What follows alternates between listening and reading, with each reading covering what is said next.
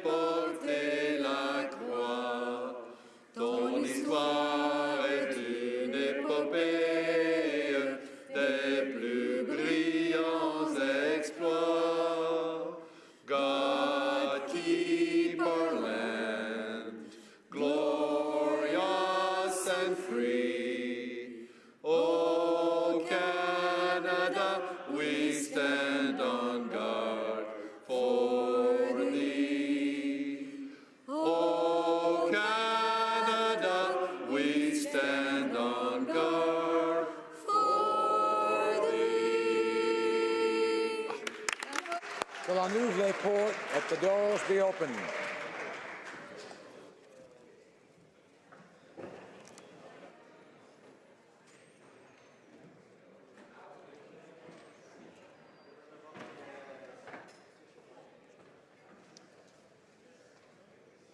Order. Our Lord.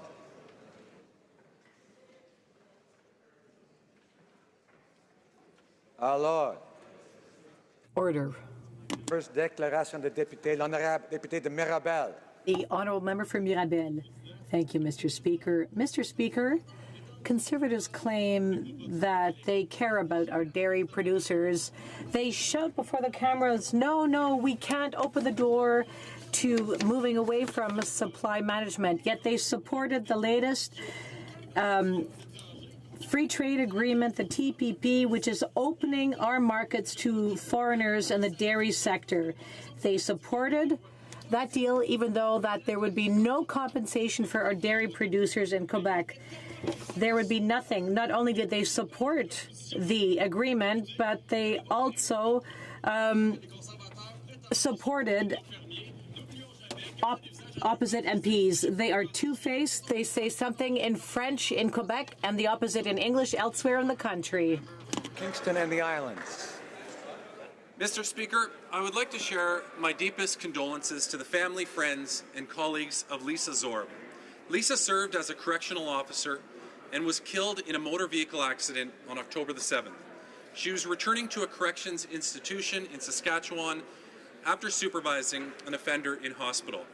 Colleagues are remembering Lisa for her courage and depth of commitment to her profession and dedication to public service. Ms. Zorb's tireless 20 years of service to Corrections Services Canada is to be applauded. I add my appreciation for the difficult work she did every day to keep Canadians safe. I know she will be missed. Thank you, Mr. Speaker. The honourable member for Kitchener-Conestoga. Mr. Speaker, this past weekend I was saddened to hear of the passing of Don McAllister. Don served valiantly with the Royal Canadian Air Force nationally and internationally from 1941 to 1972. His leadership skills continued in various positions with the Royal Canadian Legion, including speaking in schools about remembering veterans and championing the Legion Poppy Fund each year. As an exemplary member of our community, it was my honour to present Don with the Queen's Diamond Jubilee Medal in 2012, as well as a medal marking Canada's 150th last year. A strong family man, Don was married to Bessie since 1944. Don was a father of two, grandfather of two, great-grandfather of five, and great-great-grandfather of six. I'm grateful to have known Don and Bessie and have had many opportunities to interact with them, and I consider them dear friends. I pray that Bessie and the family will experience God's peace and care as they walk this valley of grief. Don will be greatly missed. Lest we forget. The honourable member for St. John Rothsay. Mr. Speaker, on this Small Business Week, it's time to take stock of some of the amazing things happening in my riding of St. John Rothsay. As anyone who has recently visited our uptown core will know, it's bustling and not just during big events. This was even highlighted last week by the CBC. Indeed, we are back in the game. Our economy is growing again. Since the spring, our riding's unemployment rate has fallen below the national average, our community has gained hundreds of jobs, and hundreds of people have joined our workforce. This is a direct result of the growth of incredible small businesses in our uptown core. This private sector growth is also being complemented by historic federal and provincial investments, which are helping to jumpstart the growth of these small businesses and our overall economy. Our riding starved for these sorts of federal investments for decades, and our government has delivered. We are back, we are thriving, and our resurgence will continue to drive the economic and industrial heartbeat of New Brunswick. Thank you, Mr. Speaker. The honourable member for Churchill-Kiewit-Nookaski. Mr. Speaker, today on the International Day for the Eradication of Poverty, we recognize that poverty in Canada has many faces, many of them Indigenous, recent immigrants, racialized people, and often women. While Canada is one of the wealthiest countries in the world, over 1 million children live in poverty. Shockingly, almost 40% of First Nations children live in poverty. Today, we recognize that poverty didn't just happen. It is the result of a system that is broken, a system that seeks to enrich the wealthy and exploit the many, a system that is governed by liberal or conservative governments who time and time again prioritize profit over people. It doesn't need to be this way. We must push for system change, for true respect of Indigenous rights, for housing, for universal programming like pharmacare, dental care, child care, for free tuition, for fair taxation, ensuring that the wealthy pay their fair share. So today, let's not just talk about poverty. Let's join those who are pushing for fundamental change. Change so that nobody has to live in poverty again. The honourable member for Vaughan Woodbridge. Lights, colors, sound, and sensory objects to explore without risk, to learn how to adapt to the world around you. Normalities that you, Mr. Speaker, or any MP in this chamber might take for granted. I rise today with the honour of speaking about the opening of the James Dezen Centre of Abilities in my riding of Vaughan Woodbridge. Yesterday, this incredible, forward-thinking centre opened its doors and arms to our community. Since 1992, Meta Centre has been providing programming for adults with developmental disabilities, now adding the James Dezen Centre of Abilities to their support services. James Dezen fiercely advocated and defended the inclusion of those challenged by developmental disabilities, and his compassion lives on through this centre. Monsieur le Président. Mr. Speaker and colleagues, in honor of James and his unique ability to overcome all obstacles, please join me in congratulating all those who are involved in this project to make the world a place which cares about integration and compassion.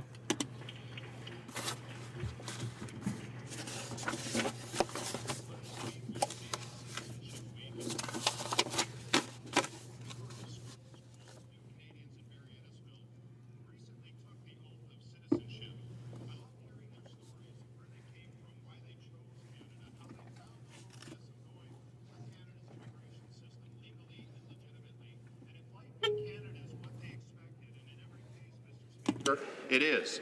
There are many groups who are active in Barrie Innisfil to welcome newcomers. The Barrie Innisfil Russian-speaking group, the Innisfil Latin Association, Latinos a Barrie, the Bayanihan Filipino Club of Simcoe County, and the Simcoe County South Asian Association, to name a few. As proud as these groups are to be Canadian, they're also proud of their heritage, hosting many festivals and events that I'm honored to attend. In Barrie Innisfil, we welcome new Canadian citizens and thank them for sharing the richness of their cultures and embracing their love of Canada and the values that we cherish as Canadians. Thank you, Mr. Speaker. The honourable member for Châteauguay-Lacolle. Thank you, Mr. Speaker. Marguerite Duville was certainly a woman ahead of her time. Born at the beginning of the 18th century, she founded the Grey Nuns religious order, which, among other things, built the Montreal General Hospital. Under her leadership and expertise, the Grey Nuns purchased the Seigneurie on Saint-Bernard Island, located in Châteauguay, and there they tilled the earth and operated a mill while being mindful of the environment and maintaining harmonious relations with First Nations and settlers. A born Canadian to be declared a saint, and in 2011, the Grey Nuns arranged with the City of Châteauguay for Ile Saint-Bernard and its buildings to become an ecological and educational centre for all. All this because of an exceptional woman, Margaret Duville, whose beautiful vision of life has left us with this wonderful legacy. Thank you, Mr. President. The honourable member for Brown-Missisquoi. Mr. Speaker, Memphremagog Lake is one of two transborder lakes on the territory of Brome-Missisquoi. The greater part of the lake is in Canada, and it provides drinking water for nearly 200,000 people, including those living in Sherbrooke and Magog. In Vermont, there's a huge landfill right by Lac Memphremagog. Last Friday, I was really disappointed to learn that Vermont's Agency of Natural Resources indicated it had delivered its final authorization to add 51 acres to the landfill. So the landfill's capacity will go from 250,000 tons to 600,000 tons per year over the next 20 years. But should there be a leak, say, in 30 years, there could be serious consequences on the quality of water in the lake. So I invite all levels of government, including the authorities from neighboring towns, to mobilize to stop this project. It's high time we recognize just how precious our lakes are. L'honorable député de Charlebourg, Haute-Saint-Charles. The honourable member for Charlebourg, Haute-Saint-Charles. Mr. Speaker, when the Prime Minister was young, just like his dad, he dreamed of leading our great country. In 2015, having become leader of his party and on the cusp of the federal election, his fans, his supporters held their breath as the young leader was about to unveil his priorities. What was his first idea? Well, to the disappointment of many, it was the legalization of marijuana, a bill which was rushed through for strictly political reasons, a law which will make marijuana more accessible to young people when the opposite had been promised, a law which doesn't take into consideration the concerns raised by those who will have to manage the consequences of his decision. This law will have incalculable consequences on the physical and mental health of Canadians for years to come. In Quebec and in the rest of Canada, we remember Pierre Elliott Trudeau. In 2019 in Quebec and in the rest of Canada, we will remember his offspring. That's sure St. Margaret's. Mr. Speaker, this summer, Nova Scotia hosted the National Special Olympics at St. FX University in Antigonish. Many athletes, coaches, and volunteers from my riding of South Shore St. Margaret's spent days competing, making friends, having fun, and saw plenty of success in the standings. I would like to highlight two athletes and two volunteers from my riding who have earned the opportunity of a lifetime. Ben Theriault in athletics and golfer Krista Stockman, along with caddy Jim Stockman and chef de mission Mike Greek, have been chosen to be part of Team Canada competing at the 2019 World Special Olympic Games in Abu Dhabi. I ask all members of this House to join me in wishing best of luck to Ben, Krista, Jim, and Mike as they compete in Abu Dhabi, and congratulate all the outstanding athletes, volunteers, on a very successful Summer Games. Thank you, Mr. Speaker. The honourable member for West Vancouver, Sunshine Coast, Sea to Sky Country. Mr. Speaker, I would like to commend Denis Fafard and Laura Osborne Smulders and all the volunteers at the Sunshine Coast Hospice Society for their leadership and vision to increase access for those on the coast who are coping with grief, bereavement, and their end of life. Home care and community care, mental health and addiction services are top health priorities for Canadians, which is why our government invested an additional $11 billion over 10 years with our provincial and territorial counterparts. In the great work of the Medical Assistance in Dying panel, we learned that Canadians agree on the need for better access to palliative and end-of-life care, which the World Health Organization defines as meaning the best quality of life for people. Canadians don't want to die in hospitals, but most do. Nearly half of Canadians receiving palliative care in a hospital die before they can be discharged for hospice support. Thank you to all Canadians for making hospice support a healthcare priority and for our government's leadership in making it happen. The member for Sarnia-Lambton. Mr. Speaker, in a rush to meet his self-imposed political deadline, the Prime Minister failed to address the concerns of municipalities, law enforcement, employers, scientists, and doctors about his cannabis legalization. Last week, the government confirmed there's no scientific test to determine if someone is driving high. The safety concerns of employers, workers, and Indigenous communities have also not been addressed. And even worse, the Prime Minister has failed to explain how his plan will keep cannabis out of the hands of children and profits out of the hands of criminals. The lack of public education has left many Canadians unsure of the new rules and how this will impact border crossing between Canada and the U.S. The consequences of the failure on the cannabis file have resulted in uneven rules for every province, municipality, and territory, creating uncertainty and confusion from coast to coast. Thankfully, Conservatives will protect public safety and our young people. We will come with a plan to clean up this mess and will continue to hold the Liberals accountable.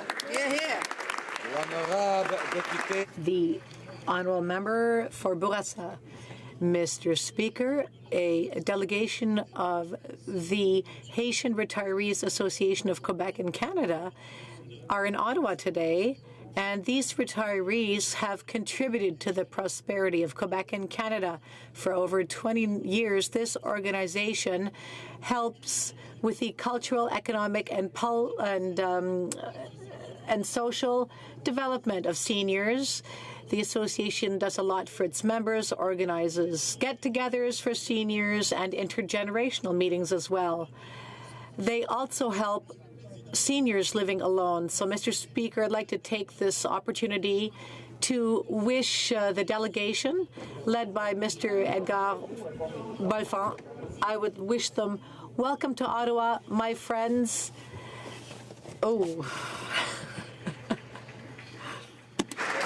The honourable member for Disnethi, Churchill River. Mr. Speaker, today I stand to support the work of women in northern Saskatchewan who are doing great things to support at-risk women and children in my riding. Women like Marilyn Mannix at Healthy Babies Right from the Start and Benita Moccasin at North of 54 in Meadow Lake, or to support them.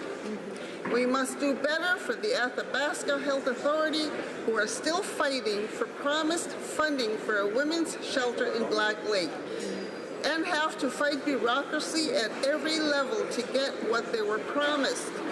I called on the Liberals to listen to women's organization and to create a national action plan so that Northern and Indigenous women can have access to well-funded shelter services wherever there may be.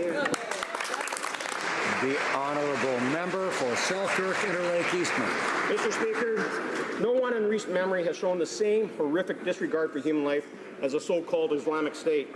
These terrorists have reveled in torturing their victims, raping young girls, and launching mass atrocities in cities around the world.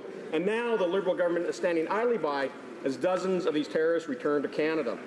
This past week, we've learned that the Liberal government is not just coddling returning ISIS terrorists in Canada, but they're actually helping imprisoned ISIS terrorists return to our communities from Syria. These are terrorists who have gloated about playing soccer with the heads of their victims. These are barbaric terrorists who willfully traveled across the world to join a group of ISIS executioners, rapists, and fanatics. And this Liberal government is asking them to fill out passport applications and helping them come back to Canada. The Liberals have made a choice. They say, welcome to Canada. Conservatives, we say, no way. That's because we care more about the safety and security of Canadians and not the comfort of ISIS terrorists. The honourable member for Thérèse de Blainville. Mr. Speaker, today is International Organ Donor Day, so let us salute the greatest act of altruism, which is to donate of one's own body. Let's recognize those who are living today thanks to the donation of an organ. Last weekend, I met with donor families and also with those who have received organs. Carole Dupoil, whose husband died a few years ago, she had his lungs and liver donated. Others have found life again thanks to organ and tissue donation. When I listened to them, I realized again how important it is to have a good, efficient organ donation system that'll work for all Canadians. And that is the point of Motion 189 I've introduced in this House. Today, on International Organ Donor Day, let's be part of the chain which gives life again. Thank you, Mr. Speaker. Questions orales, oral questions. The Honourable Leader of the Opposition.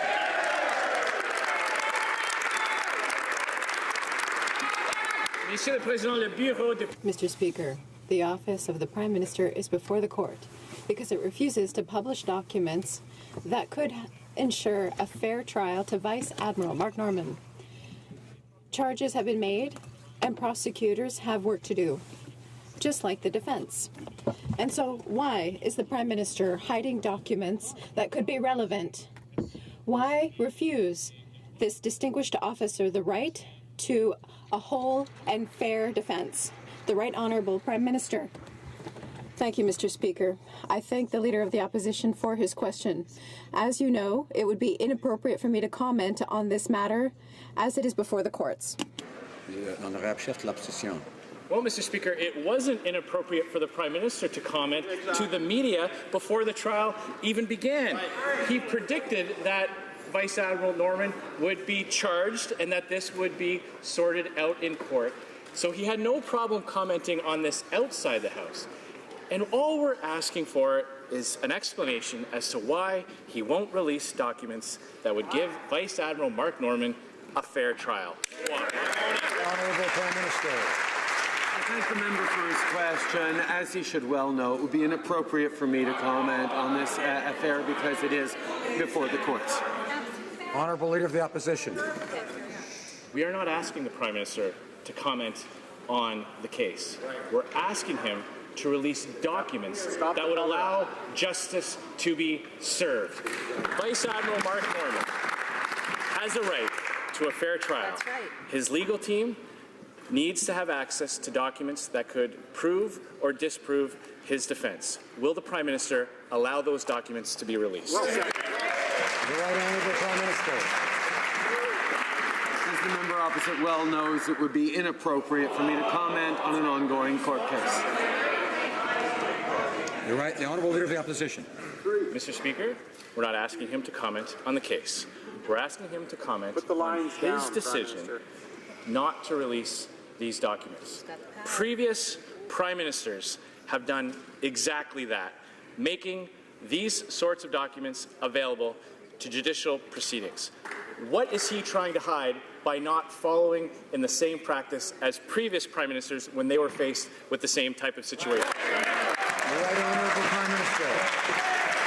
Mr. Speaker, as the member opposite well knows, it would be inappropriate for me to comment on this ongoing court case. The Leader of the Opposition. Mr. Speaker, he can try and hide behind the same bogus answer. This is not about commenting on the case. This is about his decision not to release documents that Vice Admiral Norman needs to have a fair trial. If he believes that accused individuals in this country have that right, will he release those documents? Honourable Prime Minister. Mr. Speaker, it's somewhat interesting that this is what the Leader of the Opposition has chosen to ask about today. As the member opposite well knows, it would be inappropriate for me to comment on this ongoing case. Order. The Honourable Member for Rimouski-Neigette, Témiscouata, Les Basques. Speaker, just imagine years ago you got a conviction and a criminal record for possessing a small amount of cannabis. Today you have a family and you want to coach your kid's soccer team. If the school is asking you, have you ever been convicted of a criminal offense? You're legally bound to answer yes with a pardon. With an expungement, you can honestly answer no, because under the law, it's deemed never to have happened. Parents should not have to sit on the sidelines for something that is now completely illegal. Why won't Liberals understand this? Hear, hear. Right Honourable Prime Minister. Mr. Speaker, marijuana is now legal in Canada because the previous approach, prohibition, failed to adequately protect our kids and allowed criminals to make massive profits. By controlling and regulating the production and sale of marijuana, we will better be able to protect our communities, protect our kids, and ensure that public safety and public health are properly protected by our country. Mr. Speaker, that answer has nothing to do with the question. The Minister of Public Safety refused to expunge criminal records for simple possession of marijuana. There's no historic injustice in his opinion, but let's look at the numbers. 3 times more black people in Toronto and 5 times people in Halifax have criminal records for simple possession of marijuana. Indigenous and racialized people have been subjected to historic systemic injustice in Canada, and now they have a higher number of criminal records for similar behavior. Will the Prime Minister support the solution of my colleague for Victoria? The Right Honourable Prime Minister. Mr. Speaker, we recognize that the old system of prohibition had a negative impact on marginalized communities as well as visible minorities. We know that it is important to offer them pardons and to offer them quickly in order to offer them every opportunity to succeed in the labor market and in their communities. That is why we have a rapid and free system to grant pardons. The Honourable Member for Belleuil-Chambly. Mr. Speaker, that's interesting because if the Prime Minister recognizes that the old system didn't work, he should also understand that suspending criminal records that happened under that old system is very different than to expunge them and to ensure that people can travel more easily, get visas, and not live under a system where it would be easy to have that file be reactivated. The member for Victoria on the ADP did the work. There's already a bill on the order paper that would do exactly what we want, which is to expunge criminal records. Will he support it, yes or no? The Right Honourable Prime Minister. Mr. Speaker, we wanted to suspend criminal records for LGBTQ community members who were discriminated against by the government. We've always recognized, and we still recognize, that it is important to protect communities, to protect our youth from marijuana. That is why we will continue to control and regulate marijuana. And in this case, pardons are the appropriate measure to help all those who have criminal records on that level. Belleuil-Chambly. The Honourable Member for Belleuil-Chambly.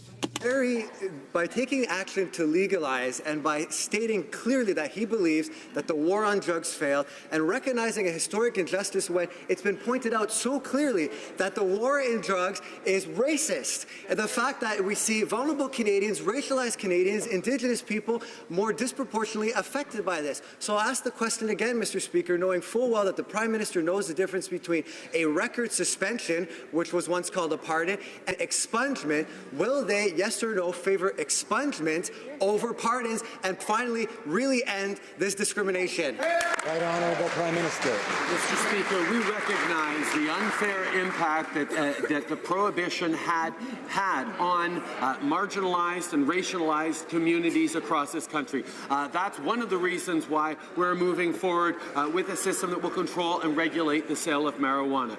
That's also why we're moving forward on a pardon system that will be free and fast in order to make sure that the stigma of a criminal record does not follow these disproportionately marginalized people for the rest of their lives. Honourable Opposition House Leader. Mr. Speaker, months before any charges were laid against Vice Admiral Mark Norman, the Prime Minister told the media that the case would end up in the courts. In fact, he said this a number of times prior to any charges being laid. How did the Prime Minister know, months before the investigation was completed, the charges would be laid against Mark Norman? Good question. Right Honourable Prime Minister. Mr. Speaker, as the member opposite well knows, it would be inappropriate for me to comment on this ongoing court case. Honourable Opposition House Leader. Well, Mr. Speaker, it sounds like that answer was prepared for the Prime Minister by a lawyer. Clearly, Mr. Speaker, the Prime Minister had no problem commenting on this case prior to an investigation even being completed. Now, yesterday, the government was answering some questions about this. Now, we're asking the Prime Minister about his behaviour, not about the case. So again, how did the Prime Minister know that before the investigation was completed that this case would go to court? What's he hiding? Right Honourable Prime Minister. Mr. Speaker, on this side of the House, we believe that the independence of the justice system matters deeply. And that's why it will be inappropriate for me to comment now on this ongoing criminal case. Mr. Speaker, the Prime Minister often accuses us of playing political games, but now he's the one doing it, because every Canadian has the right to the information they need for their own trial. The Prime Minister said twice that Vice Admiral Norman would be going before the courts, even before charges were laid. How did the Prime Minister know that the RCMP would lay charges against Vice Admiral Norman? What is he hiding? The Right Honourable Prime Minister. Once again, Mr. Speaker, I find it interesting that the Conservatives are asking questions on this today. And I will repeat that on this side of the House, we trust entirely in the independence of our justice system, and it would be inappropriate for me to comment on a case that is before the courts. The Honourable Member for Charlebourg-Haute-Saint-Charles.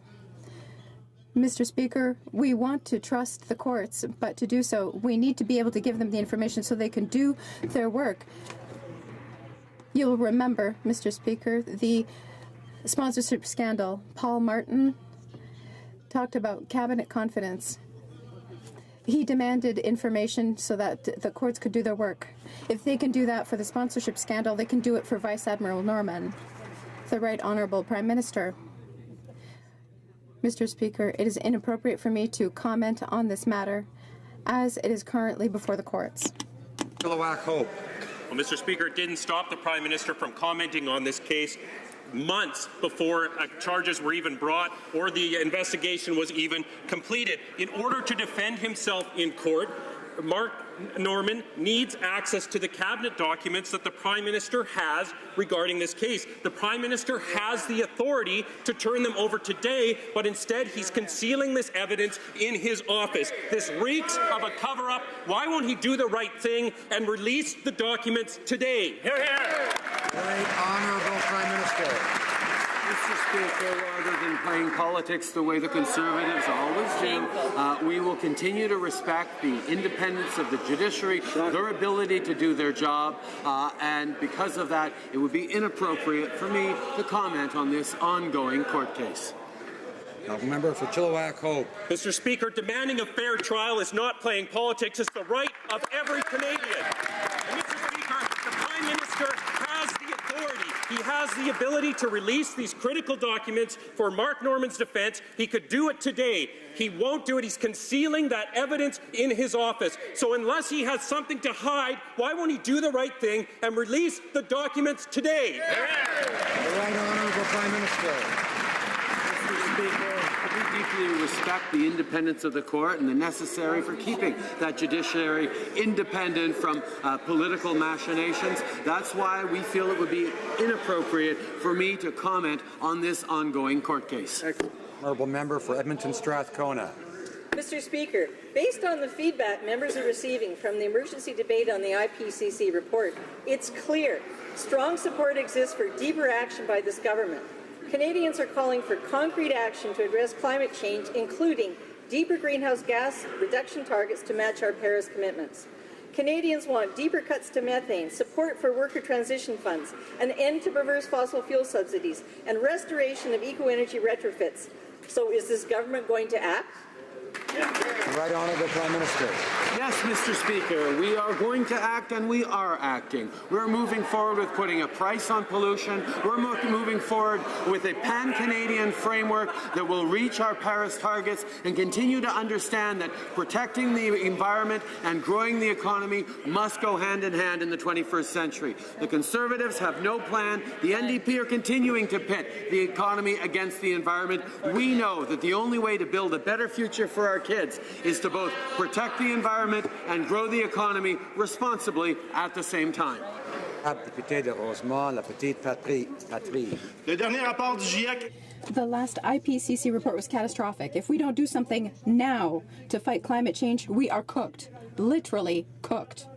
But wait, the Prime Minister is going to spout the same old malarkey. There's no choice to be made between the economy and the environment, blah, blah, blah.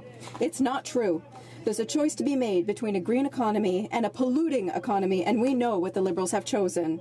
Will the Prime Minister act, or will he continue to pretend that he knows better than 6,000 scientists more qualified than he is? Because, Mr. Speaker, arrogance is the courage of the weak.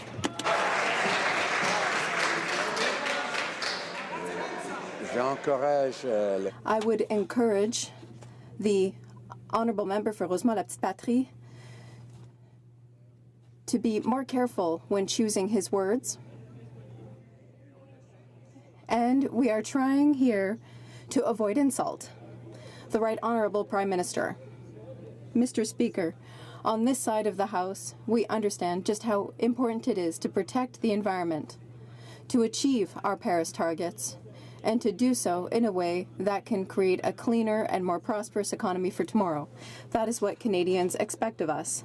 They know that our adversaries, the Conservatives and the NDP, are still acting as though there's a choice to be made between the economy and the environment, but we know that we must act in a way to ensure that they go together, and that is exactly what we are doing. The Honourable Member for Chicoutimi-Le-Fjord.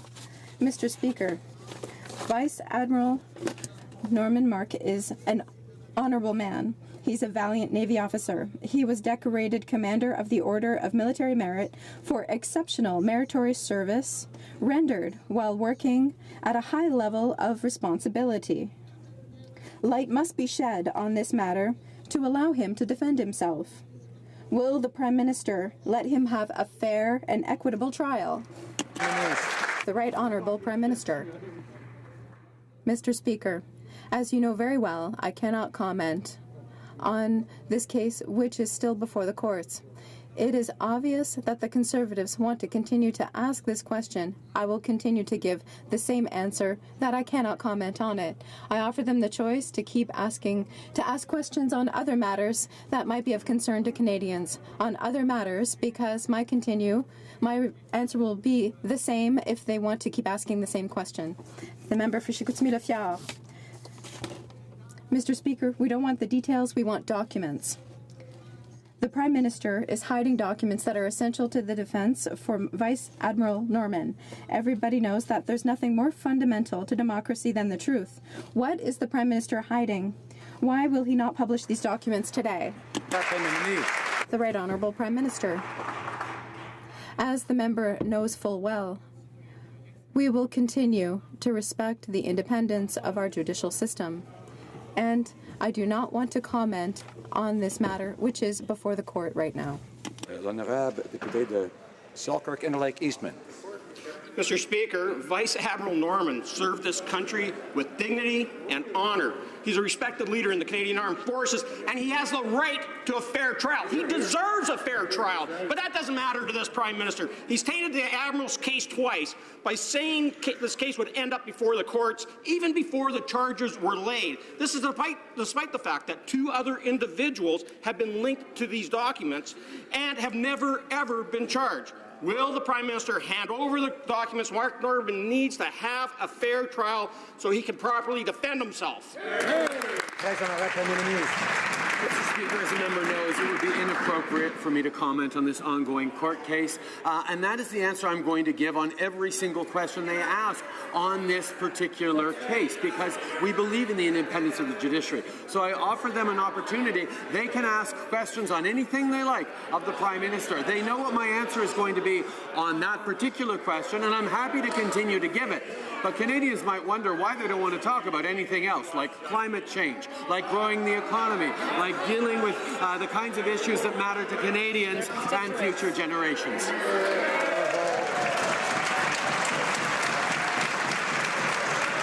Order. The Honourable Member for Selkirk Interlake Eastman. We're demanding a fair trial, but the Prime Minister is sitting here playing politics instead. Now, if the Prime Minister has nothing to hide, why is he running scared? Paul Martin waived the cabinet privilege and turned over documents to the courts in the past.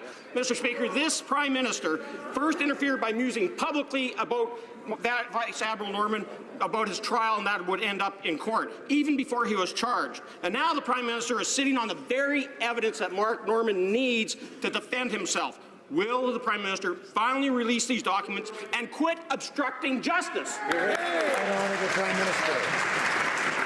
Mr. Speaker, having confidence in our judicial system means having confidence that they are able to do their job without needing political support from the members of the opposition. As I've said a number of times, it would be inappropriate for me to comment on this ongoing court case. Member for Churchill-Huatanook-Askey.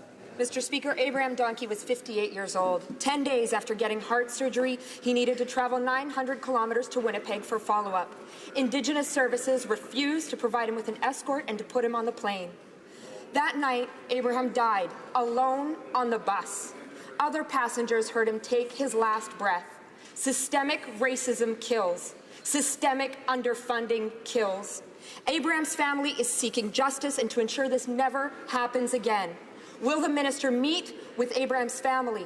And will this government commission an inquiry into this inexcusable tragedy? Right, Honourable Prime Minister. I thank the member for her question, and I can assure everyone that we express our sincere condolences to the family of Abraham Donkey and his community. I can assure all members that this Department of Indigenous Services is looking into the details of this matter.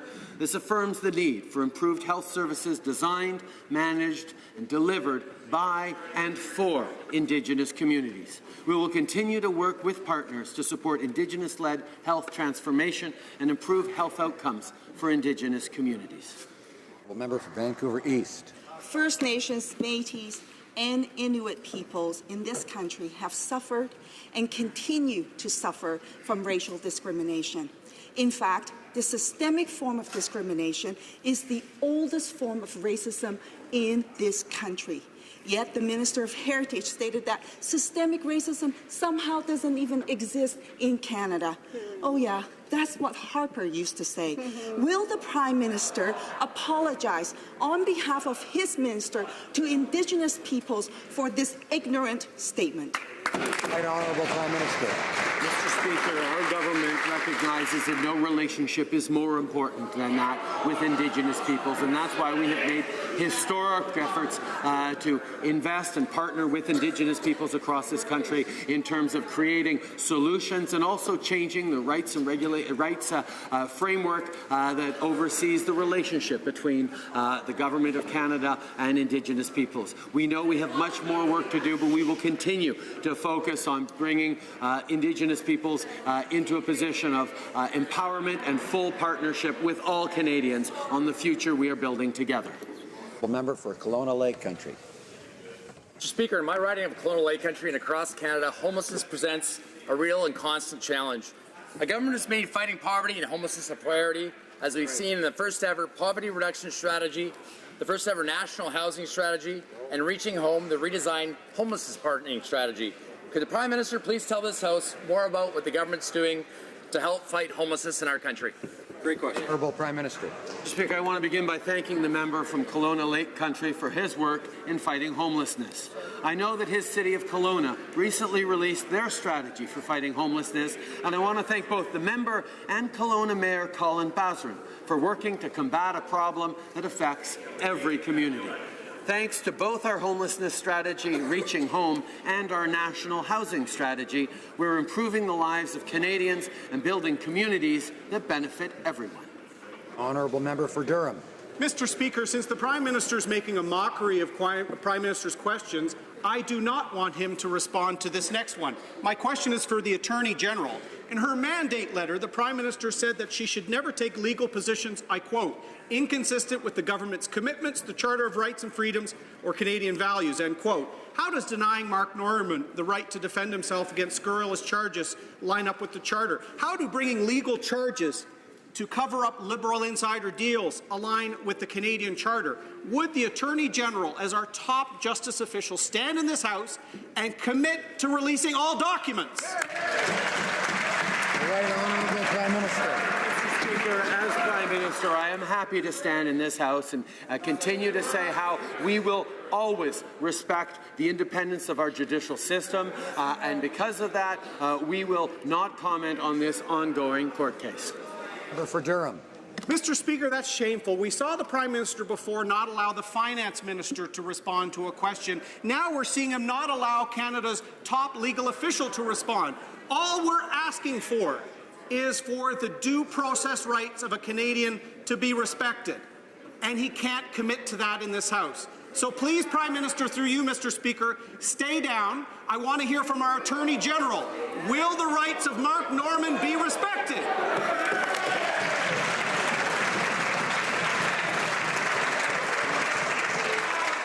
I know the member is saying through the Speaker, but really it is effectively still addressing the person across the way, you know.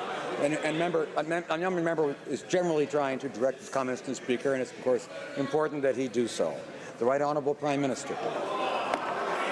Thank you, Mr. Speaker. The situation we're in right now is the Conservative Party is running out of things to ask this government about. We are succeeding on growing the economy. We are succeeding on lifting Canadians out of poverty. We are succeeding in creating jobs right across the country. We have a plan to fight climate change. We are moving forward on helping our seniors, helping youth, helping Canadians and the middle class and those working hard to join it succeed. They're running out of things to ask about. We will not comment on this ongoing court case, but we're happy to talk about everything else we're doing.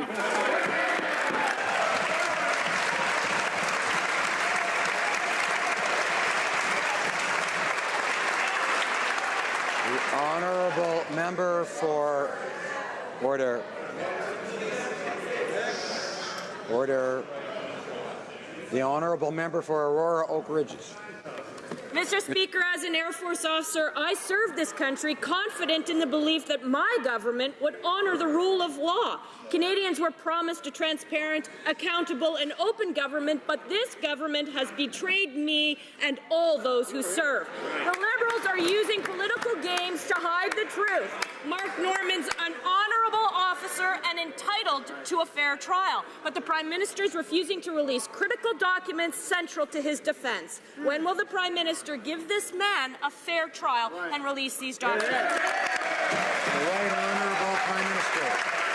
Mr. Speaker, we of course believe in the independence of the judicial system. We believe in the right to a fair trial, and that is why, as Prime Minister, I will not comment on this ongoing court case. Member for Aurora Oak Ridges, Richmond Hill.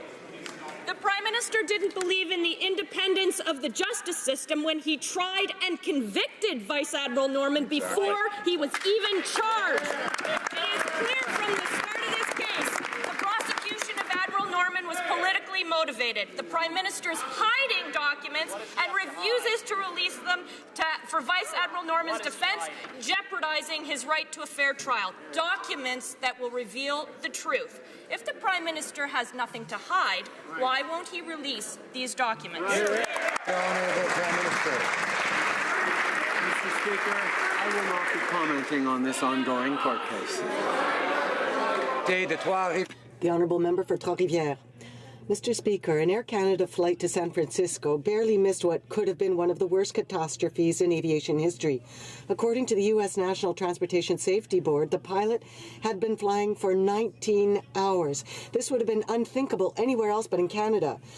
A study on aviation safety initiated by the NDP and the NTSB report call on Transport Canada to review its rules. Will the Prime Minister act now or tell us again that safety is his top priority? The Right Honourable the Prime Minister. Mr. Speaker, as a government, we are currently reviewing the air pilot rules to ensure better safety for all travellers. That is what we will do. And we will have more to say soon. For Courtney Alberni. Mr. Speaker, this Small Business Week, the Liberals continue to betray small business owners by siding with credit card companies in a dispute over merchant fees. Canada already has some of the highest credit card merchant fees in the world, costing consumers and merchants billions of dollars a year. Now, instead of actually reducing these fees, the Liberals announced a voluntary 0.1% rate decrease, offering no relief and no certainty for small business. Will this Prime Minister stop siding with Visa and MasterCard and cap merchant fees once and for all? Right Honourable Prime Minister. Mr. Speaker, it's a great pleasure for me to stand up to talk about the great work we're doing for small businesses. Right. We are lowering small business taxes as of January 1st to 9% because we know small businesses are at the heart of this country's success. But on top of that, regarding interchange fees for credit cards, we are pleased to announce that we are moving forward with lowering interchange fees for small businesses as of 2020. This is a real, tangible element of progress for our small businesses that this government will always support. The Honourable Member for Thornhill. Mr. Speaker, in 2004, Prime Minister Paul Martin responded to a Conservative request and released hundreds of pages of Cabinet Committee records related to the advertising scandal. Mr. Speaker, the documents requested today are clearly essential to the legal defence of Rear Admiral Norman in a case that reeks of political interference. If the Liberals have nothing to hide, Mr. Speaker, why won't the Prime Minister simply release the documents? Honourable Prime Minister. Mr. Speaker, it would be inappropriate for me to comment on this ongoing court case. Member for Milton. Mr. Speaker, the Prime Minister asked most recently, why is the Conservative Party continuing to ask these questions? It's not the right place for it. And I want to let him know, Mr. Speaker, exactly why it is. When a cabinet exercises their power to withhold documents from the court has no power. And the only place left to hold a Prime Minister accountable is in this place. So, Mr. Speaker, we're going to keep asking the question, so I'll start right now. Why is he withholding the documents, and why won't he allow Mark Norman to have a fair trial? The right honourable Prime Minister. Mr. Speaker, I have utmost respect for this House, and indeed, that's why we've moved forward with Prime Minister's question periods every Wednesday, so we can answer questions from members that they may have about what the government is doing. But as everyone in this House knows, we respect the independence of the judiciary. Therefore, I will not comment on this ongoing court case. Repeat the question. Member for Order. Member for Milton. If the Prime Minister truly respected the independence of the judiciary, he would respect the fact that they should make the call through evidence rules as to what is or is inadmissible, instead of putting cabinet decision-making on top of it, preventing the court from calling these documents into evidence. Mark Norman needs to put forward a defense that's going to help them prove that these allegations are incorrect. If he can't, he can go to jail for 5 years. Why are we not having this government release these documents? The right honourable Prime Minister. Mr. Speaker, it would be inappropriate for me to comment on this ongoing court case. L'honorable député. The honourable member for Saint-Laurent. Mr. Speaker, women's groups across the country don't just advocate for gender equality. They also provide essential services and make a difference day in and day out for women in their communities. These women's organizations must have the capacity and resources to do this vital work. Can the Prime Minister tell this House how this government is supporting more organizations to carry on their activities and ensure the sustainability of the women's movement? Right Honourable the Prime Minister. Mr. Speaker, I'd like to thank the member for Saint-Laurent for her hard work on gender equality. We know that gender equality progress would not be possible without the work of women's groups and Indigenous organizations. That is why we've listened and we have launched a capacity building fund with up to $100 million that will provide a stable, predictable funding to women's organizations. When we invest in gender equality, we stimulate growth, strengthen and the economy for everyone. Honourable member for Bellechasse-Etchemin-Lévis. Mr. Speaker, the Prime Minister is actually obstructing justice here. And there is a person who is the subject of serious complaints. The only person who can provide the crucial information with a snap of the fingers is the Prime Minister. We're not asking him to comment on a case. We're asking him to release information rather than protect his own Liberal friends and to protect these friends before he protects justice. When will the Prime Minister act and release these documents for Vice Admiral Norman?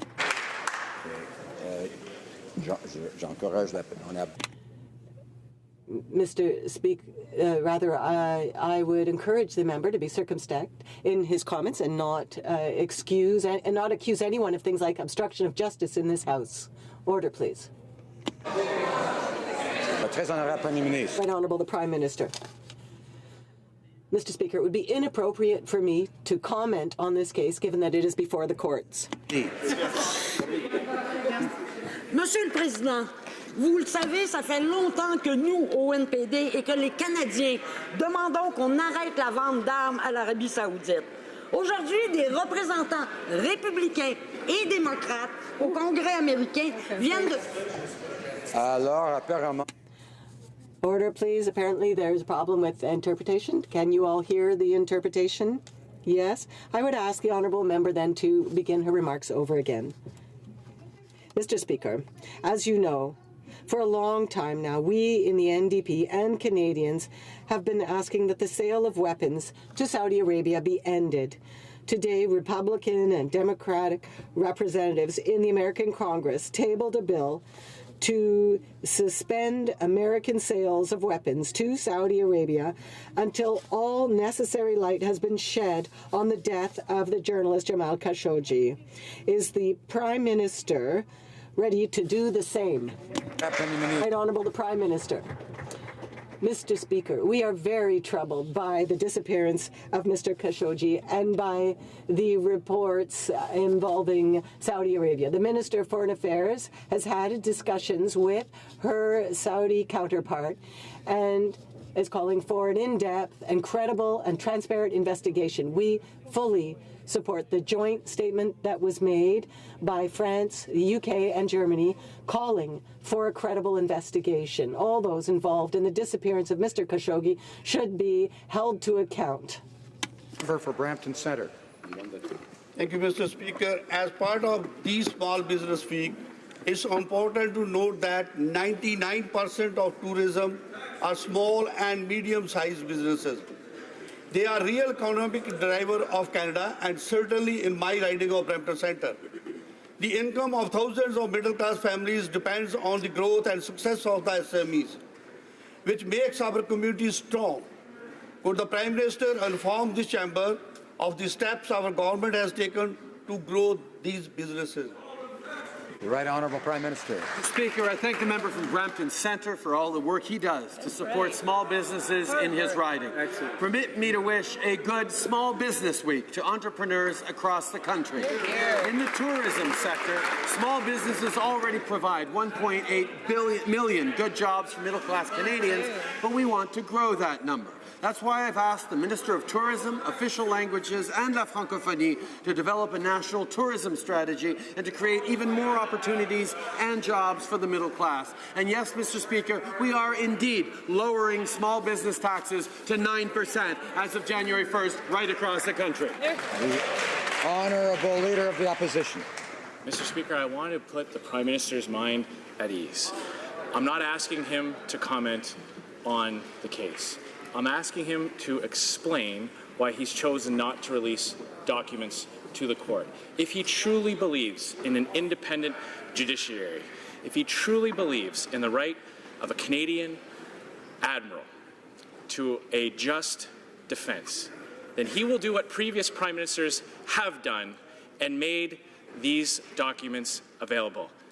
If he doesn't, then what on earth is he trying to hide? Right Honourable Prime Minister. Mr. Speaker, I will always uphold the independence of our judicial system, and that is why I will not comment on this ongoing court case. Deputy. The Honourable Member for La Pointe-de-Lille. Mr. Speaker, the legalization of cannabis has been done all wrong. Quebec didn't even have the time to get elected and table its own legislation before pot became legal. What that means is that today, if you're 18 years old, you can buy it, but most likely you won't be able to in 3 months. 1 plant, 2 plants, 4 plants, we still don't know. Will this be challenged? We don't even know. And that's what happens when we're not even masters in our own house. What was this trippy idea of legalizing pot on October 17th when clearly nobody was ready? Right Honourable the Prime Minister. Mr. Speaker, for 3 years now, we've been working with experts across the country. We've been working with provinces and municipalities in order to get to this day. The provinces, including Quebec, asked from 8 to 12 weeks before this bill came into force in order to legalize cannabis. We gave them 17, Mr. Speaker. We continue to work with them on the process. But we know that in order to protect our young people and to take profits out of criminal organizations, this has to be everyone's priority. Dumont. Tabling of documents.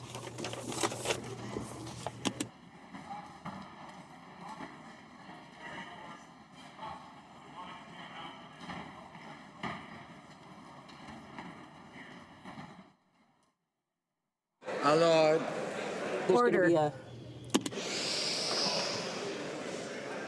J'ai l'honneur I have the honor of tabling in both official languages the selected decisions of Speaker Andrew Scheer. This reference work on parliamentary procedure is the 9th volume in a collection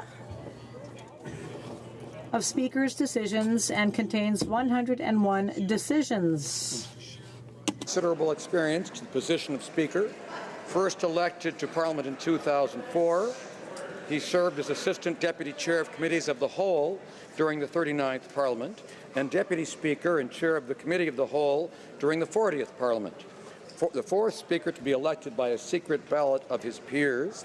At the age of 32, he became the youngest Speaker of the House of Commons, as well as the first Speaker to represent a Saskatchewan riding. Many of his rulings have already become firm precedents for this House, and I enjoy citing them. Un exemplaire imprimé de. In addition to a print copy, which members will receive, the volume will also be accessible online. I'd like to thank the dedicated individuals from across the House administration who contributed to the drafting and publication of this book.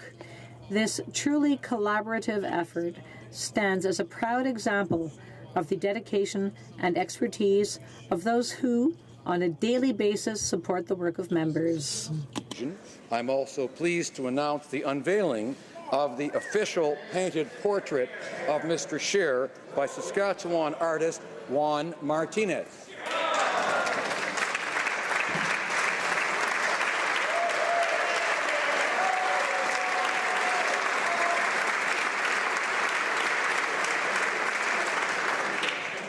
Note that we don't speak of the hanging of speakers, thank goodness. Not yet, that's right so far. This work will take its place in the collection of portraits of the Speakers of the House of Commons. I invite all honourable members to join me in room 237C at 4 p.m. for the unveiling ceremony, followed by a reception in honour of the Honourable Andrew Scheer, 35th Speaker of the House of Commons.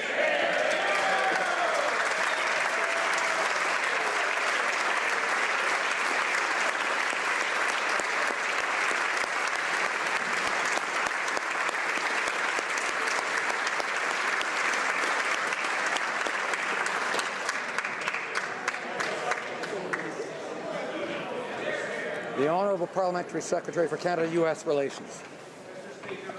Standing Order 32-2, I have the honour to table in both official languages the treaty amendments entitled Amendments to Annex 1 of the International Convention Against Doping in Sport, notified on October 1st, 2018, and Amendment to Annex 2 of the International Convention Against Doping in Sport, notified on October 1st, 2018. Thank you, Mr. Speaker. Honourable Parliamentary Secretary to the Government House Leader. Yes, Mr. Speaker, pursuant to Standing Order 36(8), I have the honour to table in both official languages the government's response to 3 petitions. The Honourable Parliamentary Secretary to the Minister of Crown Indigenous Relations. Mr. Speaker, pursuant to Standing Order 32-2, I have the honour to table in both official languages copies of the new Iqaluit Final Agreement, Consolidated Report of the Implementation Coordinating Committee 2013-14 to 2015-16. At the same time, Mr. Speaker, pursuant to Standing Order 32-2, I have the honour to table in both official languages as well copies of the annual report of the Tlichun Implementation Committee, Tlichun Land Claims and Self-Government Agreement, 2010-11 to 2014-2015. Thank you, Mr. Speaker. Dépôt de projet de loi émanant du gouvernement. Tabling of government bills. Statements by ministers. Reports of interparliamentary delegations. The member for Cambridge. Thank you, Mr. Speaker. I have the honour to present in both official languages the 12th report of the Standing Committee on Human Resources, Skills and Social Development, and the Status of Persons with Disabilities, entitled Experiential Learning and Pathways to Employment for Canadian Youth. Pursuant to Standing Order 109, the committee requests that the government table a comprehensive response to this report. Thank you very much, Mr. Speaker. Really? Jay. Thank you, Mr. Speaker. We're pleased to support the final report from the HUMA Committee on Experiential Learning and Pathways to Employment for Canadian Youth. Also, Conservatives have further contributed to the work of the committee through the addition of a supplementary opinion. For the 2018 iteration of the Canada Summer Jobs Program, the Liberal government added an attestation requirement for all applicants, a values test. It drew significant backlash from the Canadians from all walks of life. Many Canadians agree with the positions of the Liberal Party as a condition of receiving federal funding represents a marked departure from previous practice whereby all Canadians would have equal opportunity for a public benefit regardless of their personal beliefs or values. Conservatives believe that the rights of freedom, thought, belief, opinion, and expression must be respected by the federal government and not undermined. The Liberal government deemed 1,559 applications incomplete in relation to the attestation, a 12-fold increase from rejections the previous year. Therefore, students across the country were deprived of their opportunity to gain work experience in upwards of 1,500 potential job placements as a direct result of the Liberal government's values test. We urge the Minister of Employment, Workforce Development and Labour to ensure that employer attestation is not a requirement of an application in the Canada Summer Jobs Program going forward and not a requirement for application in developing new programs to support youth employment in Canada. Thank you, Mr. Speaker. The member for Broome-Missisquoi. Mr. Speaker, I have the honour of presenting in both official languages the 13th report of the Standing Committee on Official Languages entitled French as a Second Language Learning Programs in Western Canada, Enhancing Availability. I'd like to thank our clerk and our analyst and to my colleagues of all parties for their contribution to this excellent chemistry between us. So, pursuant to Standing Order 109, we ask for a government response to this report.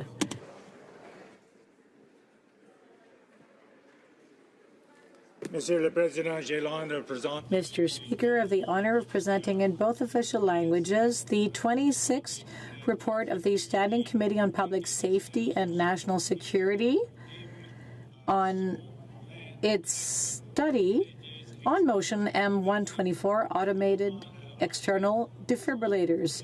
Pursuant to Standing Order 109, the committee asked for the government to respond to the report. Thank you. The honourable member for Yukon. Mr. Speaker, I have the honour of presenting in both official languages the 71st report of the Standing Committee on Procedure and House Affairs. The committee notes that pursuant to Standing Order 9112, the subcommittee met to review the bill at second reading from the Senate and recommended that the following be deemed adopted and reviewed by the House. S234, an act to amend the Parliament of Canada. Pursuant to Section 9112 of the Standing Orders, the report is deemed adopted. Private members' bills. First reading of Senate public bills. Motion, honorable député de Beloeil. The honourable member for Beloeil-Chambly. Mr. Speaker, following exchanges during question period, I would ask for unanimous consent for the following motion. Record suspension, also known as pardons and expungement, and recognizing the government wishes to address this issue through legislation. Que, nonobstant tout article du... That notwithstanding any standing order or usual practices of this House, Bill C-415, an act to establish a procedure for expunging certain cannabis-related convictions, be deemed to have been read a second time and referred to a committee of the whole, deemed considered in committee of the whole, deemed reported without amendment, deemed concurred in at the report stage, and deemed read a third time and passed. Does the honourable member have unanimous consent? No. Presenting petitions, présentation de pétitions. The member for Calgary Shepherd. Thank you, Mr. Speaker. I have two petitions to table today. The first one has 2,070 signatures. It's by my constituent Lindsay Salloway, who's an adoptive mom. She points out in the petition, and it's signed by the petitioners, that adoptive parents in Canada face a 15-week difference between their eligible benefits compared to those who give birth to their children. The petitioners are asking for equal treatment for all parents, newborn or adoptive, and the petitioners are also asking for equal benefits for adoptive parents as currently received by biological parents. They're calling upon the Government of Canada to allow adoptive parents to be eligible for an equivalent amount of maternity benefits and leave to bond with their children. My second petition is on behalf of two of my constituents, Shaylin and Jessica Alstad. It's signed by 2,599 petitioners. It is asking for equal treatment for those suffering from SMA. The petitioners are drawing the attention that Health Canada and 15 other countries, such as the US, France, Germany, Sweden, Italy, have already approved Spinraza for the treatment of SMA.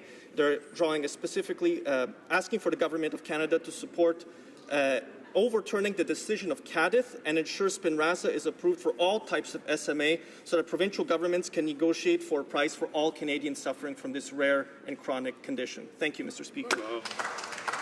Having called him by the constituency name of his neighbour yesterday, I apologize for that. Call upon the honourable member for South Okanagan West Kootenay. Thank you very, very much, Mr. Speaker. Well done.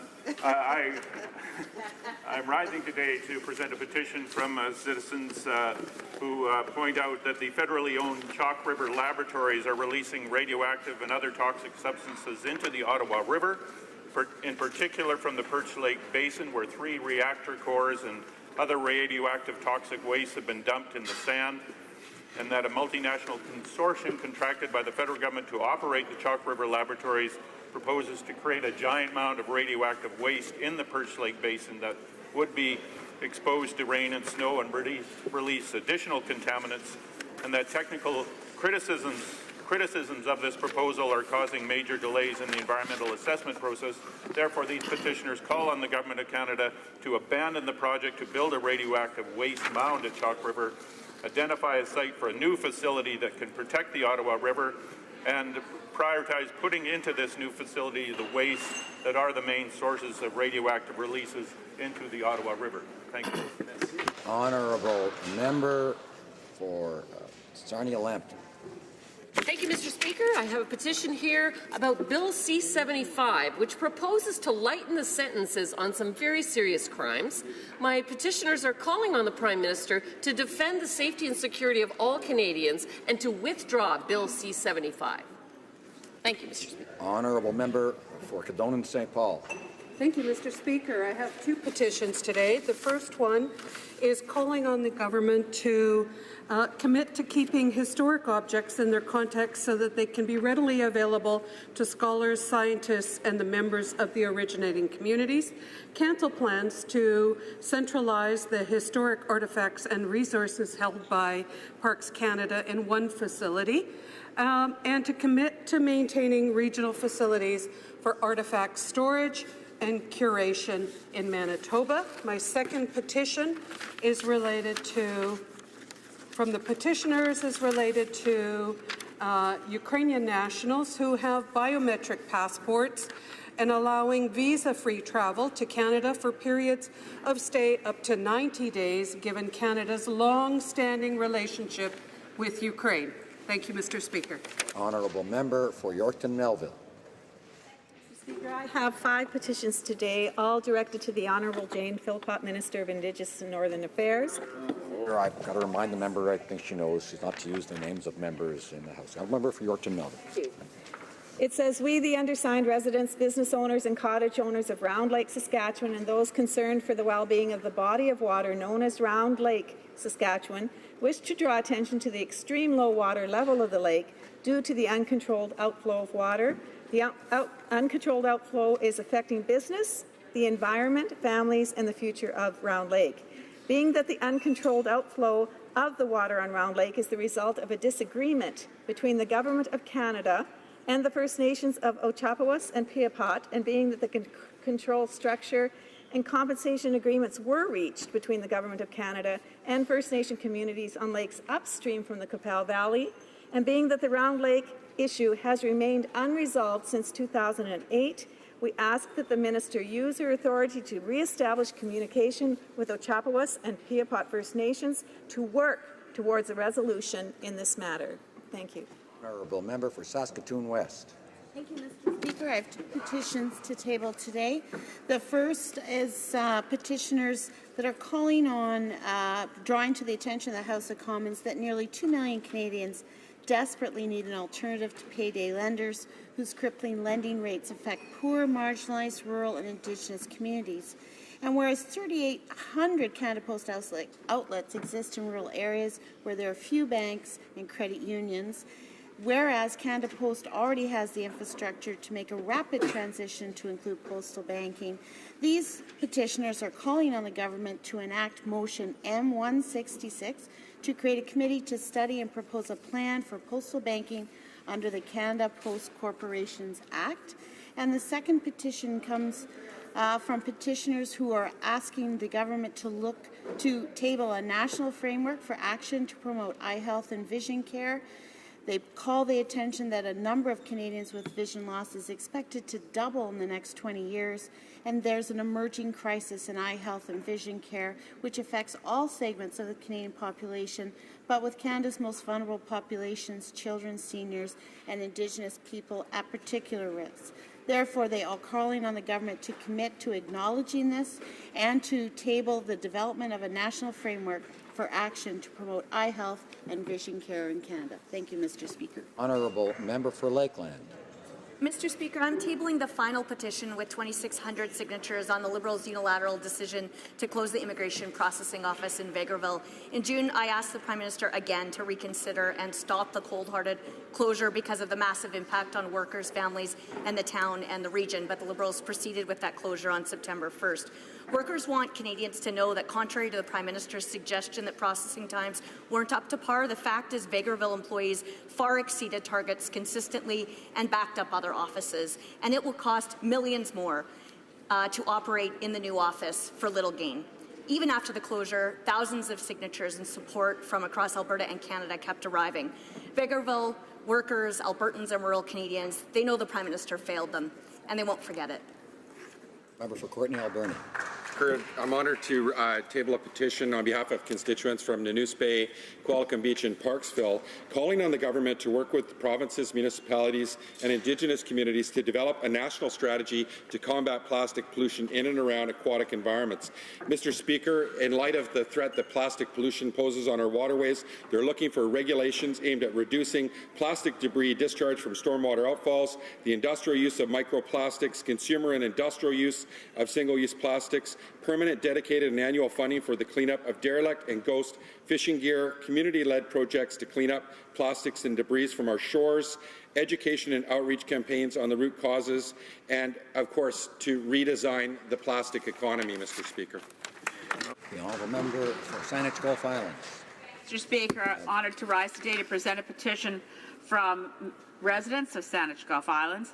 They're particularly speaking to the threat of militarism to the world. They're asking that Canada do more to pursue non-violent and peaceful solutions in conflicts around the world, and in this effort call for further work for nuclear disarmament. The specifics of their petition are for the creation of a Department of Peace as a step towards reaching this goal. Thank you, Mr. Speaker. The member for Edmonton-Griesbach. Mr. Speaker, I have the honour today to present a petition with hundreds of names on it regarding the temporary foreign worker program. And I'd like to acknowledge Ken Charbonneau for collecting all of these signatures. The petitioners are calling on the House of Commons to do a better job stopping companies that abuse rules around the temporary foreign worker program. Cypress Hills Grasslands. Speaker, I saved the best for the last, I think. But anyway, I have a petition here from Canadians who have increasing concerns about international human trafficking. And there are currently two bills before Parliament proposing to impede the trafficking of human organs obtained without consent or as a result of a financial transaction. And so they're urging the Parliament of Canada to move quickly on this proposed legislation to amend the Criminal Code, Immigration and Refugee Protection Act to prohibit Canadians from travelling abroad to acquire organs removed without consent or as a result of a financial transaction, and to render inadmissible to Canada any and all permanent residents or foreign nationals who have participated in this abhorrent trade in human organs. Presenting petitions, the member for Sherwood Park, Port Saskatchewan. Thank you, Mr. Speaker, and I thank my colleague from Grasslands for his kind words about the last petition being tabled.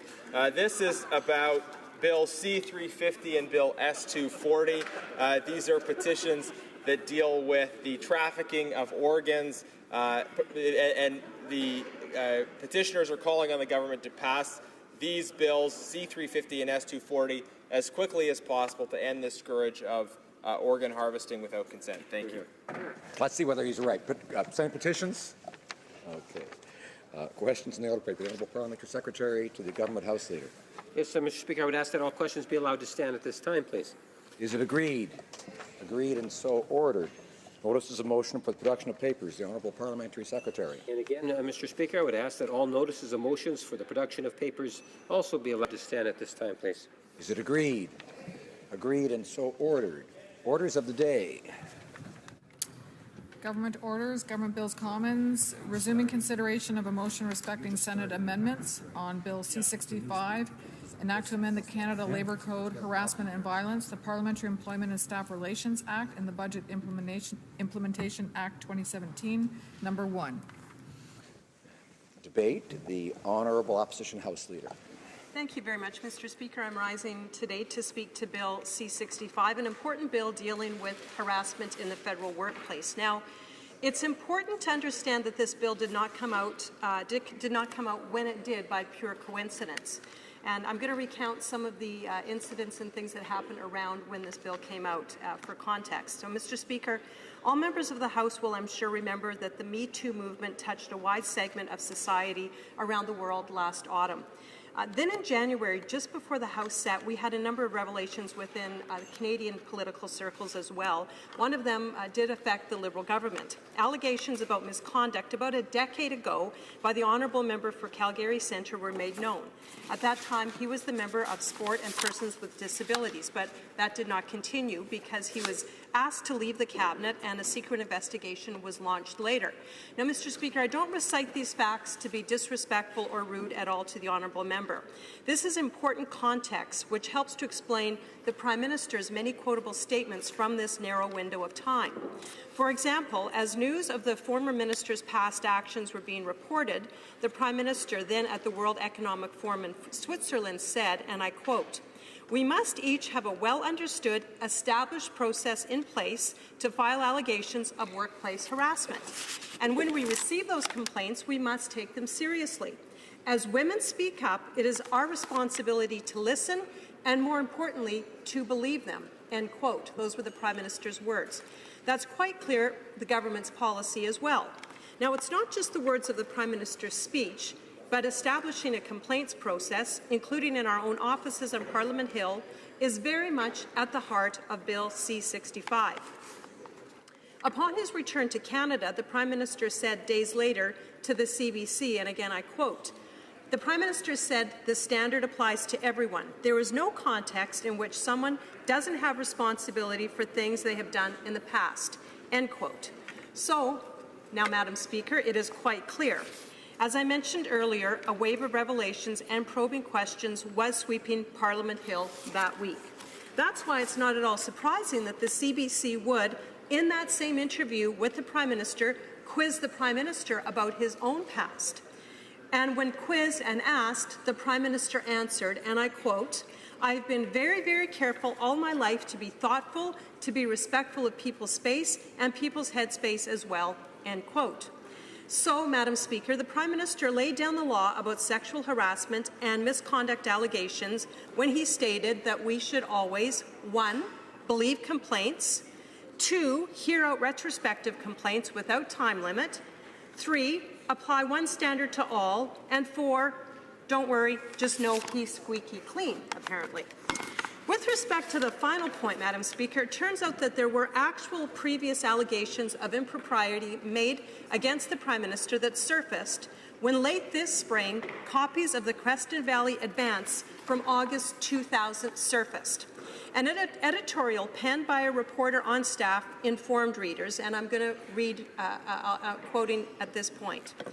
"I'm sorry. If I'd known you were reporting for a national paper, I never would have been so forward. These were the words that were spoken to an advance reporter by the son of former Prime Minister Pierre Trudeau, August 4th. He, the now Prime Minister, was in Creston to celebrate the Kokanee Summit Festival put on by the Columbia Brewery, apologized a day late for inappropriately handling the reporter while she was on assignment, not only for the Advance, but also for the National Post and Vancouver Sun. Shouldn't the son of a former Prime Minister be aware of the rights and wrongs that go along with public socializing? Didn't he learn through his vast experience in public life that groping a strange young woman isn't in the handbook of proper etiquette, regardless of who she is, what her business is, or where they are? End quote of that article. Groped, Madam Speaker. Her words, not mine. So applying the edict from the Prime Minister, I assume we are to believe her story that she was groped by the Prime Minister, disregard the date, no matter how far back the complaint went, and apply the same standard which applies to the Honourable Member for Nunavut, Calgary Centre and Calgary Skyview, which was removed from Cabinet and or the Liberal caucus. Right? Well, members will remember that didn't quite turn out as you would have expected based on the Prime Minister's own rules. Mind you, part of the problem was that the Canadian media paid virtually no attention to the Prime Minister's groping allegations. If only they would have given just a fraction of the coverage to this issue happening here in Canada as they did to the Kavanaugh story happening in the United States. But that is wishful thinking. Despite that, Madam Speaker, back in July, the Prime Minister went on record defending his groping by saying, and I quote, "I had a good day. I don't remember any negative interaction at all. I'm confident I did not act inappropriately, but part of this awakening that we're having as society is that it's not just one side of the story that matters. It's the same interaction can be experienced very differently from one person to the next." And then the Prime Minister went on to say, often a man experiences an interaction as being benign or not appropriate. And a woman, particularly in a professional context, can experience it differently, and we have to respect that and reflect on that.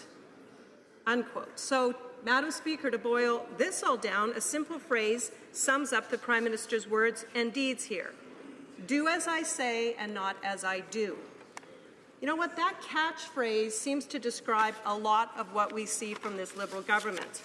I'm afraid it's playing itself out yet again in the area of sexual misconduct. The Prime Minister, when he took the stage in Davos, said that having an established policy was crucial. His own government's legislation, which we're debating today, will entrench this expectation in federal labour law. However, we don't know what policies apply to the Prime Minister himself.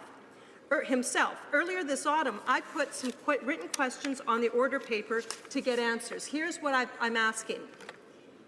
What is the procedure when there is an accusation against the Prime Minister, including who decides if a complaint has merits and warrants an investigation? Who conducts the investigation? Does the individual conducting the investigation have the ability to recommend sanctions? Are the recommendation sanctions binding? What's the policy regarding whether or not the reports and findings are released to the public? What mechanism, if any, exists for the temporary suspension of certain duties of the Prime Minister pending the outcome of the investigation? And does the procedure apply to incidents which occur prior to the individual becoming Prime Minister? Those, Madam Speaker, are my questions. They are valid questions. Canadians deserve to know, this Parliament deserves to know, how the Prime Minister will be held accountable if there are past allegations of sexual misconduct. I have not had an answer back yet. Now, I would have thought that for something so near and dear to the Prime Minister's heart, that they would actually have this already prepared and they would have given me an answer immediately. Again, wishful thinking. But there is a deadline to respond to my questions, so we should know come mid-November just what procedures are in place for Canada's Prime Minister. Maybe they'll even comply with what they expect of other Canadians in Bill C-65. This assumes naturally that the government actually answers the question, assuming there is actually a policy. And assuming, of course, that Bill C-65 is not simply another case of Liberals do as I say but not as I do. So in closing, Madam Speaker, Canada's Conservatives support this bill as combating harassment. It is a pressing need in all sectors of society, including the Parliament of Canada. We believe that all forms of harassment, sexual violence and discrimination are unacceptable. That's why at committee, among other things, we as Conservatives successfully introduced an amendment to avoid political interference in political offices during harassment investigations. We also successfully introduced amendments to ensure strict timelines for investigations into incidents of harassment to ensure investigations are carried out in a timely manner. Madam Speaker, I think we can all agree in this place that government policy needs to focus on supporting victims of harassment. This bill is a positive step in that direction. We do look forward to answers from the Prime Minister's office in regards to the policies that are in place should there be allegations against the Prime Minister himself. And Madam Speaker, we support the bill. We do want more answers. We expect more answers. Thank you very much. Questions and comments? The Honourable Parliamentary Secretary to the Government House Leader. Thank you, Madam Speaker. I'm glad that the Conservatives Party is supporting the bill. It doesn't surprise me. We have heard that in second reading and third reading. We've seen support from all sides of this House in recognizing that this is indeed a historic type of legislation that ensures that we're going to have more harmony in the workforce going forward. It demonstrates strong national leadership. And I would encourage my colleagues across the way in particular that they seem to want to take into those personal attacks on whatever type of legislation comes before us. And when we look at the legislation we have today, recognize the many different stakeholders that are out there, not only elected or in the Senate chambers, but Canadians as a whole, that recognize this bill for what it is, and that is a solid piece of legislation that advances our society in a very positive way. My question to my colleague across the way, would she not agree that not only should the national government continue to demonstrate leadership on this file, but it's also important that we see things such as our provincial entities that also have labour laws to reflect on this type of legislation and look at ways in which they can provide a better, more harmony in our workforce? The Honourable Official Opposition House Leader. Thank you, Madam Speaker. I thank my honourable colleague for that question. I will quickly answer his question. I think we need to get our own house in order here before we start telling other jurisdictions how to handle issues that they may or may not facing, which leads me to the point that I was making in my speech, and I would like to present this to my honourable colleague in the position that he is in. Will we be able to get answers regarding how the allegations of sexual misconduct are handled when they are against the Prime Minister? Again, we've seen these allegations happen over the summer. The Prime Minister did not address them directly. In fact, he said that men and women experience things differently. And Madam Speaker, that actually goes to the very heart of what we are saying. No, that's actually an excuse. I can't be abusive or hurt somebody and then say that they might have experienced differently, and then it lets me off the hook. That's why we have this legislation in place. That's why we all support it. But what we don't know and what we haven't seen is what is the process for the Prime Minister himself. Now, we know what happens when there are accusations that are levied against ministers. They've been removed from Cabinet. They've indeed been removed from the Liberal caucus. And, Madam Speaker, we didn't know what that investigation looked like. Canadians deserve to know how investigations will be handled if there is an allegation against the Prime Minister. Questions and comments? The Honourable Member for South Okanagan, West Kootenay. Well, thank you, Madam Speaker, and I'd like to thank the Opposition House Leader for her speech. And I'm glad that all of us here seem to be supporting this bill. It's a step forward in the right direction in how we work, what the culture of work is like here, or what the environment is like, both here in this place and across the country. So I'm happy to hear that. And she talked a lot about, incidents in the past. I'm just wondering if she might have some further comments about how things will change in the future for people that work in government here, and how, well, specific concerns that I have around things like privacy, how, we live in a small bubble here, we work in a small bubble, how privacy of complainants might be protected in the future. The official opposition House Leader. Thank you, Madam Speaker, and I thank my colleague for that question as well. And he is very correct. I think this is an issue that, with technology, with behavior, we're learning more. We're growing as a society. That this is an issue that will be changing. I know, Madam Speaker, we supported that this will be looked at every 5 years. That there will be a review, so that we can ensure that we are using best practices to ensure that we live in a harassment-free workplace, that our employees, that the people that we interact with day to day are supported and are able to reach their fullest potential. So we do support seeing this reviewed every 5 years and being able to change and evolve as the situation changes. Thank you. Resuming debate, reprise de débat, the honourable member for Cambridge. Thank you, Madam Speaker. I will be sharing my time this afternoon with the honourable member from Alfred-Pellan. I'm honoured today to be able to stand and speak to Bill C-65. Our government ran on a commitment to take action on workplace harassment and violence, and I have to say that I'm very proud of where we are and where we are here today. Members of this House from all parties have worked together to create a strong piece of legislation, one that will address harassment and violence for the hundreds of thousands of employees that work in the federal regulated industries. And closer to home, one that will provide political staff here in the chamber, in the other chamber, and in our constituency offices, the same health and safety protections under the Canadian Labour Code as all other workers in this country. All of us here in this House, no matter our political allegiances, have a unique opportunity.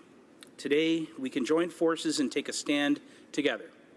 We can send a strong message to all Canadians that workplace harassment and violence is unacceptable and will not be tolerated any longer.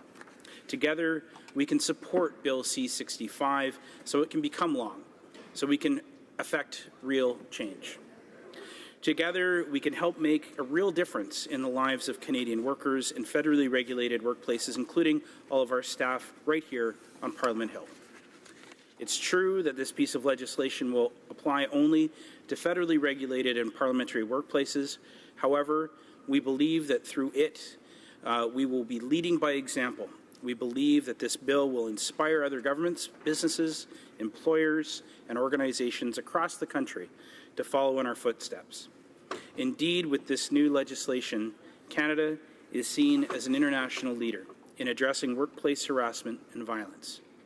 We believe that we are not the only ones who strongly refuse to tolerate these toxic, destructive behaviors any longer. Harassment and violence, including sexual harassment and sexual violence in the workplace and in our society at large, is nothing new. But over the past few years, it has been top of mind. In fact, over the past few years, social media lit up with campaigns such as hashtags #MeToo, After #MeToo, and Time's Up. These hashtags became movements, and these movements showed just how pervasive and extensive this problem is. These movements are the result of people. It is the result of brave women and men who thought it was important to show the world how common harassment and sexual violence are in their lives, in our lives. They found the courage and strength to speak up, and now it's our turn to take action. Our government ran on a commitment to take action on workplace harassment and violence, and I'm sure my colleagues agree that action in this area is long overdue. I'm sure they also agree that it affects us all. And that's what we're doing here today, taking action. Madam Speaker, the new approach we're proposing aims to drive a culture change in federal workplaces. This new approach aims to prevent instances of harassment and violence from occurring, respond effectively to them when they do occur, and to support those affected. I want to acknowledge the work accomplished by the members in this House and the other, and their careful study of the bill. I also want to acknowledge the generosity of the many witnesses who informed that study. which resulted in important amendments. Amendments were made as the bill passed through this chamber, and several more were proposed by the other chamber. As a result, Bill C-65 is now stronger than ever. Today, I will give you an example of how this tremendous work accomplished many of our proposed legislation so strong, made our proposed legislation so strong. As we know, members of the other chamber studied the bill carefully, and they proposed a number of amendments. One of the amendments our government is in support of concerns the terminology used in the bill. The members proposed a revision of certain terminology that they feel could have an adverse effect on the very people we are trying to protect if left unchanged. Currently, the words trivial, frivolous, and vexatious are used to describe the basis upon which a complaint to the Labour program can be dismissed. While these terms are generally understood in law and appear throughout the Canadian Labour Code, they are, as a member of the other place so rightly pointed out, rooted in prejudice. Our government understands the power of language, and we fully support the replacement of these terms with the more neutral term, abuse of process. Madam Speaker, this is just an example. Our government agrees with a number of other amendments proposed by the other chamber.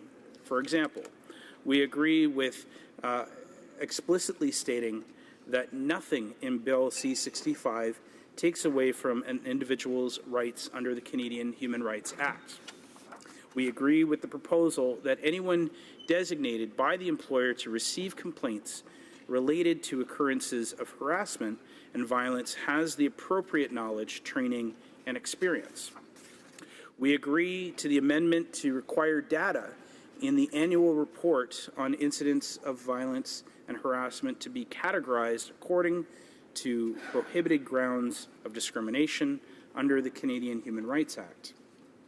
Madam Speaker, such amendments will strengthen Bill C-65. At this point, I'd be remiss if I did not mention the work also accomplished by the Standing Committee on Human Resources, Skills and Social Development, and the Status of Persons with Disability, also known as HUMA. And it's a privilege of mine to chair that committee. The HUMA committee also proposed some significant amendments which were made to Bill C-65. These amendments include adding a clear definition of harassment and violence in the Canadian Labour Code, including a specific reference to preventing occurrences of harassment and violence in the Purpose Clause of Part 2 of the Code, allowing former employees to come forward with complaints related to occurrences of harassment and violence, a provision allowing employees to complain to someone other than the supervisor if they prefer, an annual report on harassment and violence in all federally regulated workplaces, as well as giving the Deputy Minister powers normally given to the Minister to avoid the possibility of any perceived conflict of interest when political actors are involved. Madam Speaker, the work accomplished by members in this House and in the other will help us send a strong message to all Canadians that workplace harassment and violence is unacceptable and it will not be tolerated any longer. And each and every one of us here in this House can help us send a strong message. I urge everyone here today to help move this bill forward by casting a vote that will help end workplace violence and harassment in Canada. Thank you, Madam Speaker. Questions and comments? The honourable member, Kitchener-Conestoga. Thank you, Madam Speaker. I want to thank my colleague for his remarks. And indeed, this is a very serious topic that should grip all of us in this House. And indeed, it impacts all of us in this House, and it impacts all Canadians, Madam Speaker. My colleague referred in his comments about a new approach and a culture change. And we on this side definitely agree that that is needed, and that's why we're supportive of this legislation. But, Madam Speaker, we need more than just words. We need more than just a bill. We need action and follow-through on these commitments to a culture change. So the question for my colleague is, With the alleged incident of a number of years ago by our Prime Minister and an apparent denial, and also the recent comments of the Finance Minister in committee referring to my colleagues and other colleagues as Neanderthals, these certainly are not the kinds of language that we'd like to hear in terms of creating a culture of respect. So I wonder if my colleague would comment on whether or not he feels that the Prime Minister and the Finance Minister, at the very least, owe an acknowledgement of wrongdoing and preferably offer an apology. Thank you, Madam Speaker. The honourable member for Cambridge. Thank you, Madam Speaker. I agree with the member opposite that actions speak louder than words. And that's why I was very pleased, Madam Speaker, at how the committee came together and worked. We basically eliminated political allegiances on this study. We had a number of people sit in on the committee on all sides that wanted to speak to this issue and really wanted to deal with this professionally and not to politicize this issue. We have to recognize, Madam Speaker, the work, I believe, it's important to recognize the work that was done by the staff and the clerks to make the accommodations that were necessary to accomplish what we did. Frankly, there was a number of firsts that were involved in this study.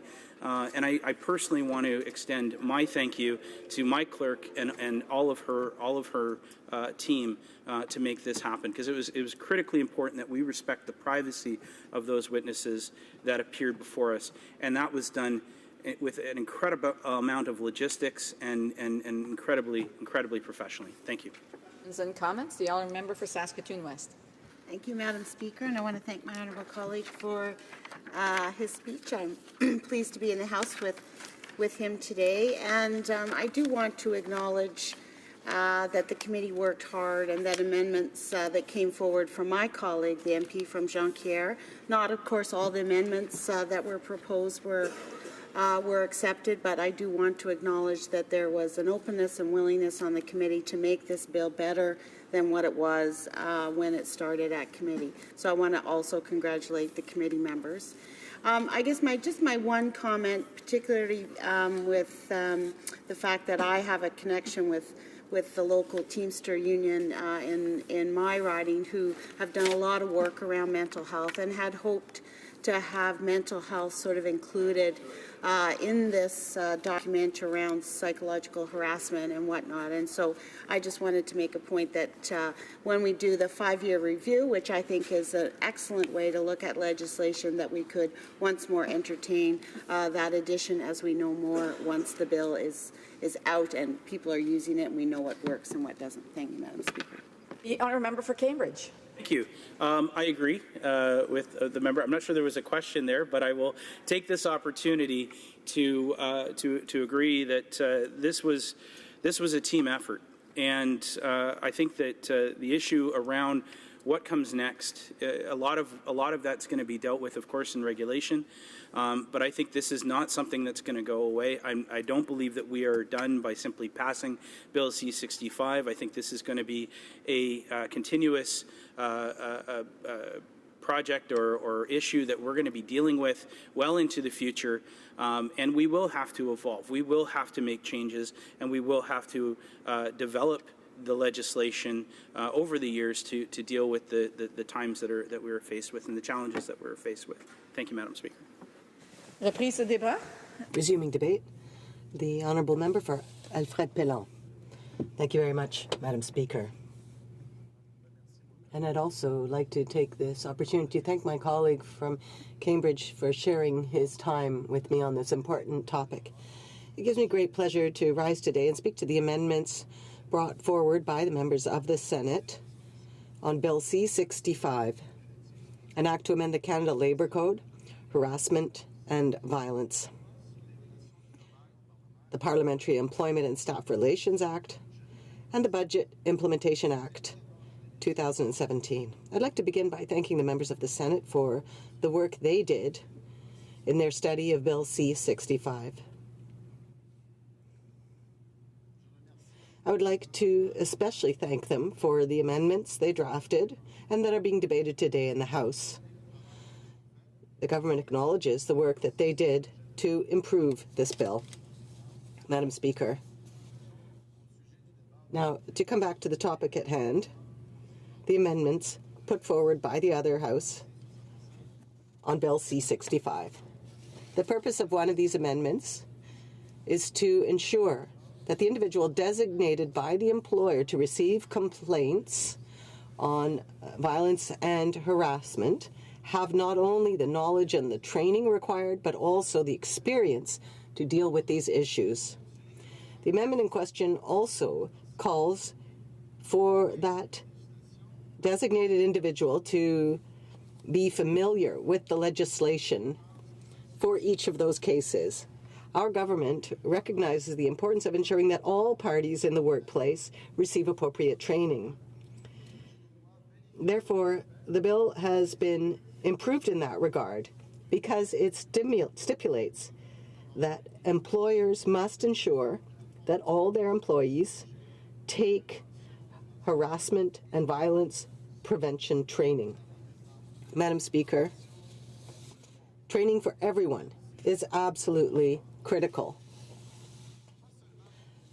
Not only in order to ensure that all necessary tools are in place to appropriately respond to a violent or a situation of harassment, but also to bring about a necessary change of culture in order to make sure that the workplace is free of this kind of behavior. For these reasons, we support the proposed amendment that explicitly stipulates that the individual who is designated to receive complaints be qualified to do so. There are, however, other amendments that our government does not support. For example, the proposed amendment to Clause 3 of Bill C-65 specifies that employers must ensure that the workplace is free from harassment and violence. While this is certainly in line with the intent of Bill C-65, it would, in practice, undermine the process at the heart of the code, the internal resolution system which gives those in the workplace the opportunity to quickly resolve the issue before escalating to outside parties. Workplace parties, including the employer, the employee, or employees, must try to resolve the situation internally first, including undertaking an investigation if unable to resolve it to everyone's satisfaction. It is only in instances where the process has not been followed that a complaint would be made to the labor program, which would then trigger an investigation. This process recognizes that the workplace parties are the ones who are best positioned to identify, address, mitigate, and prevent occupational health and safety hazards in their own workplace. However, with this proposed amendment, the labor program could be required to investigate every incident relating to harassment and violence, regardless of the outcomes of internal workplace resolution processes. This would not only undermine the objective of the provisions, it would significantly increase cost for everyone involved. Furthermore, requiring the labor program to investigate every incident of workplace harassment and violence would divert resources from other health and safety investigations, ultimately delaying the resolution of all incidents. Madam Speaker, resolving these incidents in a timely manner is paramount. During our consultations prior to tabling Bill C-65, and in previous debates and committee meetings in this chamber, we heard time and time again that a lengthy resolution process is a major deterrent to those who might otherwise come forward. Individuals who experience workplace harassment or violence need effective and timely resolution. The last thing we want to do is to deter individuals from coming forward when they experience an incident of harassment or violence in the workplace. It takes an enormous amount of courage to do so, and those individuals need to feel confident that their complaint will be dealt with as efficiently as possible. Members of the other chamber also proposed the addition of a line to specify that a copy of the investigation report must be provided to the employee and the employer. Let me assure you, Madam Speaker, that this will be the case. It will be abundantly clear through the regulations that all parties involved will be informed of the status of the investigation. Unfortunately, where this was inserted in the bill as per the proposed amendment, it would not apply to complaints of harassment and violence. It would apply to all investigations undertaken by workplace committees of occupational health and safety violations, except harassment and violence. The line directly preceding the line that would be inserted states, and I quote, "The employer or the supervisor may refer an unresolved complaint other than a complaint related to an occurrence of harassment and violence to a chairperson of the workplace committee or to the health and safety representative to be investigated jointly." Complaints related to an occurrence of harassment and violence are specifically excluded here because if unresolved, they would be referred to a competent person. However, let me reiterate that this is a valid concern and it will be fully addressed in the regulations associated with Bill C-65. It will clearly stipulate that all reports from investigations will be shared with both the employee and the employer. Madame la Présidente. Madam Speaker, the problems that this bill tackles are sensitive ones. Victims of harassment and violence deserve justice. They deserve a timely resolution. And above all, they deserve a system that they can count on if need be.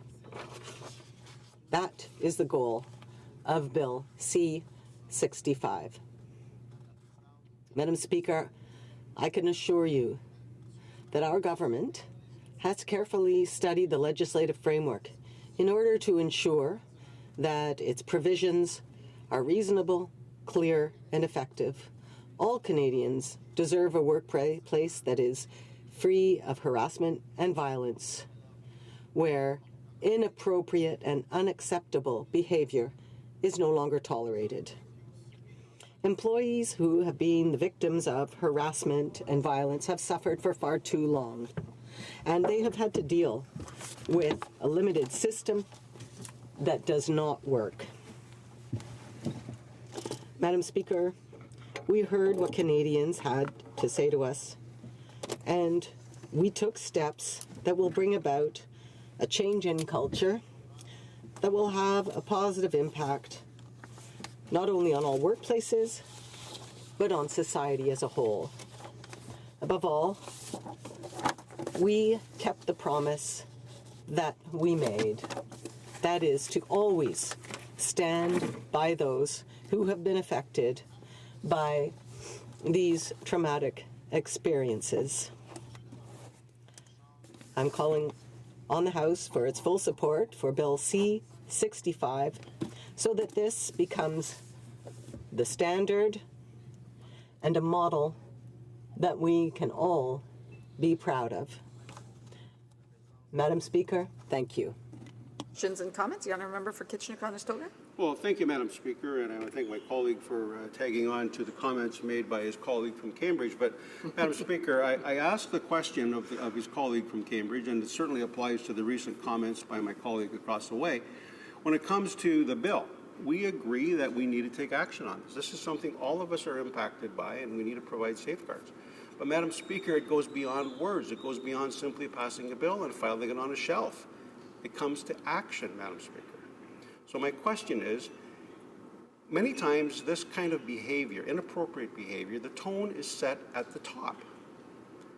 So, Madam Speaker, in the recent months, we've seen from the front benches of this government, including the Prime Minister, inappropriate behavior that has not been acknowledged and not been apologized for.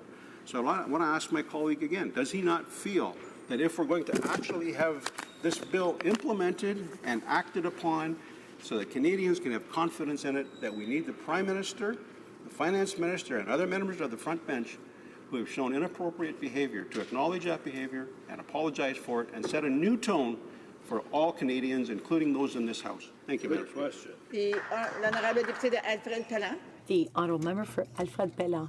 Thank you, Madam Speaker, and I appreciate the support from my colleague opposite for Bill C-65. In Canada, harassment and violence, unfortunately, are too often part of the workplace culture. And these incidents are often underreported, and any measures taken in the workplace to counter this type of incident is often inefficient. Our government is doing what is necessary to address harassment and violence in order that a reaction is quick and efficient, and in order to support victims and employees. Madam Speaker, Bill C-65 is progressive and, in fact, revolutionary. It's a bill which Canadians can be proud of. Saskatoon West. Thank you, Madam Speaker, and I want to thank my honourable colleague for his comments and raise an issue that I've raised before in the House about this particular bill, and of course we will be supporting it, and I do want to acknowledge the committee's work and the committee's acceptance of some excellent amendments from my colleague, the MP from Jonquière, around a number of areas, and so the bill is much better than it was when it came to the committee. But you know, the Teamsters Canada Youth Committee have been working on an issue around, they call it Make It Mandatory, which is talking about mental health support and awareness in the workplace. And they had really had made a presentation to the committee and had hoped this was their opportunity to open up the Labour Code and include mental health as one of the grounds that's protected under the Act. And I know this didn't happen this time, but I would like to ask my honourable colleague through you, Madam Speaker, if under the mandatory review of this Act, if that is something he would support, mandatory mental health awareness and support for people in the workplace in Canada. Thank you, Madam Speaker. L'honorable député d'Alfred Pellan. The honourable member for Alfred Pellan. Thank you, Madam Speaker.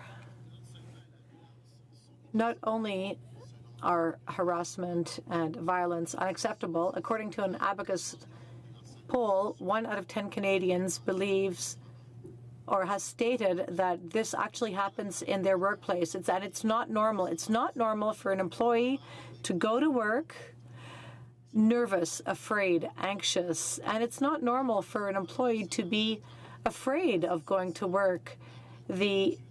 This situation has been going on for far too long, and that's why Bill C-65 is a major step forward to ensure healthy and safe workplaces for everyone.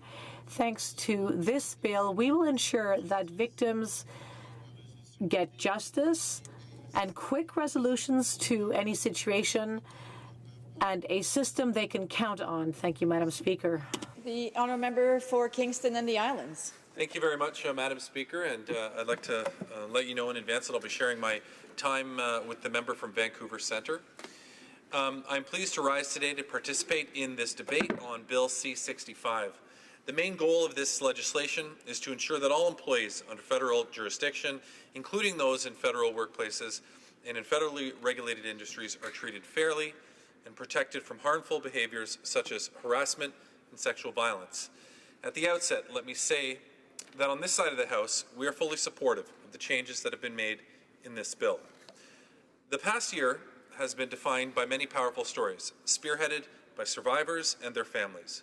Movements such as #MeToo, #TimesUp, as well as the global women's marches, have shone a light on the ongoing challenges faced by victims and survivors, as well as the harsh realities that continue to hold us back.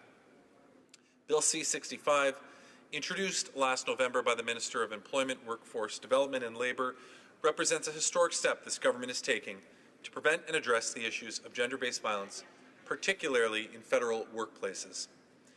Bill C-65 is built on the pillars of prevention, response, and support. It will ensure that employers take steps to protect employees from these unacceptable behaviors, to respond to them when they occur, and to offer support for those affected. Sexual harassment and violence in the workplace is sadly nothing new, Madam Speaker, and we know that legislation alone will not solve this problem. No one action will bring an end to gender-based violence. We must continue to do what we can. It will take a collective whole-of-government approach alongside employers, employees, colleagues, family members, and friends to move the needle forward. To support our approach, in Budget 2018, our government announced that it will be providing $34.9 million over 5 years to support training and education, provide resources such as an outreach hub accessible through an 800 number, and to support enforcement. Addressing gender inequality and gender-based violence has been a central theme to this government since day one. This bill, Bill C-65, is historic and supports the first ever gender-based violence strategy, which was launched by the Minister of Status of Women in 2017. Since the launch of It's Time, Canada's strategy to prevent and address gender-based violence, Status of Women and federal partners have been working to find ways to take action on prevention, provide support for those affected, and make changes to the justice system so that it's responsive to the needs of women who experience harassment and violence. In Budget 2018, we expanded the gender-based violence program with $29 million over 5 years so that more organizations, such as rape crisis centers, could help more high-risk women facing violence.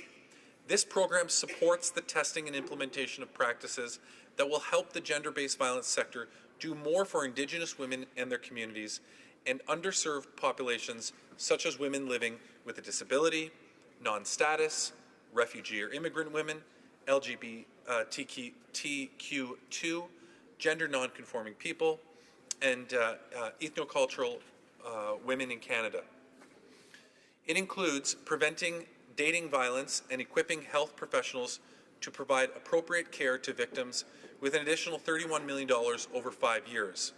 $5 million to enhance the development of preventive bullying and cyberbullying initiatives, enhancing support by $19.3 million over 5 years for the National Child Exploitation Coordination Centre to increase investigative capacity of the RCMP, providing $2 million over 5 years to support sexual assault centres in close proximity to Canadian bases so that members of the Canadian Armed Forces have access to a full spectrum of supports to address gender-based violence.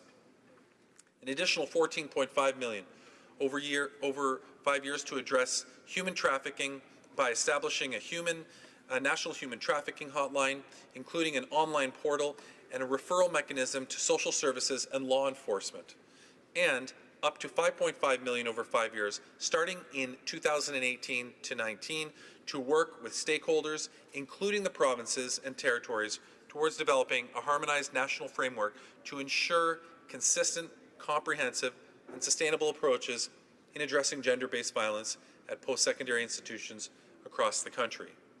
In June of 2018, the Minister of Status of Women marked the first anniversary of this strategy. Concrete steps forward this past year included 7,000 new or repaired shelter beds for survivors of family violence, 2,225 sexual assault case files classified as unfounded were reviewed by the RCMP, over $4 million in funding to Canadian Centre for Child Protection to protect children from sexual exploitation on the internet, and additional funding to establish a survivors network. $20 million to support projects to address gaps in supports for gender-based violence survivors and their families, and the launch of the first ongoing national survey on gender-based violence in Canada. Madam Speaker, in conclusion, the actions speak clearly and loudly. Our government is committed to preventing and addressing violence against women and girls. We are doing just that. I would like to encourage everyone in this House to continue the work that we have started. By working together, we can eradicate violence in all of its forms and achieve peaceful, safe lives for everyone in Canada and around the world. In that worthwhile struggle, I wish you courage, wisdom, and perseverance. Thank you, Madam Speaker. Questions and comments? The honourable member for Kitchener-Conestoga. Well, Madam Speaker, I want to thank my colleague, and this is 3 in a row now where we've had commitments to the words of this bill, which we all agree with. We want this serious matter to be addressed and clearly. And my colleague talked different times about that actions speak clearly and loudly, and that regulations alone will not solve the problem. Madam Speaker, my previous two questions related to the leadership from the top of this government, including the front benches, including the Prime Minister and the Finance Minister, in terms of some of their inappropriate behavior, which has not been acknowledged or apologized for. So again, my simple question to my colleague is, does he not feel that if we're going to actually put action to this bill and have it implemented and that Canadians see leadership from this chamber, that it will be incumbent upon the leaders of this government to take the first action, apologize for their actions, and set the record straight going forward? Thank you, Madam Speaker. The honourable member for Kingston and the Islands. Madam Speaker, leadership is about identifying problems, creating and identifying the solutions for those, putting the processes and policies in place to ensure that people have the access to the resources that they need in order to overcome this violence that we're talking about in this bill. That is exactly what we're seeing in this bill. We are seeing the leadership that is required from a whole-of-government approach as to addressing gender-based violence in particular, a matter that I know that everybody in this House takes seriously and will strive towards creating a serious and meaningful impact and difference in the future. The honourable député de Jonquière. Merci, Madame la Présidente. The honourable member for Jonquière. Thank you, Madam Speaker. In the last 2 days, we have debated Bill C-65, which would amend the Canada Labour Code in order to bring down violence and intimidation and sexual harassment. We have debated this topic at length, but I'd like to know from my colleague across the way, in light of several amendments I have proposed, why has the government not decided to keep the Joint Standing Committee on Health and Security? This would allow groups to complain to these types of committees in the workplace. Some people have said that it would remove the confidentiality of the complainant, but I think it's the opposite, because these committees would have a certain degree of expertise. They will know how to work with complainants. So I would like to know why the government has rejected this idea of having these joint health and safety committees, why these committees can't investigate. Honourable member for Kingston and the Islands. Thank you very much, Madam Speaker. I admit that there are a vast array of subjects that we get to be part of and to contribute to in this House.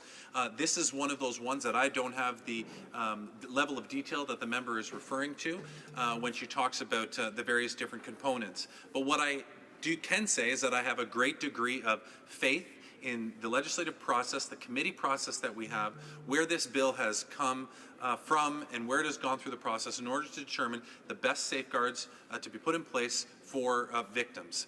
I have faith in our committees, that the work that they do and what they recommend back to Parliament through that deliberative process is something that I think I can tell you that I am extremely willing to accept and I'm willing to move forward with.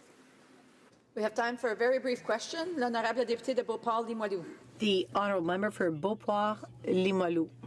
We speak about increasing the safeguards at the workplace for male or female concerning discrimination and harassment. Is it sexual or other type of harassment? But what strikes me is today that on an ongoing basis, my colleagues have been asking the other members on the other side of this House as to the actions that were alleged this summer through the media that the Prime Minister has done some inappropriate touching on a journalist 20 years ago. And the PM has not addressed this situation in an appropriate way, according to us. What will they say to this?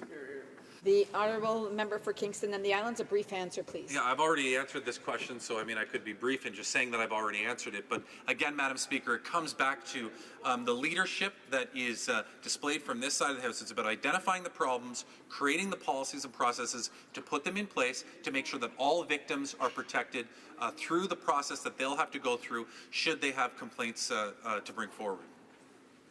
Resuming debate. Reprise de débat. The honourable member for Vancouver Centre. Thank you Thank you very much, Madam Speaker. I'm pleased to stand and speak to this particular bill because I think it's been a long time in coming in this House. We know not only that staff on the Hill had no recourse, and we know also that parliamentarians had no protocols, no recourse, no processes with which to address either sexual harassment, physical violence, intimidation of any kind, or just basic workplace safety and a sense of fair play and justice in the workplace. And why is that so? Mainly because we know that most employees were, one, afraid to speak out because they were afraid that they would lose their jobs, they would be afraid that they'd be further intimidated. I mean, we know these are the real reasons for dealing with these issues. We also know that there had been nothing in place for parliamentarians to discuss any sexual harassment, physical violence, intimidation, inappropriate behavior from other parliamentarians. And so this is something that this government is trying to set right. We're trying to do this to address the problem, not only in the federal public service and in the federal workplace, but for parliamentarians and their staff, and for ministers' exempt staff and the Prime Minister's exempt staff. So we have the whole group covered now who had never been covered before. And I guess most Canadians would find this extraordinary, that this was not in existence before. But we know that the reality is that, in fact, where there is power, there is also an abuse of power.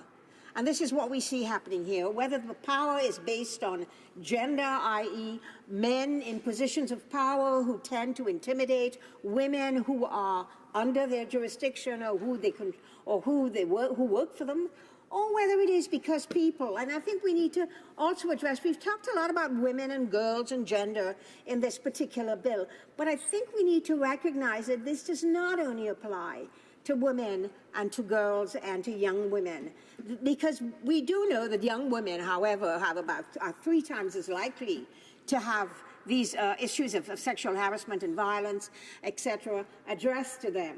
But we also know that race, systemic racism, has really been a problem here within this House, within most institutions, within most places that are federally legislated, and people in positions of power. We know that disabled persons also face this kind of intimidation and harassment and bullying, if you want to use the appropriate term. We know that people of different sexual orientation, LGBTQ, have often been afraid to come out or to let people know of their sexual orientation because they feared this bullying and this harassment. And so, you know, Madam Speaker, this is an issue that is becoming more and more complex as we look at the problems in the workplace. I mean, even issues such as social media.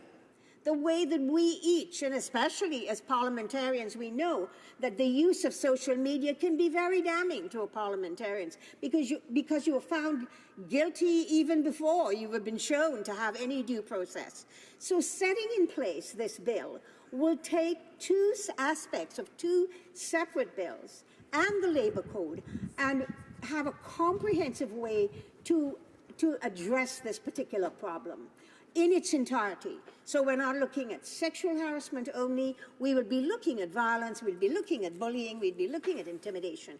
But under that, there would be 3 specific things that we're hoping to address. One of them in the Labour Code is that employers will now be bound to protect their employees from harassment and bullying and from the kind of intimidation and fear of reprisal that we know that employees now feel. And so that's an important part of it, that there can be no reprisals, that people can come out and speak freely. At the same time, the balancing of this to show that there is a fair, that there is an objective way of dealing with complaints when they come through.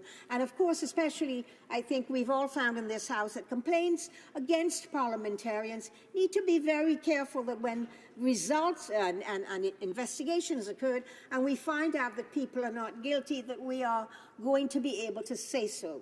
Because this ability to sully a name, especially of parliamentarians, is really important when we look at how we balance the objectivity of any kind of legislation. Although parliamentarians are not necessarily employees per se, they are part of this institution, and this institution needs to look at how we deal with parliamentarians as well. So I think when we look at the idea of not only preventing, which is what we're looking at as part of this bill, how do we prevent it? How do we make the workplace a safe place? How do we make it a place for people to feel free to come out and speak out and say what has been going on in their lives without fear of retaliation and reprisals? So that is one, making it easy to have people speak out. Secondly, it's to prevent it, and to prevent it means safe workplace creation and letting everyone know very clearly that there are processes in place in which they can feel safe in coming forward. The idea, however, is to also have an objective way to look at it. And I know that people have been concerned that existing tribunals, etc., may be replaced. I don't think that that is what the bill is saying. It's not saying that they will be replaced. If they exist and that they are able to do the work and get the full amount of that work done, that would be fine. But if there is none in existence, they may need to be replaced by one that will be able to deal with the whole issue. And I think this is what we're trying to talk about here. There's no point in having people doing the same thing, or one set of people as we now see, because the whole issue has been dealt with into two separate regiments. Then we need to say, let's bring them together. So it may need rejigging how we do this and who are the people that are looking at this. But what we need to ensure is that at the end of the day, there is a clear process, everyone knows what the process is, and that the process is objective, and it is carried out by people who have expertise and understanding of some of these issues. Because, as I said before, lots of people still have different sexual orientations, are very, very afraid of social media outing them, or of being moved from their place. Even our Prime Minister stood in this House and apologized for all of the damage that had been done to people in the LGBTQ community who had worked in the armed forces and in other areas of government. We still need to guard against it, because you and I in this House know, Madam Speaker, that it isn't just legislation that makes a difference. Legislation has to be backed up by policies. Legislation has to be backed up by clear and fair and open and transparent programs. And this bill also talks about that openness and transparency. I think it's very important that there's a reporting annually on how this bill is going through and how it is actually being implemented and what the outcomes are. But it's also important to do this 5-year review that we're looking at in the legislation, which says that at the end of 5 years, we have to do exactly what we all do in medicine. Look back and say, is it working? Did it achieve its results? Are the objectives here that we set out to achieve?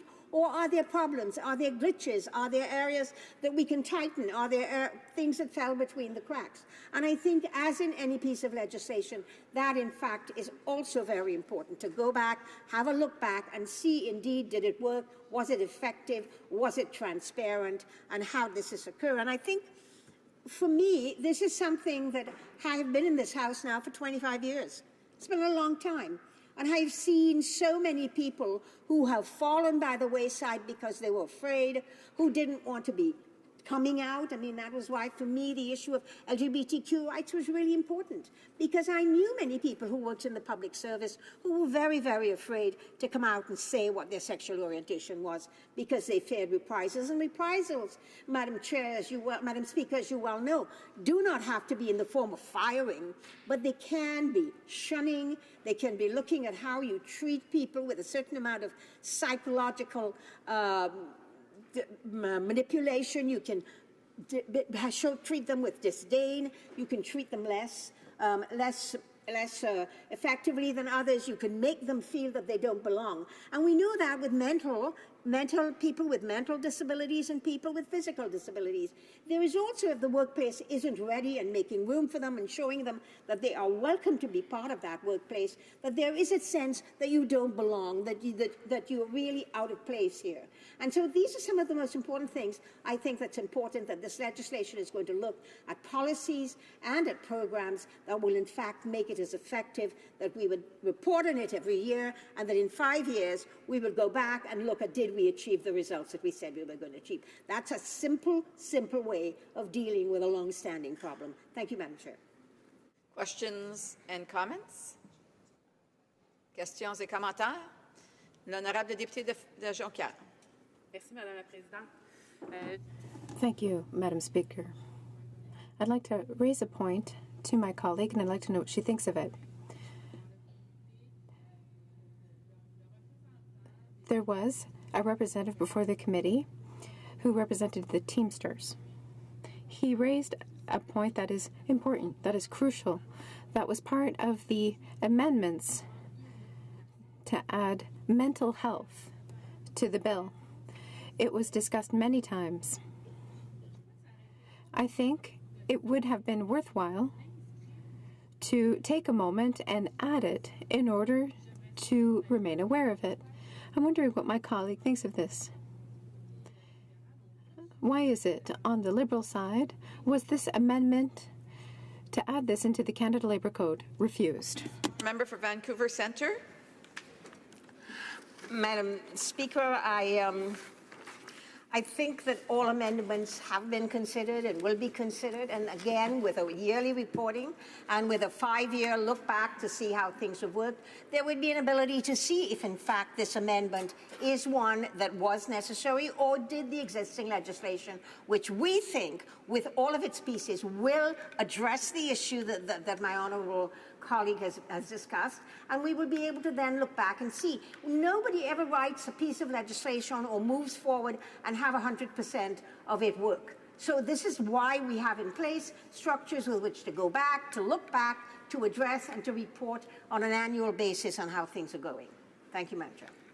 Questions et commentaires. L'honorable député de Beauport-Limoilou. Merci, Madame la Présidente. Thank you, Madam Speaker.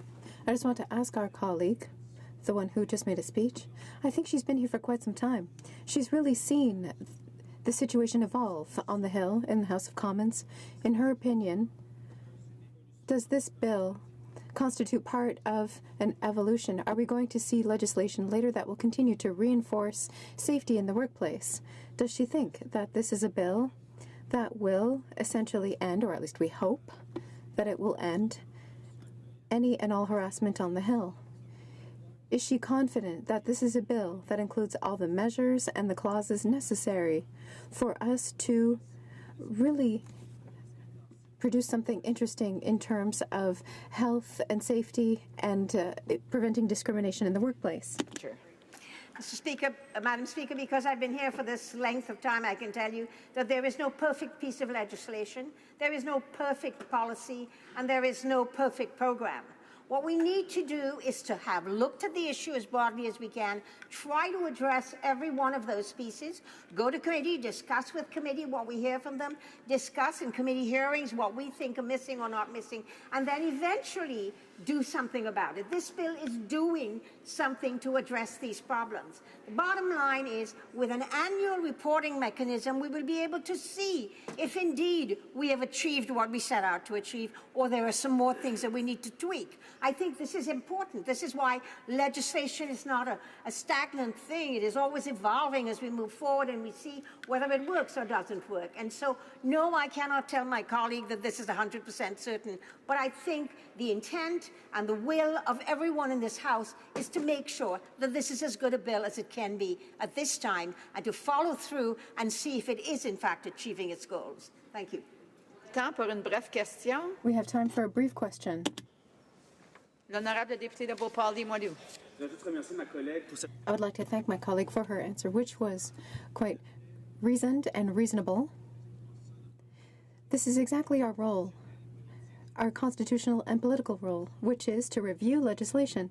And it's important for Canadians to understand that nothing is ever perfect. We can't be too cynical in the face of politics. On the contrary, what we're doing here is always trying to improve Canadian society. Our member for Vancouver Centre has a few minutes to respond. I think it's, I want to thank my colleague for that response, because I think, for instance, as various ways of harassing or of intimidating evolves, like who would have known 10 years ago that social media would play such a huge role in harassment and in intimidation, but it is. And so who knows what next year, 2 years from now, new tools there would be that people use to undermine, harass, intimidate each other. So I think it's very important that this annual review, this annual report is key, and I hope that all members of this House will ensure that they would look at that report and decide whether they think we're getting where we need to go. Thank you. Order. It is my duty, pursuant to Standing Order 38, to inform the House that the questions to be raised tonight at the time of adjournment are as follows. The Honourable Member for Beauport, Côte-de-Beaupré, Île-d'Orléans, Charlevoix, government spending. Member for Vancouver East, Natural Resources, and the Honourable Member for Sherwood Park, Fort Saskatchewan, Foreign Affairs. Reprise de débat. L'honorable député. Resuming debate. The Honourable Member for Beauport-Limoilou. Thank you, Madam Speaker. As usual, I would like to say hello to all the citizens from Beauport-Limoilou who are listening to us on CPAC right now.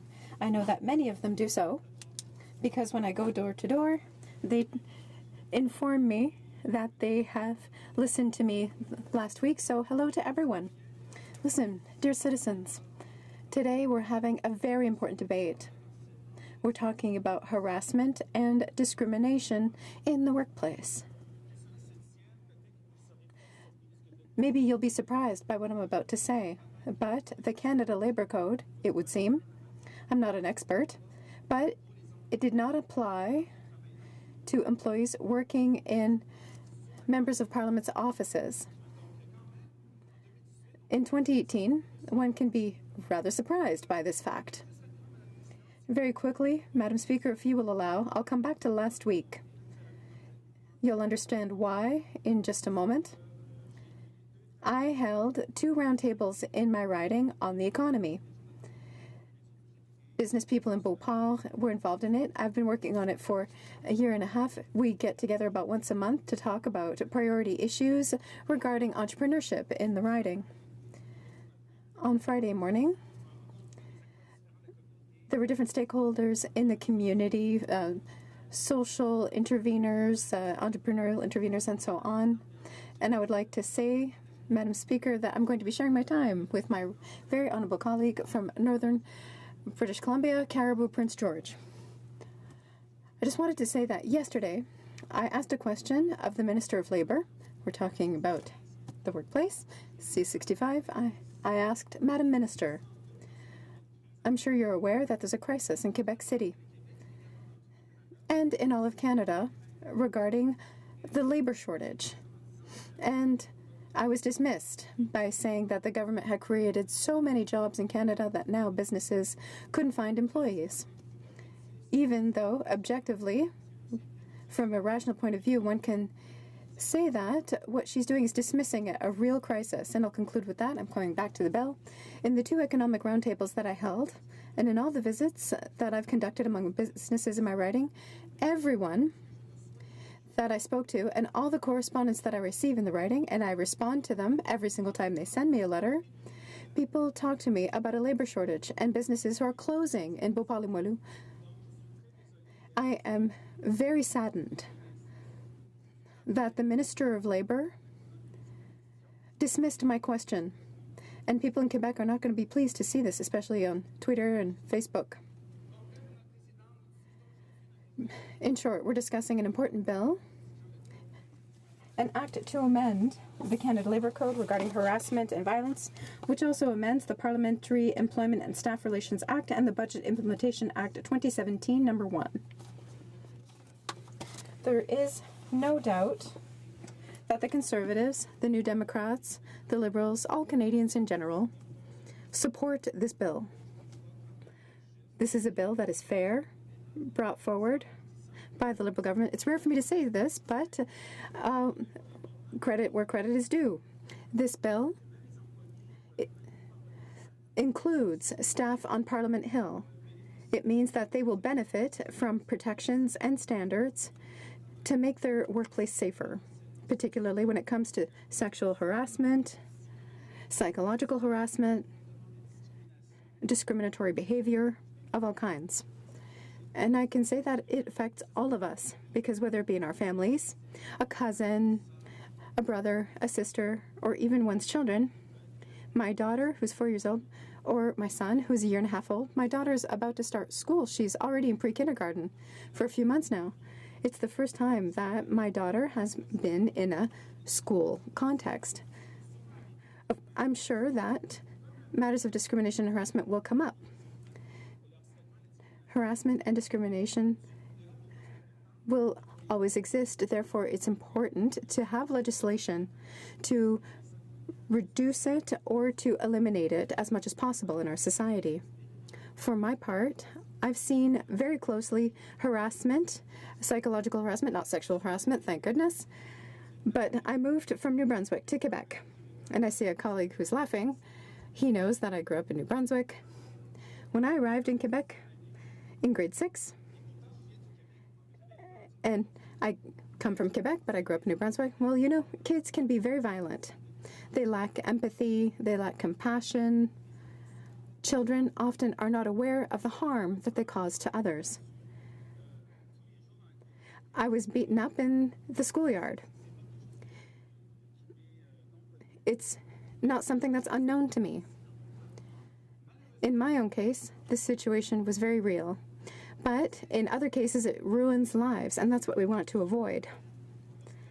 When harassment and discrimination, well, we want to avoid them completely, of course.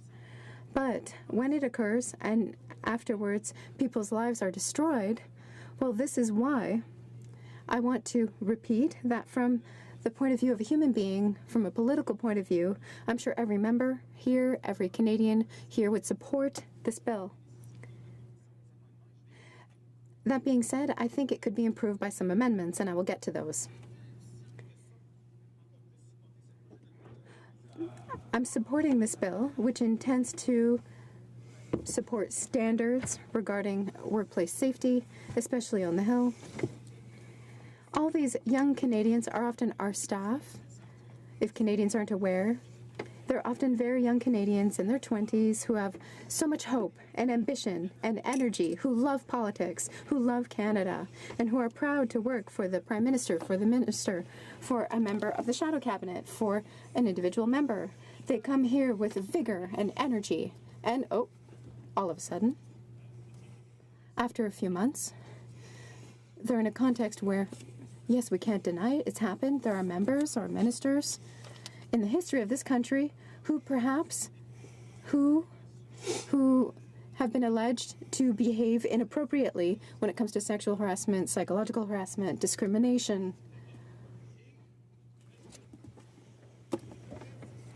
And so just imagine if out of 100% of those people who have been in that situation, several of them were brilliant, ambitious, very motivated. Perhaps they were even going to be the future Prime Minister. Who knows? Liberal or Conservative or maybe even NDP, even though it's never happened, unfortunately for them.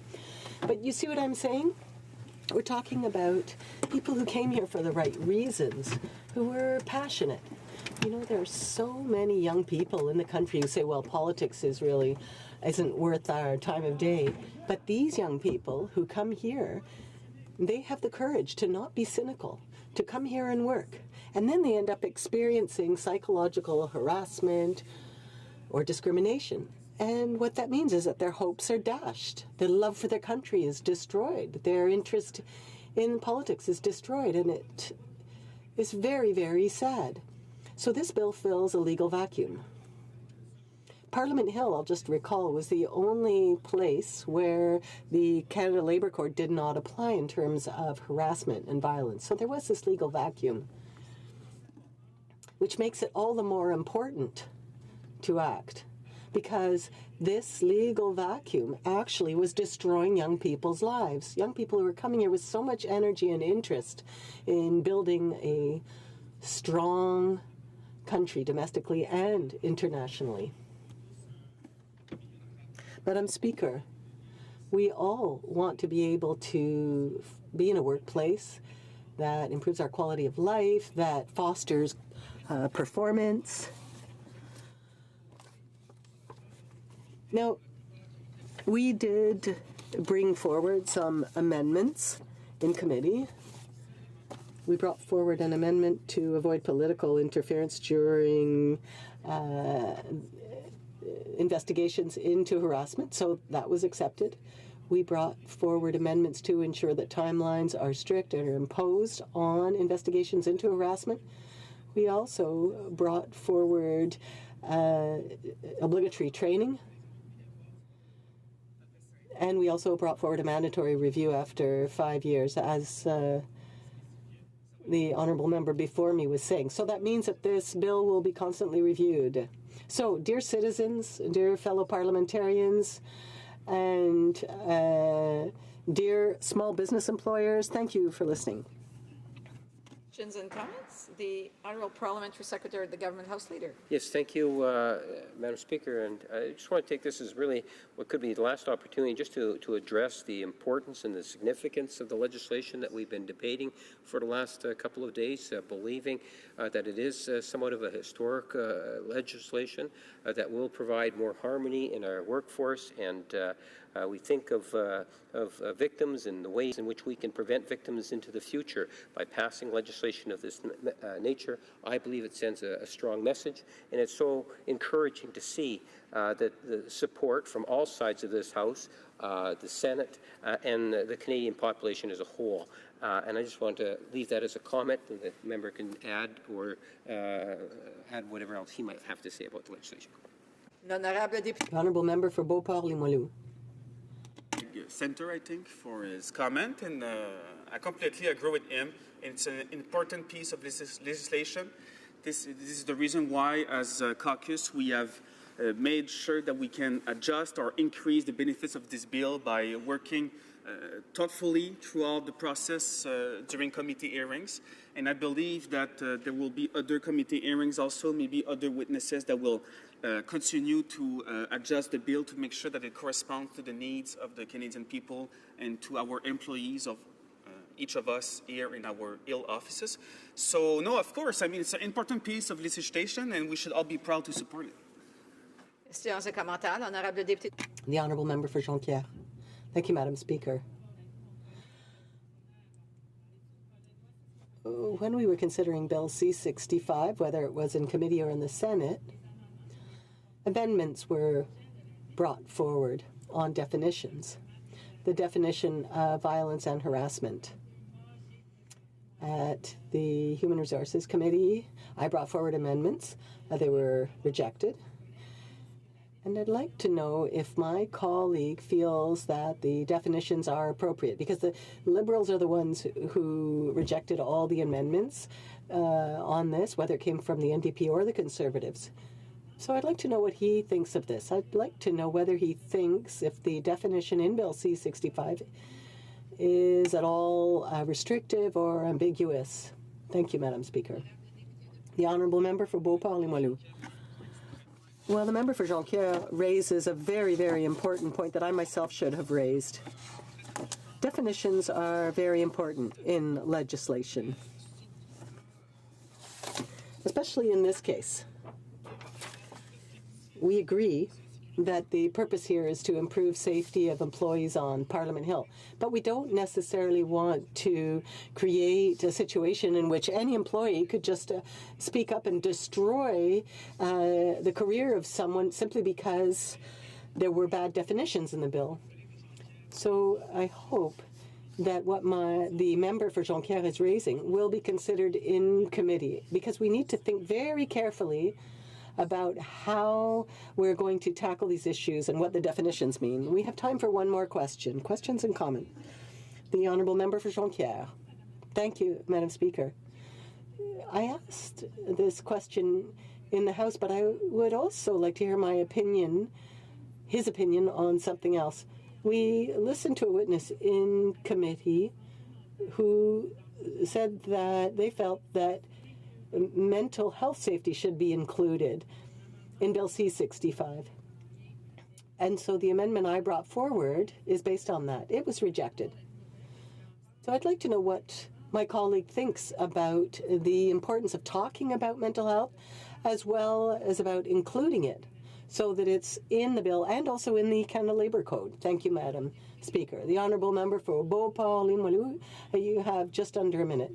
I don't have an opinion to express on that, but I would encourage my colleague to continue her work and to continue to share her concerns and even perhaps make an appointment with the critic on this one. Honourable Member for Caribou, Prince George. Thank you, Madam Speaker.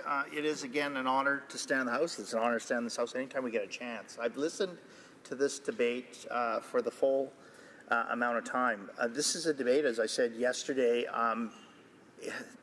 Madam Speaker, that is the amazing thing about this House, that we at times can have our jabs across the way. We all are here to support and represent those that elected us. And at times there are a divide on certain issues. I think we all can agree that the time's up, that things need to change, that we need to be united as we move forward, that there is no place for harassment or violence in the workplace. There's spirited debate all the time. We're not always going to agree on everything. But listening to the debate, we learn valuable things from other colleagues from across, across political lines. And I have to say that this debate has been, it's been interesting. It has been, well, it's been illuminating at times. Madam Speaker, I'm not a lawyer. I have not had the chance to sit in the committee during this work while this work was being done. I am a father of 3 amazing girls, 30, 28, and my son is 24. Madam Speaker, we should be doing everything in our power to make sure that victims of violence, victims of harassment, and I think it was actually, and I'm going to say this again, it was the parliamentary secretary that mentioned it yesterday at one point during the debate, that we should always be looking through the lens of the victim, and I think that that's really important. It should be how we comport ourselves in our everyday service to Canadians. We should be looking through the lens of our grassroots, those that elected us. Madam Speaker, so I'm going to focus my time on where I see some failures.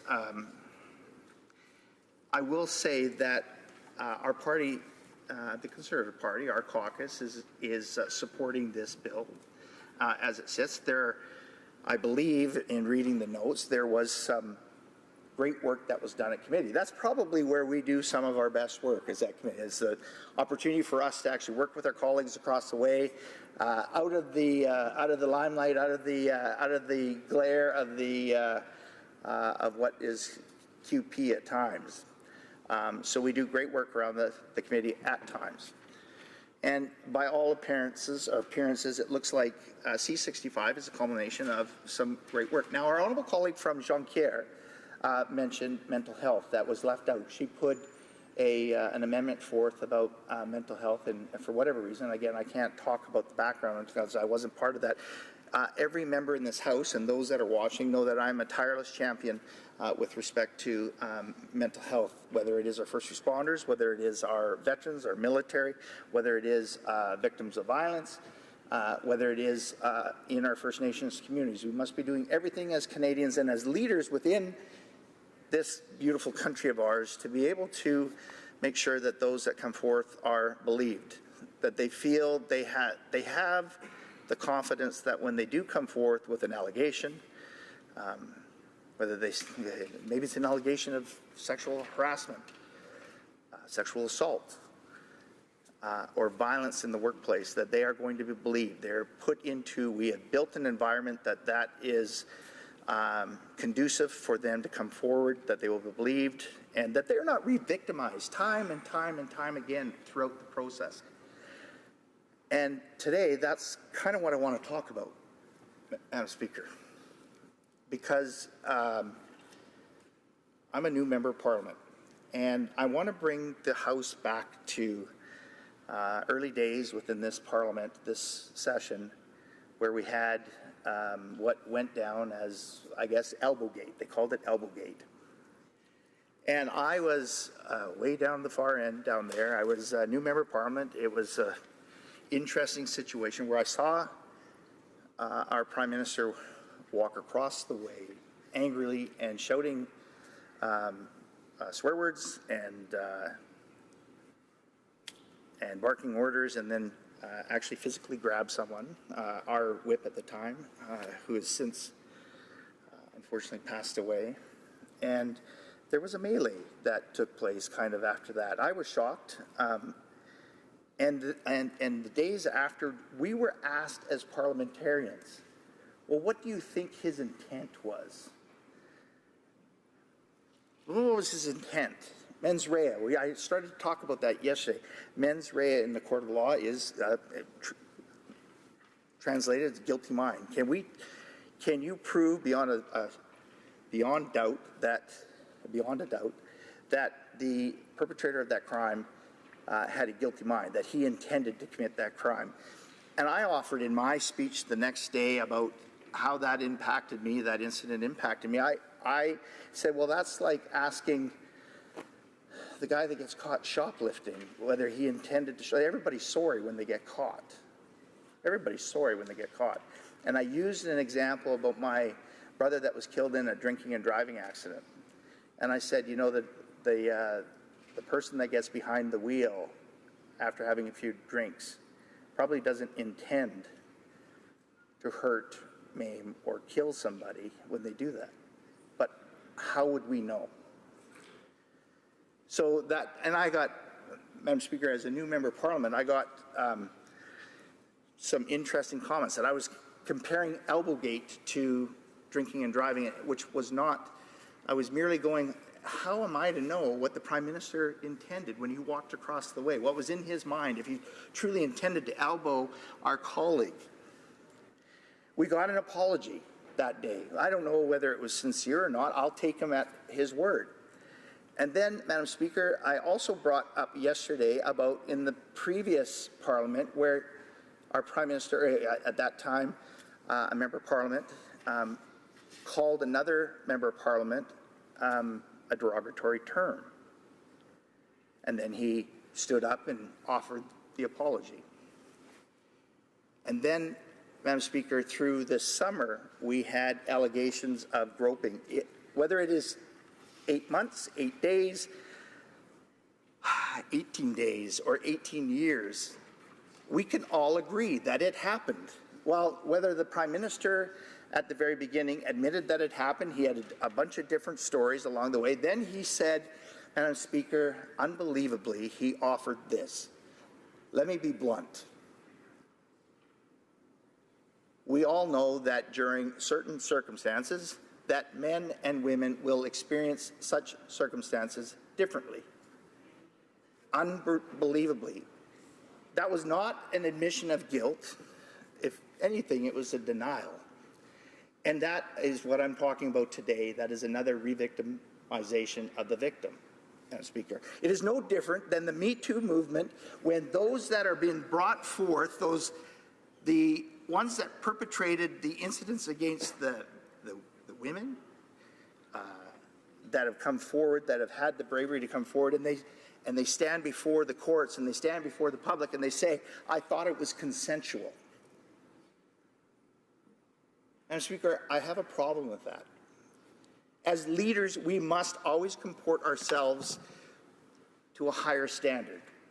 Law does not apply to willy-nilly to others, and those that are in our cabinet or those that are our highest power can say, well, that doesn't apply to me. I say this again, and it's not an attack. I offer this. You can say, our honourable colleague is going to say whatever they want to say, but I offer this.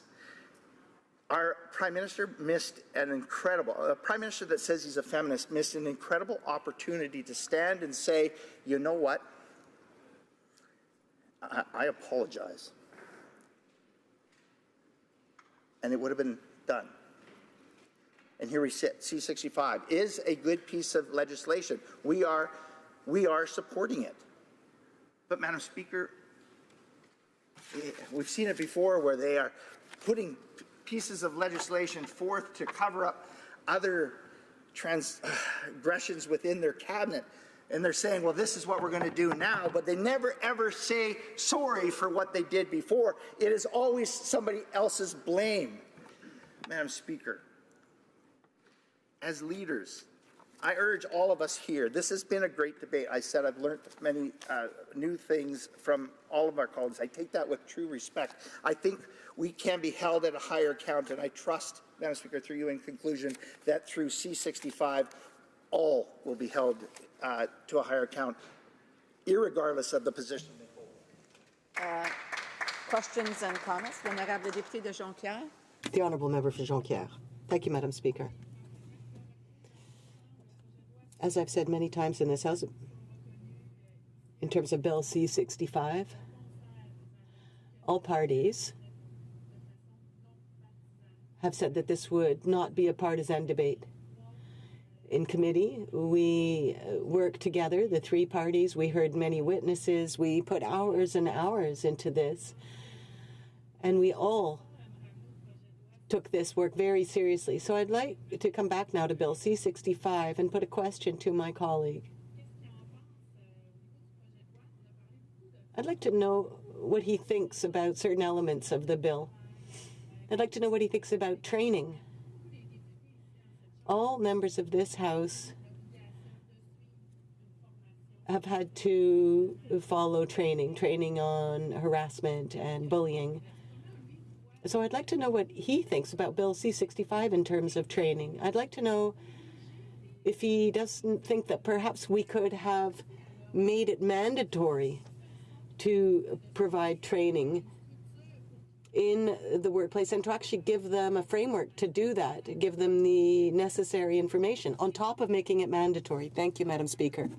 Caribou Prince George. Well, thank you, Madam Speaker. And again, I will offer this to my honourable colleague, and she's come at this debate in a very respectful way, asking all parties and all questions, great questions. Madam Speaker, I have gone through training, whether it was in my private sector, whether it was when I was actually coaching. I was a coach for a long period of time, that we go through harassment, a number of different training. I think it should be mandatory. I believe that C-65 actually has it in there, but I do want to touch on one thing, that if you are in the private sector, C-65 does nothing for that, Madam Speaker. It's actually for government industries, my understanding. Only 8% of Canadians actually are employed by the federal sector, the government, the federal sector. If I believe that this was truly going to be a historical piece of legislation, this could have been expanded. I think the government was hoping that the public sector or private sector was going to adopt this. If we truly want to be leaders within our country and on this subject, that we could have put a little bit more meat to this bill. But however, I do applaud those that sat around the table, the committee that worked tirelessly, all parties that came up with this piece of legislation, and I look forward to seeing what the Senate comes back with. Comments? The honourable member for Kingston and the Islands. Speaker, I know that the Conservatives have spent as much time as possible on this issue trying to attack the Prime Minister specifically rather than address the importance of this particular piece of legislation. But just to correct the record from the member in his speech when he said that the Prime Minister and questioned his ability to apologize, in fact, the Prime Minister actually said, if I apologize later, then it would be because I sensed that she was not entirely comfortable with the interaction we had. He did do exactly that. But let's not dwell on that particular issue. Let's focus on the monumental achievement in Canadian history that we are seeing here today with the passage of this legislation in order to properly protect the victims. And I know that the Conservatives believe in this, Madam Speaker, because they've been talking about it and we know they're going to vote for it. Would the member at least not agree that this is a monumental achievement for Canada in terms of moving forward the issue of gender-based violence? The honourable member for Caribou Prince George has 1 minute to respond. Thank you, Madam Speaker. I would like to offer this as a comment to my honourable colleague. I asked the question not once, but about 12 times to my honourable colleagues across the way. If they agreed with the Prime Minister in that he felt that males and females, given in victims with victims of violence, that the victim of violence, depending on the situation, might feel or might experience that situation differently. Similar to what the Prime Minister said when he said, well, I'll be very blunt, that males and females may experience the very same experience differently. Now, Speaker, I asked every one of the members when I was in the House, each one of my questions brought it back. In the member's opinion, could victims of harassment and violence experience such violations differently than their perpetrators? Not one answered that question truthfully, Madam Speaker. And with that, I'll cede the floor. Resuming debate, the honourable member for Carlton Trail, Eagle Creek. Thank you very much, Madam Speaker. I welcome the opportunity to rise today and speak on the motion by the government in response to the Senate's amendments to Bill C-65. I am pleased to see that the government took a judicious view of the amendments, accepting those which strengthen the Act in combating harassment and violence in federally regulated workplaces, while respectfully declining those which either would have caused the Act to be imbalanced or which are better dealt with in regulations. The government's thoughtful review of the amendments proposed by the other place have ensured that I will be supporting their response. Recently, I spoke out here in the chamber against violence in our political discourse, stating that it had no place in Canadian society. I feel just as strongly about violence and harassment in our workplaces. They have no place in Canadian society or within Parliament. We have been working in recent years to move toward addressing these issues with the gravity with which they deserve. The Conservative Party has a long and proud tradition of standing up for the rights of victims of crime. Our previous Conservative government passed the Canadian Victims' Bill of Rights, ensuring that the most vulnerable Canadians could still receive justice. I am happy to see that C-65 follows along that same path set by the previous government, proposing legislation that seeks to prevent incidents of harassment and violence and ensure additional protections for parliamentary staff.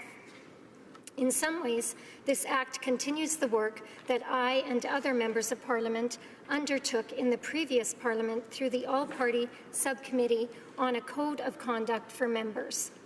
In that subcommittee, we struggled with the balance of parliamentary privilege and responsibility between holding to account and respecting privacy, between the rights of the accuser and the accused. Due to my time on that subcommittee, I understand the complexity of these questions. For most workplaces, these issues are difficult enough. Clearly, Parliament is far from a typical workplace. Our workplace is one that is unique. As such, it can be ripe for abuse, and for far too long, victims of harassment and violence have felt they had no recourse. This bill seeks to rectify this problem and provide legal recourse and protection to MP staff as well as to other victims. Recent events have made it clear that a rigorous process needs to be in place to ensure that all are treated equally.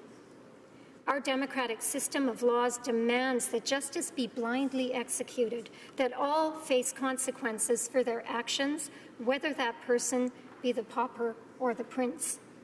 Is this currently the case? Now, if I may make an observation of the party across the floor, it does not appear to be. Madam Speaker, I fear that the Liberal Party has become the party of virtue signaling. They will readily say the right words, or, more often, the words that sound nice in theory, but fail in reality. Their actions do not match their platitudes. They are willing to create a rule and then apply it unequally as the need may be.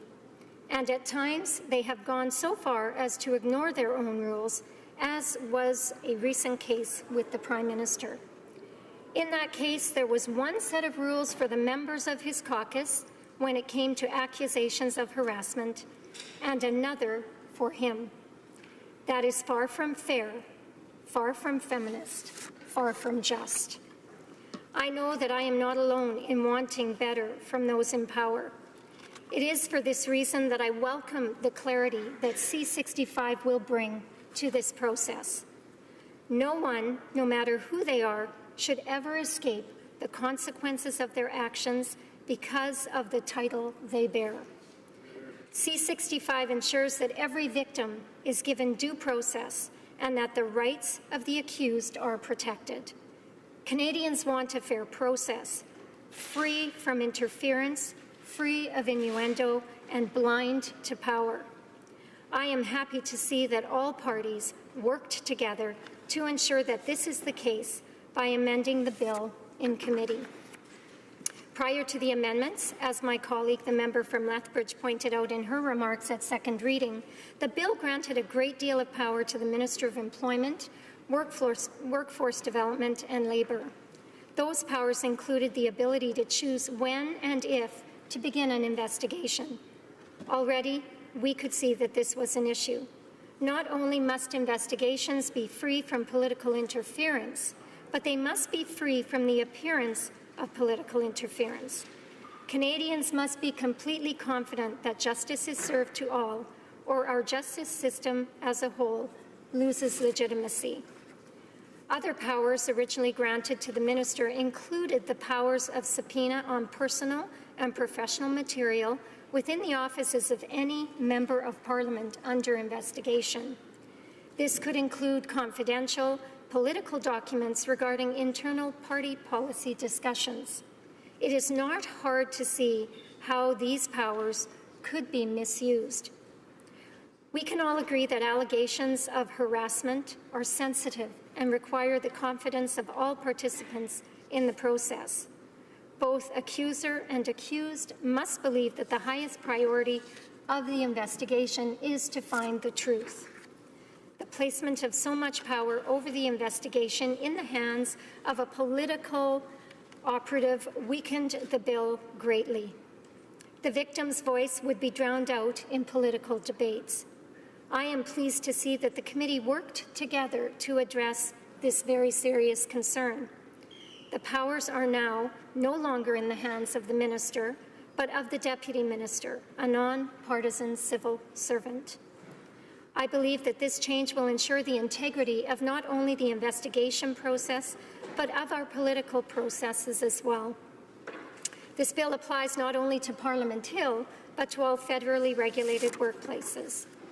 I am pleased to see that the government has accepted an amendment from the other place, which ensures that the person to whom complaints would be made would be required to have proper training, knowledge, and experience in dealing with harassment.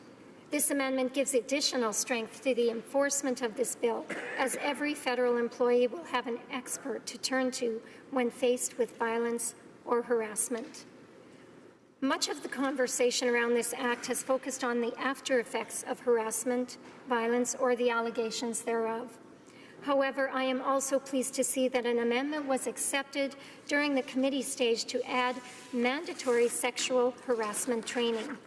The enactment of this training moves beyond reactive responses to harassment and instead seeks to prevent harassment from taking place in the first place. Madam Speaker, I would once again like to congratulate my colleagues in this place and the other place for all the work that they have done to ensure C-65 is able to combat workplace violence and harassment effectively. As I stated before, I will be supporting the government's response to the amendments and look forward to seeing this bill become law. Thank you, Madam Speaker. Questions and comments? The honourable member for Kingston and the Islands. Thank you very much, Madam Speaker, and I'm delighted to hear the comments from the other side about their support of this bill. You know, Madam Speaker, back in the 80s, my mother worked in Kingston Interval House in the Kingston area, which was a place for women who were abused, where they could go and they could seek the assistance and the resources that they required. I know that this legislation is going to improve upon and strengthen organizations like that, and I'm wondering if the member opposite can share or has similar stories of places that she knows that will be given the resources that they need in order to be able to fulfill what we're all trying to accomplish here. The honourable member for Carlton Trail, Eagle Creek. Well, thank you, Madam Speaker, and I do thank my honourable colleague for his question. We too have organizations within our province, within my riding, that seek to address issues of violence that women experience. And I think that both this place and the other place have worked together to create a bill that addresses this issue with the degree of seriousness that it deserves. And I do believe it will provide confidence to Canadians at large. Thank you. Questions and comments? Questions et commentaires. The honourable member for Foothills. Thank you very much, Madam Speaker. And I want to thank my colleague for her excellent speech. And I just wanted to ask her another question. And it is clear that I think all parties are going to support Bill C-65. I think it is an important step forward. But I think also the communications that goes around Bill C-65 is also important. And I think when we're sending a message to Canadians that we are taking a leadership role when it comes to addressing harassment and sexual harassment in the workplace, that it's also important that we tell Canadians that there is a level playing field, that every single Canadian, no matter who you are, if you're a cabinet minister, a prime minister, or a supervisor on a workplace, that you are going to be treated the same as everyone else. But right now we have what appears to be do as I say, not as I do, and they're not practicing what they preach. I would like my colleague to talk about how important it is that we tell Canadians that no matter who you are going to be treated equally when it comes to sexual harassment in the workplace. The honourable member for Carleton Trail Eagle Creek. Thank you very much, Madam Speaker, and I do thank my colleague for the question, and I do want to thank him for the very good work that he has done in his role as our shadow minister and on the committee that was reviewing this bill. Look, I think that it behooves the Parliament of Canada, it behooves us as elected representatives to ensure that we are setting the bar high and that we are actually reaching that bar, that we are providing a good example for others when they look to seek these sorts of issues within their own workplaces. And I believe that this bill addresses the issue with the degree of seriousness that it deserves, and I just hope that we follow through and that our actions will follow our words. Thank you, Madam Speaker. Questions and comments? Questions et commentaires? Resuming debate. Reprise au débat. La Chambre est-elle prête à se prononcer? Is the House ready to proceed? The question is as follows. Ms. Hadu, seconded by Mr. Carr, moves that a message be sent to the Senate to acquaint their honours that in relation to Bill C-65, an act to amend the Canada Labour Code, harassment and violence, the Parliamentary Employment and Staff Relations Act, and the Budget Implementation Act 2017, number 1, dispense.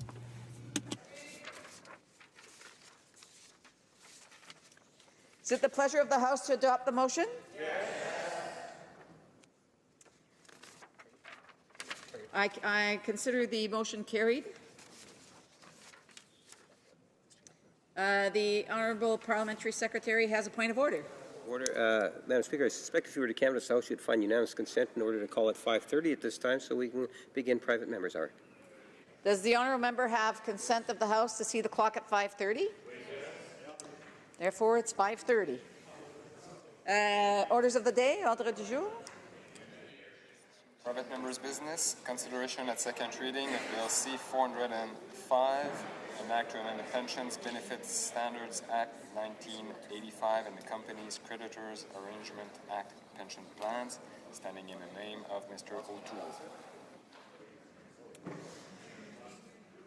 Mr. O'Toole, seconded by Mr. Diot, moves that Bill C-405, an act to amend the Pension Benefits Standards Act 1985 and the Company's Creditors Arrangement Act pension plans, be now read a second time and referred to the Standing Committee on Finance.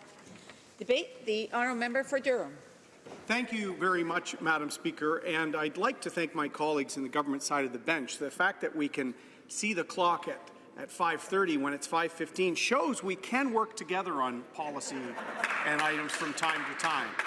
And perhaps securing the retirement and pension security of Canadians is another time that we should work together on all sides of this House to bring certainty to hundreds of thousands of Canadians in their retirement. And I'm proposing with Bill C-405 a modest proposal, hearkening back to Mr. Swift, where we can actually make progress while also respecting other initiatives. Some of my friends in the NDP and in other parties have ideas with respect to securing and safeguarding the pensions of Canadians' defined benefit pension plans in the circumstances of insolvency. But we should not just wait for a magic bullet. Let's make progress today on an important public policy issue, and that brings us to this bill. All politicians, whether you've been here generations like it seems the Deputy House Leader of the Liberal Party has been, or whether you're new to this Parliament, Madam Speaker, we know the headlines. Nortel Networks, the insolvency and liquidation, thousands of Canadians, the leading stock market company for a time, Madam Speaker, no longer with us. They're still annuitizing that pension plan and the stranded pensioners. Collins and Aikman, Livent, Sears has been in the headlines where pensioners across the country are going to be facing less in retirement. They thought they had worked hard for that secured defined benefit pension, and they're finding in the circumstances of insolvency they're not. We've also seen some circumstances where there has been success in the restructuring of a company in bankruptcy or in insolvency proceedings, and they restructure outside the other end with a variety of degrees of success. We've seen it in multiple instances in Ontario with many companies, Stelco, of course, Algoma, which is emerging from CCAA protection in the coming weeks, that has appeared to preserve 2,700 jobs, Madam Speaker. We saw that with Abitibi, which is now Resolute Forest Products, doing very well. I worked on that firsthand, Madam Speaker, as a brand new articling student and lawyer in the CCAA restructuring of Air Canada. There were thousands of jobs and important service for our country preserved because the insolvency procedure worked. And the pension plan that was at risk is healthy now. People retained their jobs. So the goal for anyone in politics, in advocacy outside here, should always be to maintain these businesses as a going concern. That helps the employees now, that helps the retirees now and in the future, and it's by working together to make sure that it's restructured. You don't see thousands of people laid off and pensioners left stranded. This is an area where Bill C-405, one of the elements, will make us work more collaboratively with the provinces and territories, and highlighting this issue with Canadians and regulators like security commissions, Madam Speaker, because there's a lot they can do. And we've seen that in the Sears case, where dividends, special dividends, squandered goodwill that could have been and capital that could have been used to make up shortfalls in the pension, Madam Speaker. So this should be an all-hands-on-deck, not an approach where I'm not going to support any bill unless it's my bill. Bill C-405 makes progress for Canadian pensioners, and that's why we should support it. Many Canadians may not be familiar with many of these cases I cited. I worked in some insolvencies as a lawyer, Madam Speaker, so this is also a good time to just publicly educate on what restructuring is meant to do. For a large company, greater of $5 million in revenues, they will generally proceed with the Companies Creditors Arrangement Act, the CCAA that I've already referred to, where they will have a plan of arrangement, and all creditors will have to have a court-monitored plan to restructure that company. Sometimes there's debtor in possession financing, meaning a new company coming in to try and help the restructuring will take precedence on receiving some of their capital back if the restructuring is not successful. But as I said, the goal should always be restructuring. We should have a goal, the Air Canada scenario that I saw, Madam Speaker, as a young lawyer.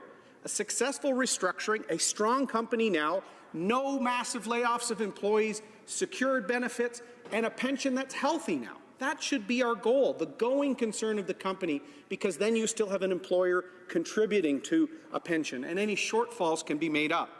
With the Bankruptcy and Insolvency Act, that's for smaller companies not eligible for CCAA, where they will make a proposal in bankruptcy, Madam Speaker. So the issue that brought me to bring my first private member's bill, Bill C-405, relates to one of the earliest concerns I had as a brand new member of Parliament in Durham. The General Motors employees, salaried employees in a group called Genmo, Mike Powell and Brian Rutherford, came in to see me to see the distress caused. The near insolvency of General Motors led many pensioners to see that their pension was only funded to an amount in the 70s, in the 70% range, due to changes made in the Ontario government years before, Madam Speaker. They were facing many decades potentially in retirement, likely receiving 20 to 30% less. And right now, pension administrators, when there's an insolvency that's not successful, they have to annuitize the pension. So what they do is they take what's left, they have to then use a large amount of those resources to buy an annuity to provide a steady stream of payments to those stranded pensioners. So if you already have 75% of your value, you're an underfunded pension, and you have to annuitize and lose another 10 or 15%, you're then going to be in a circumstance where you could be receiving 60% of what you thought you'd have from your defined benefit pension in retirement. That should not be acceptable, Madam Speaker. So I'm happy to say that key thrust of Bill C-405 is we should modernize legislation to make sure that pensions, as much as possible, can be kept as a going concern so that they can still be growing. They can have the benefit of the pooling of resources and large numbers of people within the plan. That is the aggregating benefit, Madam Speaker. So that's the first principle of this bill that would be changed, the ability for pension administrators to preserve and enhance that fund. There are other successful pensions that would perhaps like to have assets transferred over, so they'd have a fund within a successful, well-managed fund, and they would have the benefit of pooling of resources, pooling of numbers, and potential upside. So rather than right away knowing in an insolvency situation you're going to annuitize and everyone's going to get less than what they're already going to get under an underfunded plan, this will allow for potential upside. So if the pension plan it transfers into has success, these pensioners will have success. So it will secure and enhance. The other thing, the second thing it will do is it will bring more fairness to this. We have seen the headlines that drive pensioners crazy, where they see large, massive executive contracts to retain executives in the restructuring. You just have to look at the headlines to see this, Madam Speaker. We've seen it at Sears, Target, and others. These massive contracts for executives are often massively larger than all the employees. It's squandering the funds in what's called key employee retention plans, Madam Speaker. This bill will provide much more ability for pensioners and the court to restrict those excessive key executive retention plan payments, bringing more fairness to the process for the average worker, Madam Speaker, to try and bring back some confidence in the process for these Canadians. The third thing it will establish is a national reporting mechanism, Madam Speaker, working with the Chief Actuary of Canada, the provinces, the territories, and security regulators, making sure that more Canadians know how many pension plans are in an underfunded situation, what risks there are to thousands of Canadians in their retirement, Madam Speaker. This is a particularly acute issue in Southern Ontario, where a number of older defined benefit plans, companies reaching financial distress, it's not just losing the jobs of the employees, Madam Speaker, it's often much larger amounts of retirees within the Greater Toronto and Hamilton area in particular, Madam Speaker. This will educate and get collaboration. This will preserve their funds, and this will bring fairness to executive retention programs. As I said, we want some of the key people to restructure that company because the goal should be to maintain that company as a going concern. The employees are safeguarded. Creditors will agree to working with them to get more in the long run, and pensions will be secured because the pension plan will be continued to be paid into. There can even be a plan to put it back into a balanced state, Madam Speaker. So there is nothing in Bill 405 that conflicts with super priority demands of unions and other groups. There's nothing in Bill C-405 that is a step back. It is steady progress down the field. Let's make progress for tens of thousands of Canadians while advancing other bills that some people might want, but that may be waiting for a Hail Mary pass that I don't think will come. Why is it important to educate Canadians? Because only 40% of Canadians have a pension, Madam Speaker. The good thing is the real risks after the global recession we saw in 2008, 2009 to a lot of the old traditional defined benefit pension plans, things are getting better, Madam Speaker. According to last year's report from the Financial Services Commission of Ontario, there's actually been a decrease in the number of defined benefit plans, mainly in Ontario, that are underfunded. In 1 year alone, from 2016 to 2017, it went from 30% of plans to just 22% are underfunded. Even better, the projected mean solvency of the average plan in Ontario went up from 91 to 96%. And I remind people, time and the strategy of these plans and making sure employees are more of a part of it is critical. As one expert reminded me, the year before Nortel's insolvency, their pension plan was almost fully funded in the high 90s. But market conditions and not the ability to change quickly, and then the lack of success of the restructuring left pensioners holding the bag. That's why we're here with Bill C-405.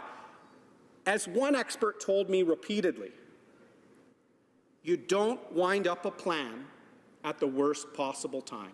In fact, many families in the Ottawa region where we sit would know that they're still providing an annuity for the Nortel pension plan. They're still annuitizing that plan, Madam Speaker.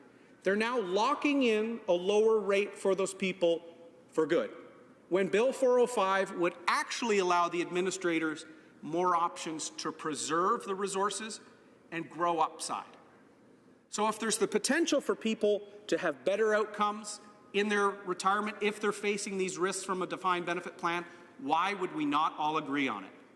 We can agree that it's 15 minutes ahead of time. We're just coming up to 5:30 now. Why can't we agree to make steady progress on an issue we're all receiving emails on now? And when the Conservative government enhanced the Wage Earners Protection Plan, protecting more of the earnings of current employees in the context of an insolvency, the Senate committee that was used largely to consult on insolvency and bankruptcy stated directly that the better approach is not actually to go to super priority. This is why the Conservative government didn't proceed. This is why the Liberal government's not going to do it. So people are going to wait for a magic bullet that's never coming. So Bill C-405 will make progress. Here is what the Senate committee report said about super priority in the case of an insolvent defined benefit plan, Madam Speaker. Quote, the committee believes that granting the pension protection sought by some of the witnesses would be sufficiently unfair to other stakeholders. Goes on, super priority status could unnecessarily reduce the monies available for distribution to creditors. In turn, credit availability and the cost of credit could be negatively affected, and all those seeking credit in Canada would be disadvantaged. We're in Small Business Week, Madam Speaker. Higher cost of credit impacts every business, whether they have a pension or not for their employees, whether they're a small and medium-sized business that we're celebrating today. Higher cost of credit, the fewer companies that are able to restructure, that's not actually sound public policy. But as I said, C-405 doesn't preclude us from having the debate on super priority. But as I said, when it was looked at carefully 10 years ago, it was clear. If you keep at the benchmark, you want to keep that company a going concern for the employees now, for the economic activity, and for the safety and security of the pension, restructuring has to be the option. Allowing companies to get debtor-in-possession financing, allow them to restructure under the CCAA is good for job protection. I want to thank the many people that I've consulted in respect to Bill C-405, Madam Speaker, because I've learned as a parliamentarian a lot about this issue, and I'm very proud to have worked with my friend Andrea Bochter at Stikeman Elliott. I met her when we were working on the insolvency of Air Canada, Madam Speaker, and she's one of the leaders in the field. I already mentioned Michael Powell and Brian Rutherford. fortunately, the member will have an opportunity to maybe add some more to his speech or through the questions and comments. Questions et commentaires. Questions and comments. The Honourable Parliamentary Secretary to the Minister of Innovation, Science and Economic Development. Merci, Madame la Présidente. Thank you, Madam Speaker. His speech, I certainly understand the need for flexibility in the CCAA restructuring process, so I commend him for that. My concern is that perhaps he's giving too much power to the administrator under the circumstances to perhaps do things to the detriment of workers and people who are beneficiaries of the plan. It seems to me that the standard in his particular case, or the benchmark of 1/3, may be too low. Maybe he could comment on that. The honourable member for Durham. Thank you very much. Now, Mr. Speaker, I appreciate my friend's comments. Certainly doing nothing is failing Canadians. And so that's part of the reason for this debate. Having more consultations on the potential for some super priority solution in the future, that sounds good, but when you see the negative impacts it has on the economy, there's actually more negative. So sometimes the cure could be worse than the ailment in terms of inability for small companies to access credit. But he raised a good question, or a good point. You could have a no more than 1/3 object standard, which perhaps might be a good way to use it. What I think he would agree as a former law professor, I remember even Jacob Ziegel, the famous insolvency professor, commented on the Senate round, Mr. Speaker. Everyone agrees the priority needs to be restructuring, and it needs to be keeping the company and the pension plan a going concern. That should be the priority. That's why CCAA should be the preference. In terms of the pension administration, we need to modernize that, because right now the only option these administrators have is to annuitize the remaining funds. That will take a fund that could be worth 75% of what the people get, and the annuitization, the inefficiency of restructuring that at the worst time, will guarantee them even less. So why would we not give them more options, provided the employees do have a direct say? We might quibble over how many employees are required to reach a threshold for making a change or transferring assets, but status quo, Mr. Speaker, is clearly not working. Questions and comments. Questions et commentaires. The honourable member for Hamilton Mountain. Thank you, Mr. Speaker, and thank you, my colleague, for bringing this up in the House. When you mentioned about fairness, and that's what he was trying to bring here, can you explain to me where the fairness is after a person works 35 years, defers their wages, to put it into a pension plan, and then all of a sudden when a company is in financial distress, they go under CCAA, and the first thing they do is look for concessions, give themselves bonuses, but at the same time, if they liquidate, then they're at the bottom of the list. At the bottom, this is money that was actually given to the company to make sure their investment was there. The company guaranteed it. That was the agreement. And all of a sudden, this inadequate law that we have allows them to go onto the bottom of the list. I want to remind the honourable members to place their questions and their responses through the Speaker, not directly to the other honourable members. The honourable member for Durham. Thank you, Mr. Speaker, and I thank my colleague for that comment. This is why I'm saying Bill C-405 does not preclude that member or other members that he's spoken to from advancing super priority. This makes steady progress. Let's move the ball down the field 12 yards, and you can still throw for even more. But when we know there will be a benefit from these changes, we should all get behind it and educate people. I would remind the member that the Indilex decision shows that the way he's describing pensions, it's viewed more as a benefit and not as deferred wages, Mr. Speaker. This is still being debated and litigated, but the Senate committee I cited earlier, and the member knows this, also said this, I quote, "As we noted earlier, insolvency at its essence is characterized by insufficient assets to satisfy everyone, and choices must be made. The key choice is to keep the company a going concern for the well-being of workers and for pensioners. We're only talking situations, Mr. Speaker, where that can't be done. Super priority most experts have agreed, will actually lead more companies to liquidate and not restructure. We could debate that, and that's what today is for. But if that's going to happen with super priority, less access to credit for distressed companies, there would be no Algomas. There would be no Stelcos. As I said in my remarks, Algoma is on the precipice now of emerging from CCAA.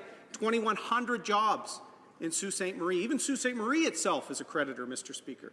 Let's work together to preserve those jobs. Bill C-405 is a way all parties could come together to make progress. Resuming debate, reprise du débat, the Honourable Parliamentary Secretary to the Minister of Innovation, Science and Economic Development. Merci, Monsieur le Président. Thank you, Mr. Speaker. Thank you for allowing me to participate, along with my colleagues, in the debate on the Private Member's Bill C-405. You mentioned Professor Jacob Ziegel at the University of Toronto. I would like to add another one of his colleagues, having attended a number of his consumer and corporate law workshops over the years. But my first law job, Mr. Speaker, was actually working on a pension task force in the province of Ontario for Professor Martin Friedland, a colleague of Jake Ziegel's. And in that context, I got to know a lot about pensions, got to know Cliff Pilkey very well, and noted in addition to his prowess on pensions, he could also play a pretty mean game of pool. Mr. Speaker, we recognize as a government that there are difficulties that insolvency can have, and we're committed to getting feedback from pensioners, workers, companies, and lenders in order to move forward to a whole-of-government, evidence-based approach to enhancing retirement security for all Canadians.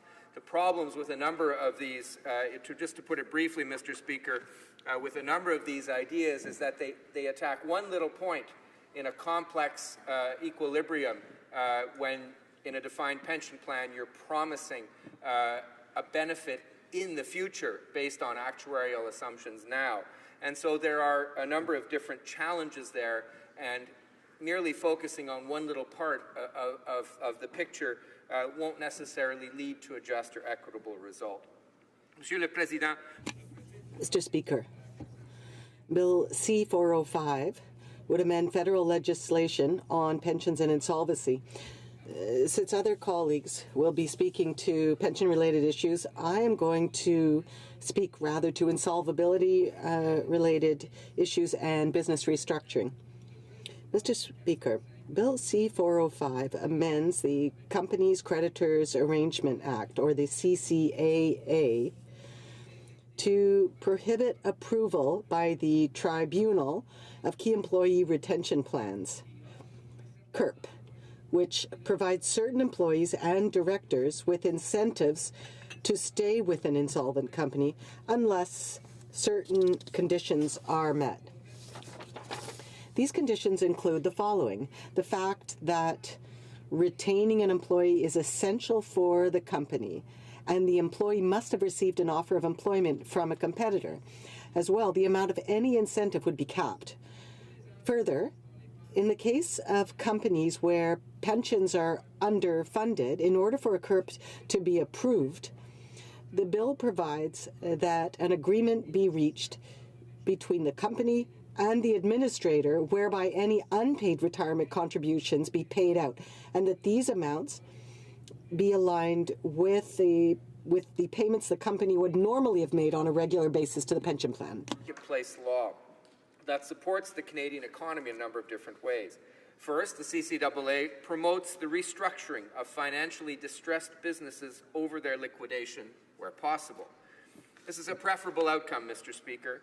While insolvency is an unfortunate fact in modern economies, a successful company restructuring can help minimize the negative impacts on the many affected parties, preserve company value, maintain jobs and supplier relationships, and allow companies to continue funding pensions and benefits.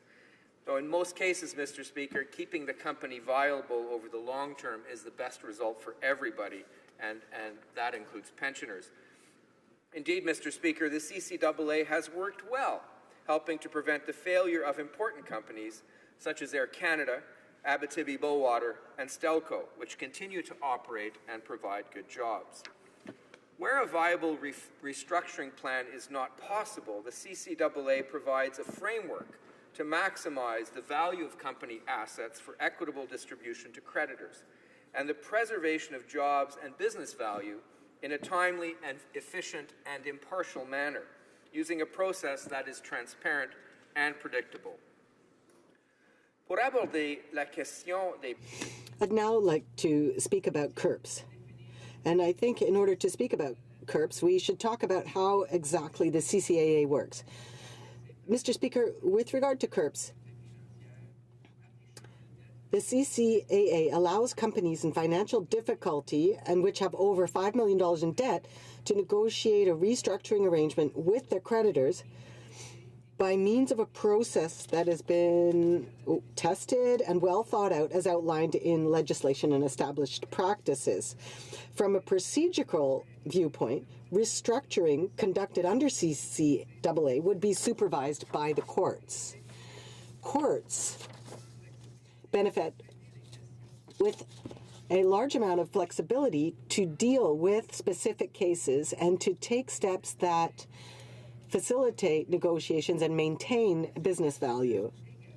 This process is also vital in order to ensure fairness and maintain the public interest throughout the process.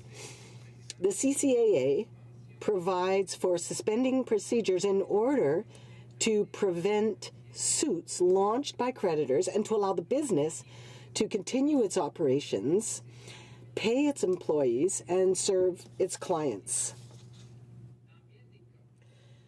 In many cases, the business takes on legal representation fees for pensioners and other vulnerable groups in order to ensure that they can participate appropriately in the negotiations.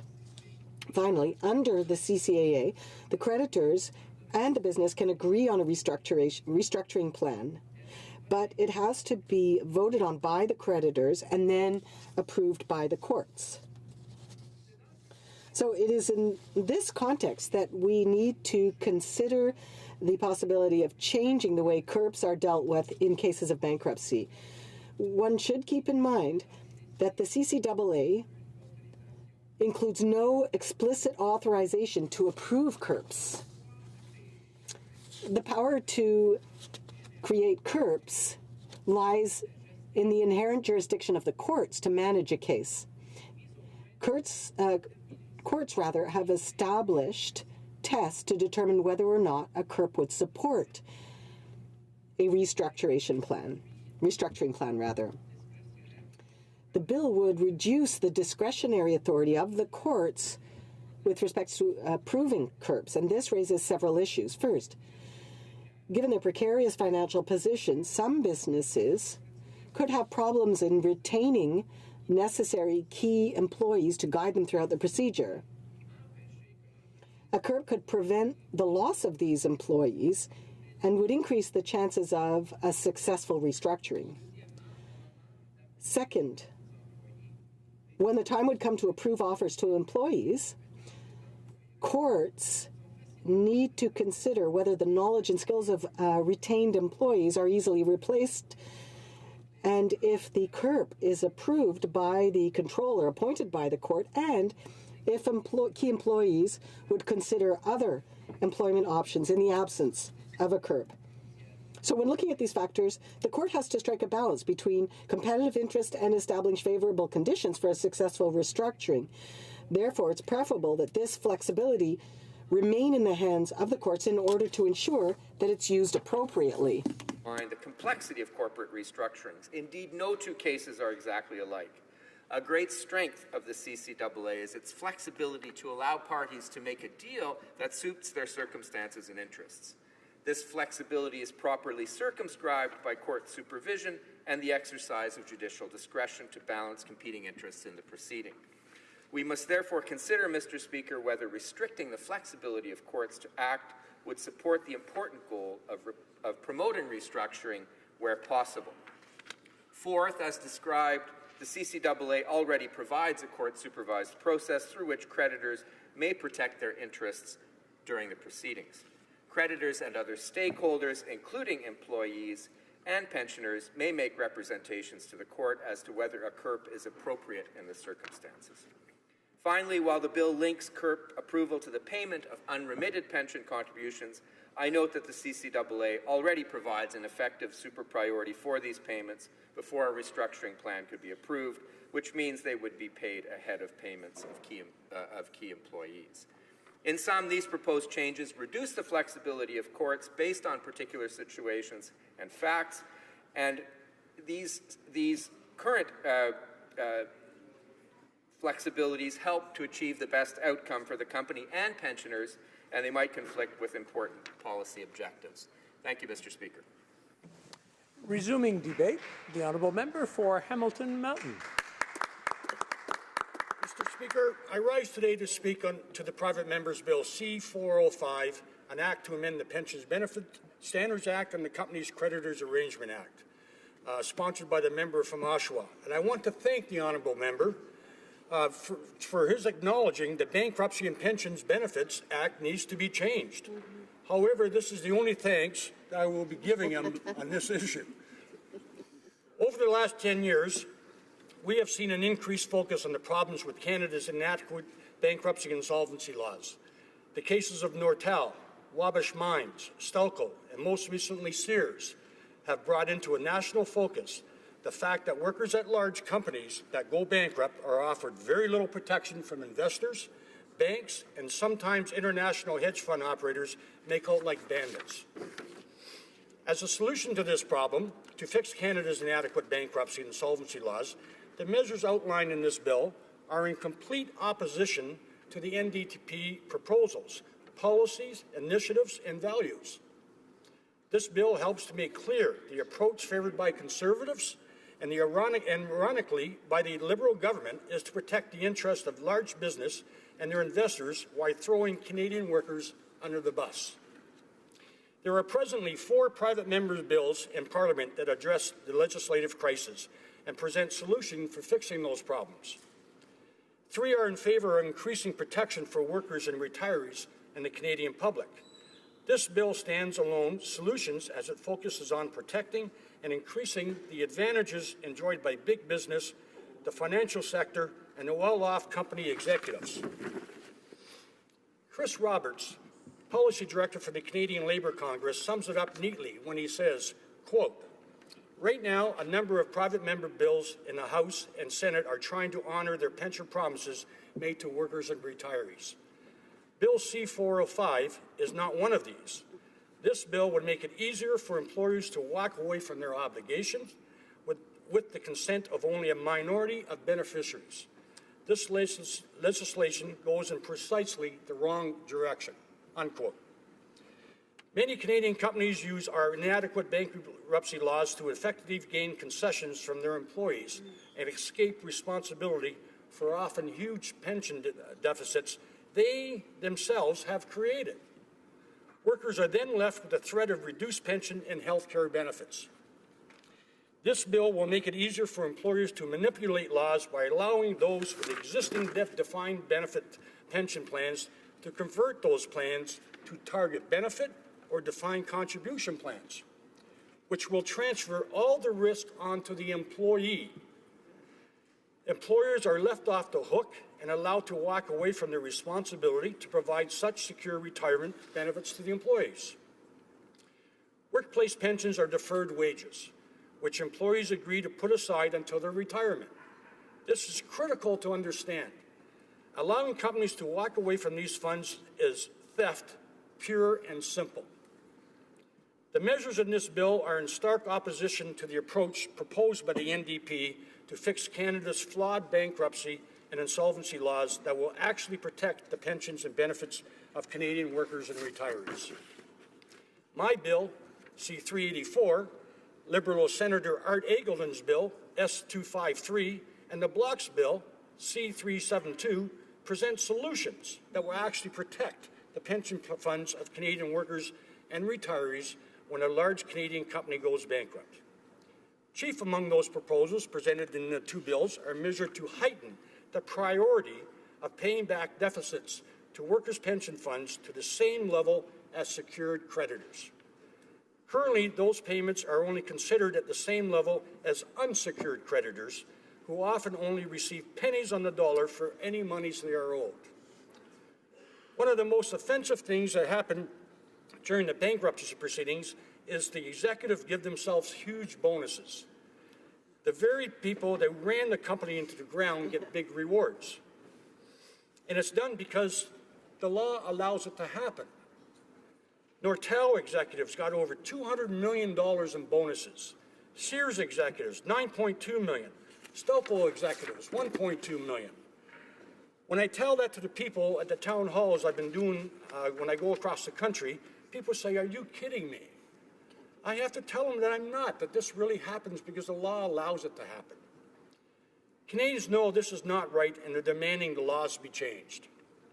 And remember, this all happens while workers and retirees get their benefits cut off, employees lose vacation, severance, and termination pay, and small suppliers get stiffed on money they are owed. The proposals in this bill dealing with executive compensation will do nothing to prevent the excessive rewards handed out during bankruptcy proceedings. Executives who are paid largely through stock options and bonuses, and that is many of them, will not be affected by the new rules laid out in this bill. Executive bonus during bankruptcy proceedings should be outlawed, pure and simple. And why should executives get bonuses to begin with when workers at the same time are asked to give concessions? It is so obvious to the majority of working Canadians, and it's time we change the laws to make this happen. It's also time for the government to get serious about changing the laws it knows are hurting workers and retirees and threatening the retirement security of Canadian seniors. This is not a new issue. The problem has been happening for decades. The Liberal Party even went so far as to pass a resolution at their last policy convention calling on their own government to provide pension security.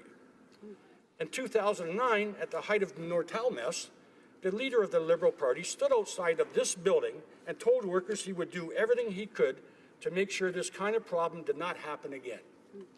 And during the 2015 election, the current Prime Minister came into my city of Hamilton and told workers he would use every tool in the toolbox to change the laws and fix the problem. The Liberals did not tell the truth. They did not live up to the promises. The disconnect between this government and the needs of Canadian workers is hard to understand. The Innovation Minister tells workers that he cares, but does nothing. The Seniors Minister tells Canadians she wants to come up with the right solution, but then refuses to consult anyone. And the Canadian Prime Minister has let them eat cake moment and tells the Sears pensioners who are losing 30% of their pensions that they can rely on CPP and EI. They should be ashamed of themselves, and the Conservatives should be embarrassed and ashamed to offer legislation which will further threaten the well-being of Canadian workers and retirees.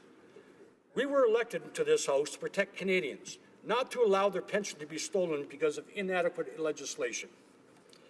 It is in our interest to prioritize the interests of Canadians when it comes to these bankruptcy proceedings, to ensure the company pays, not the pensioner and not the Canadian taxpayer. This bill does not do this, and this is why the NDP cannot support Bill C-405. Thank you, Mr. Speaker. Resuming debate, reprise du débat, l'honorable député, the honourable member, Airdrie. Thanks, Mr. Speaker. I'll ask you just to imagine that you've worked for 30-plus years at a company and you've contributed to your workplace pension from every paycheck during that time. Obviously, that plan would be your plan for your golden years. It's a pension that would help to pay for some of your expenses, obviously, and maybe give you even a chance to enjoy a vacation or something like that, a few luxuries that you maybe didn't have when you were a little younger. But what happens if maybe a year or two before retirement, your company goes bankrupt? What happens when your company can no longer pay out the pension that you have obviously been counting on for decades? Well, pensioners in Canada have seen this happen before. We've seen it with Nortel and Sears recently, for example. Those are two of the examples that come to mind. And the issue of pension shortfalls has certainly shaken Canadians' confidence in the sustainability of defined benefit pension plans. And you can't really blame them. This is a nightmare that's facing many of these workers, and it's a long one. And you know that you probably have a lot of sleepless nights. There's probably a lot of time worrying, how does this all work out in the end? You're not sure. You're thinking, well, will this force me to look at shelving my retirement plans, maybe returning to work for a long period of time into well past what I had anticipated or intended. You're thinking, maybe I should have saved a little more money for my own retirement, but you thought you had this pension plan to rely on. So now what am I going to do? And you think, what happens to all the money that I've invested into this pension plan? That's the kind of questions that's going through someone's head. So that's why I'm so pleased to be able to stand here today in support of my colleague from Durham and his bill C-405. Because I think it addresses these concerns in a balanced sort of a way. And I want to clear up some of the misconceptions that we think we've just heard regarding this legislation, because this bill would really aim to create a peace of mind and through flexibility by making underfunded pension plans more nimble, so that more benefits for pensioners could be recovered in these kinds of situations, and done so in a balanced kind of a way, Mr. Speaker. The bill would also improve accountability and transparency by creating a more robust requirement for government agencies to report to Parliament and Canadians. Companies facing bankruptcy, Mr. Speaker, would also be prevented from exploiting loopholes or abusing certain rules that would allow for payouts to executives while the pensions are underfunded. So there's a delicate balance that needs to be achieved here, Mr. Speaker, between addressing the concerns of sustainability of defined benefit pensions and obviously not adversely affecting other creditors, the bottom lines of companies, etc. And both of those are important. And I believe that Bill C-405 seeks to address those issues in a balanced way. Now, obviously, I think it would go without saying that the best way, obviously, to ensure the health of pensions and to ensure the retirement security for Canadian workers would be to keep companies in business. That's obviously the ideal you're always seeking. And I think that really means that we have to try and make sure we create the field for companies to be competitive, to be able to succeed. And that means always looking at ways to lower taxes, which is obviously the opposite of what we've seen from this Liberal government. You know, certainly whether it be payroll taxes, carbon taxes, removal of tax credits, going after small business owners, branding them as tax cheats, trying to gain more revenue out of them that way. All of these things are the opposite of that. They are not what we should be seeking to do as a government. What the government should be seeking to do is always try to make the opportunities easier for our job creators by lowering taxes, by ensuring that we're not putting up unnecessary roadblocks and barriers to their success. Certainly means not bringing in a job-killing carbon tax that would hurt Canadians' chances of getting a job or hurt the ability for businesses to be able to compete and grow and therefore create more jobs. That's not what it means. But I don't want to get too far down the lines of the failures of this Liberal government, because we could talk for hours about that. So I'll just move back a little bit more towards this unfortunate reality. And that's that sometimes, despite any efforts that are made to ensure we're creating a level playing field and giving the opportunities for businesses to be competitive and to be able to succeed and to be able to create opportunities and jobs, that sometimes companies will fail. And hardworking and loyal employees can be left in the dark in those situations. And they can be unsure about the future of their pensions. So this bill would amend the Pension Benefits Standard Act of 1985 to authorize the administrator of a pension plan to amend an underfunded pension plan in certain situations and to provide for the tabling of an annual report respecting the solvency of pension plans. Again, there's that transparency that we're talking about there. The bill would also amend the Companies Creditors Arrangement Act to add limitations on orders made to cover certain costs. Now, you're probably asking, how would the bill do this? Well, let me try and provide some answer to that. The bill would add flexibility to the refinancing, replacement, or amendment of terminated pension plans with unfunded liabilities so that administrators may obtain the highest payments possible. And that flexibility obviously gives the ability to try and make sure that the best arrangement possible can be worked out. It would also limit the degree to which large bonuses and pensions can be given to executives, while pensions for regular workers go underfunded. We've all seen headlines, Mr. Speaker, a global news story from 2017, July of 2017. Here it is. Sears managers, executives get $9.2 million in bonuses while thousands laid off. And obviously you see headlines like that and, I think it frustrates and angers anyone who sees something like that. I suppose other than maybe those people that were getting the bonuses, but that's a pretty small number of Canadians. We need to be focused on the workers, the people who you're hearing about being laid off. And it certainly isn't fair to them. It certainly isn't fair to those workers. And it's something that needs to be addressed. There's no doubt about that. Previous rearrangements of super priority, I don't think are an option. I think what that does is it creates issues in the credit and bond markets that can lead to more insolvency, which doesn't obviously help anyone. And I think the other thing that should be pointed out here is, it is Small Business Week.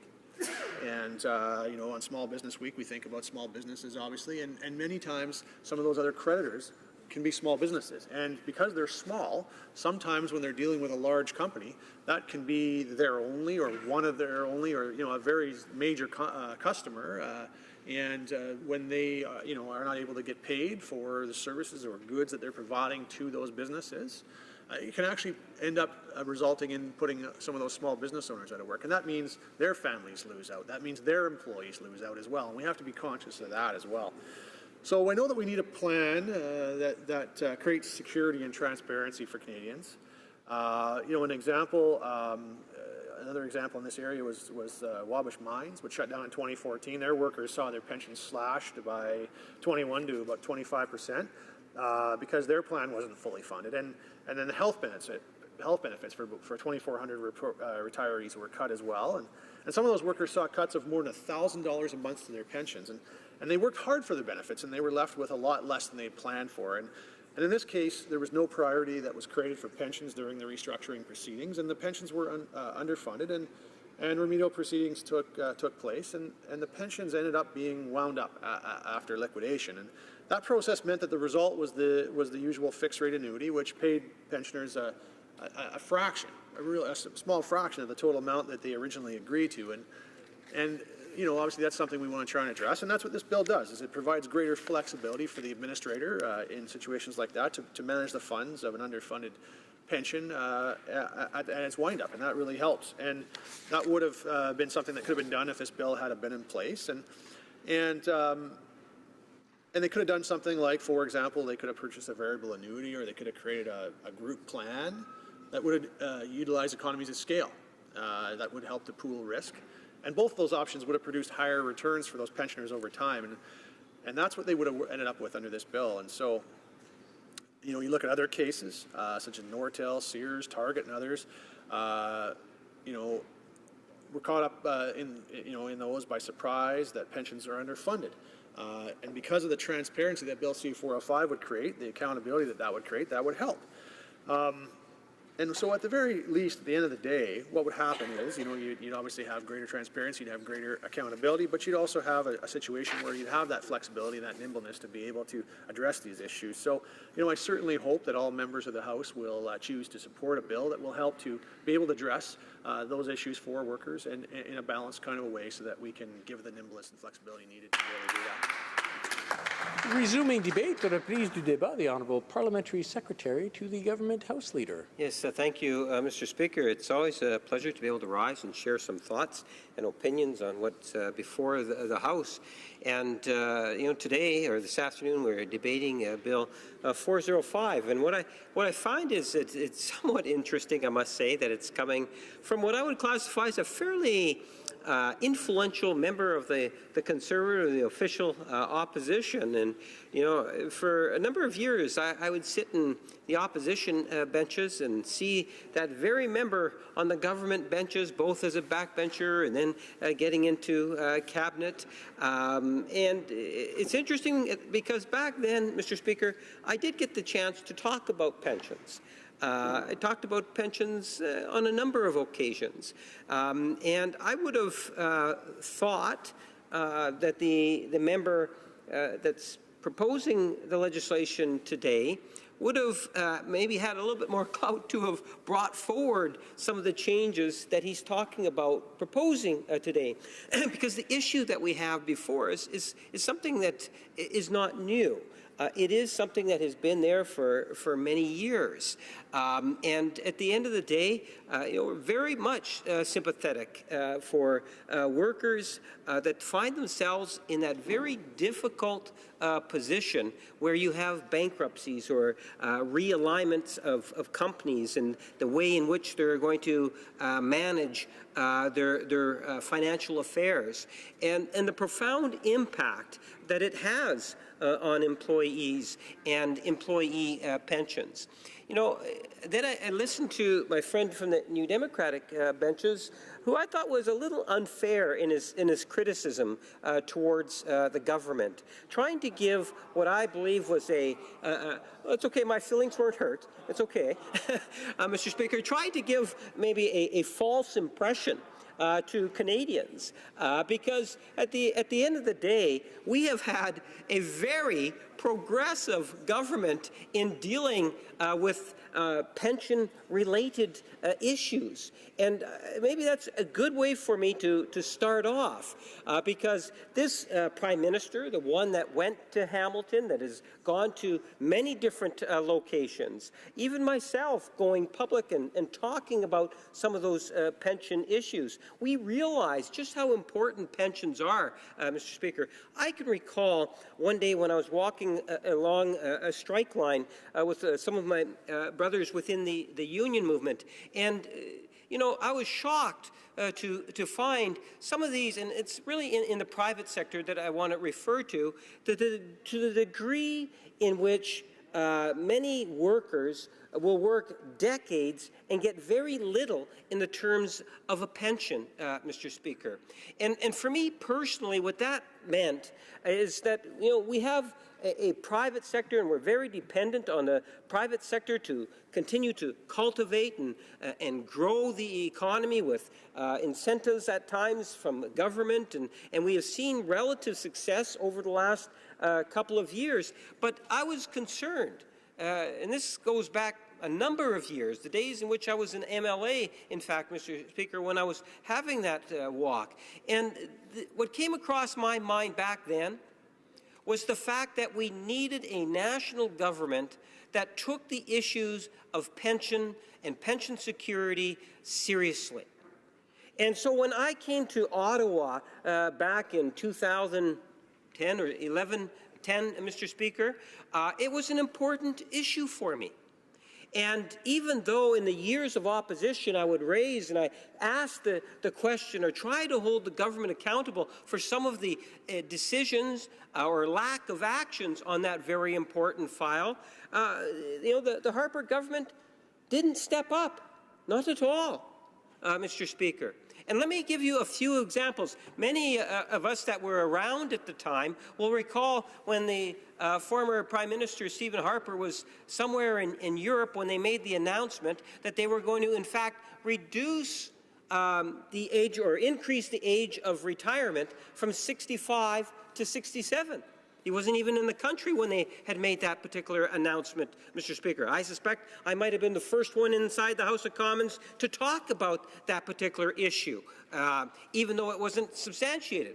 We had a Prime Minister who made a commitment when he was the leader of the third party inside the chamber that the Liberals would fix that issue. Because what the Conservatives were doing, Mr. Speaker, by making that decision was putting at great risk the livelihood of many thousands of seniors as they started to edge towards retirement. So one of the first actions that we did as a government is we reduced that age from 67 to 65 for OAS recipients, Mr. Speaker. But that's universal. That applied to everyone. And then, Mr. Speaker, not wanting to settle for just that, there were a number of other initiatives that were taken. How many times inside this House in the last couple of years where I've had the good fortune to be able to stand and talk about the Prime Minister, or this government's, which is led by our Prime Minister, Mr. Speaker, and the approach in regards to the guaranteed income supplement. Imagine the poorest of our seniors, every region of the country, getting a substantial increase because of that policy change, Mr. Speaker. Then we had a government looking, and we talk about the Sears and many other employees and the hardships and the anxiety that is caused. Those that are into the workforce today, that were wanting to be able to ensure that they have pensionable monies going forward, Mr. Speaker. And government will do what it can in terms of those companies like Sears. We are very sympathetic to it. I truly believe that, Mr. Speaker, that where there is progress to be made, that we will make that progress. And a good demonstration of that is the CPP. For years, we had a federal government that closed its eyes to it, Mr. Speaker. And when the honourable, on a point of order, the honourable member for Hamilton Mountain. Mr. Speaker, we're here to talk about a bill C405 about pension theft. What the honourable member is doing over there is talking about everything except for that. So I'm wondering if you could just get back on track and never mind about all the stuff that they've done before, what they're going to do today.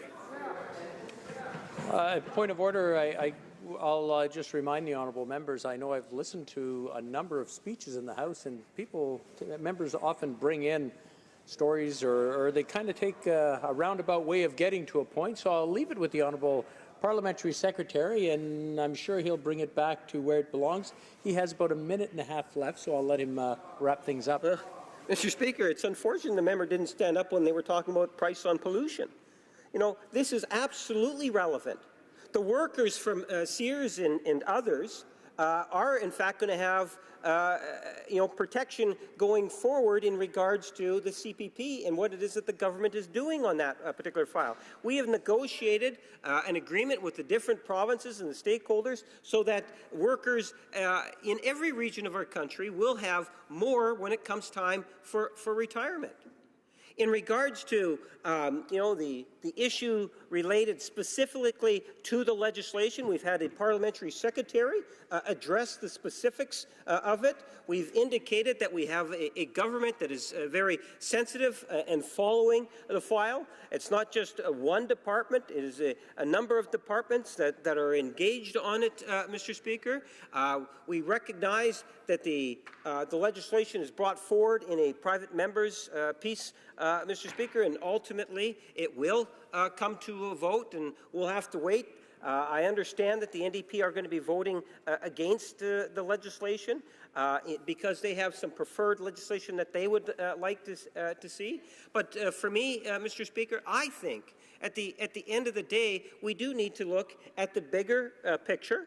I do believe that we have a government that has demonstrated very clearly that it is concerned about pensions, and I gave several examples of that, Mr. Speaker, and that caring attitude will continue even when it comes to issues that have been raised today in regards to businesses, restructuring, and bankruptcy. Thank you, Mr. Speaker. La période prévue pour l'étude. The time provided for the consideration of private members' business has now expired, and the order is dropped to the bottom of the order of precedence on the order paper. At this time, under Standing Order 38, a motion to adjourn the House is deemed to have been moved and approved. Therefore, the motion is as follows, that the House now adjourn. The honourable member for Beauport, Côte-de-Beaupré, Île-d'Orléans, Charlevoix. Good evening, Mr. Speaker, as always. It's always an honor to rise to speak during the Late Show because I know that no fewer than 2.2 million people are watching us tonight. I had put a question just before the G7 took place in my riding of Beauport, Côte-de-Beaupré, Île d'Orléans, Charlevoix. I had asked questions because my constituents were calling me and they wanted to know what was going to happen in the course of the G7. Well, the G7 took place, and it can be said that Charlevoix will go down in history for two reasons. One, security. There was so much security that many of our companies are still in financial difficulty as a result of that event today. And we also got some very good pictures. Now, we all know that the Prime Minister loves being in pictures, but it also put Charlevoix on the map. Some companies in my riding actually managed to, and I'll use an English word here, they came out as winners during the G7 meeting. The Manoir Charlevoix, the Le Truchon restaurant,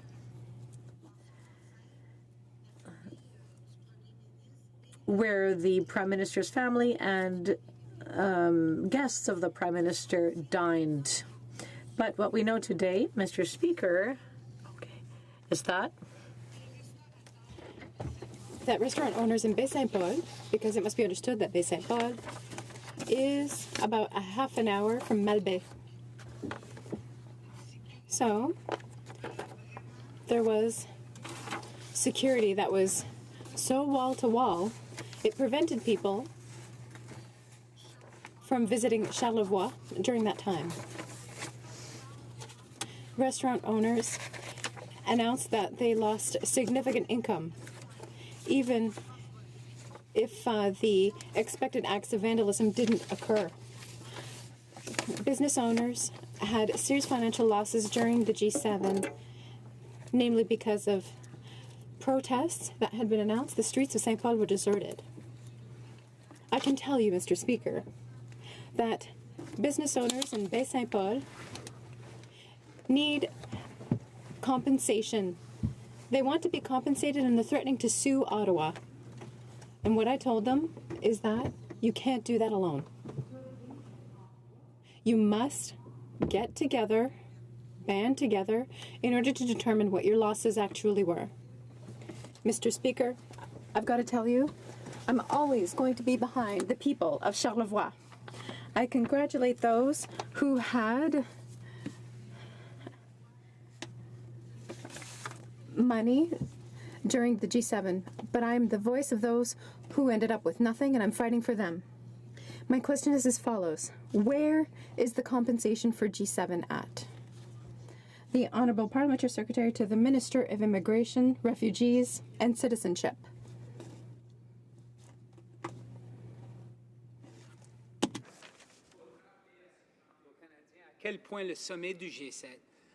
I would like to seize this opportunity to remind everyone just how the G7 summit in Charlevoix was a success. During the event, we saw how the residents of Charlevoix were proud to welcome representatives from around the world to show them how beautiful the region is and how it is the pride of Canada. Mr. Speaker, our government actively engaged with local representatives before holding this world-class event. Last May, the Prime Minister went directly on site to meet the community and local leaders. I would also like to add that this summit led to economic spin-offs for the region that will last well after this world-class event. For example, we invested in local infrastructure, and that will directly benefit the local population. Also, we invested $15 million to modernize the cell phone network. This is a legacy a significant legacy from the G7 summit. I would like to quote the prefect for the RCM of Charlevoix East and the mayor of Saint-Siméon, Sylvain Tremblay. These are investments that we probably would not have been able to do for decades. This is an important legacy. For us, this allows us to come into the 21st century with the same tools as everyone else. I know that my colleague revealed her concerns about compensation that will be offered to local businesses. I would like to reassure her that compensation policies for local businesses that were affected are the same as those that were in place under the Harper Conservatives in 2010. We have a program that will compensate commercial enterprises, nonprofit organizations, and individuals affected by the extraordinary security measures, which was the case during this summit. We received applications and we are assessing them. When it comes to compensation, my colleague seems to have a short memory. Under the Harper government in 2012, 2 years after the G8 summit in 2010, their government was still processing the equivalent of $11 million in requests for compensation. And when it comes to payments, at the time it was reported that big businesses were being paid before small ones. Thank you. Honorable député de Beauport-Côte-de-Beaupré, Île-d'Orléans, Charlevoix. Monsieur le Président, Mr. Speaker, I thank my colleague on the other side very much. Evidently, there were significant economic spin-offs during the G7. And yes, evidently, there was a legacy left, but it doesn't work. Even today, cell phone service is not effective in the region. The mayor, the prefect, Claudette Saint-Marc, indicated just how disappointed she was by the response to G7. For all the respect that I owe my colleague on the other side, when it comes to 2012, I wasn't there. But this G7 happened where I live, in my riding. I was there, even though I wasn't invited. I went to go see for myself. There were some successes. The Honourable Parliamentary Secretary. Maybe it's worth repeating to my colleague, Mr. Speaker, that compensation policies for local businesses affected are the same as those that were in place under the Harper Conservatives during the G8 in 2010.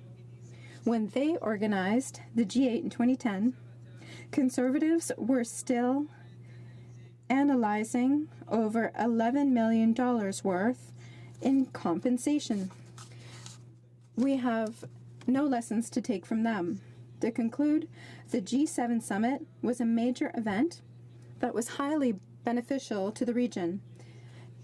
The residents of Charlevoix, as well as all Canadians, can be proud of it. Thank you. The honourable member for Vancouver East. Thank you, Mr. Speaker.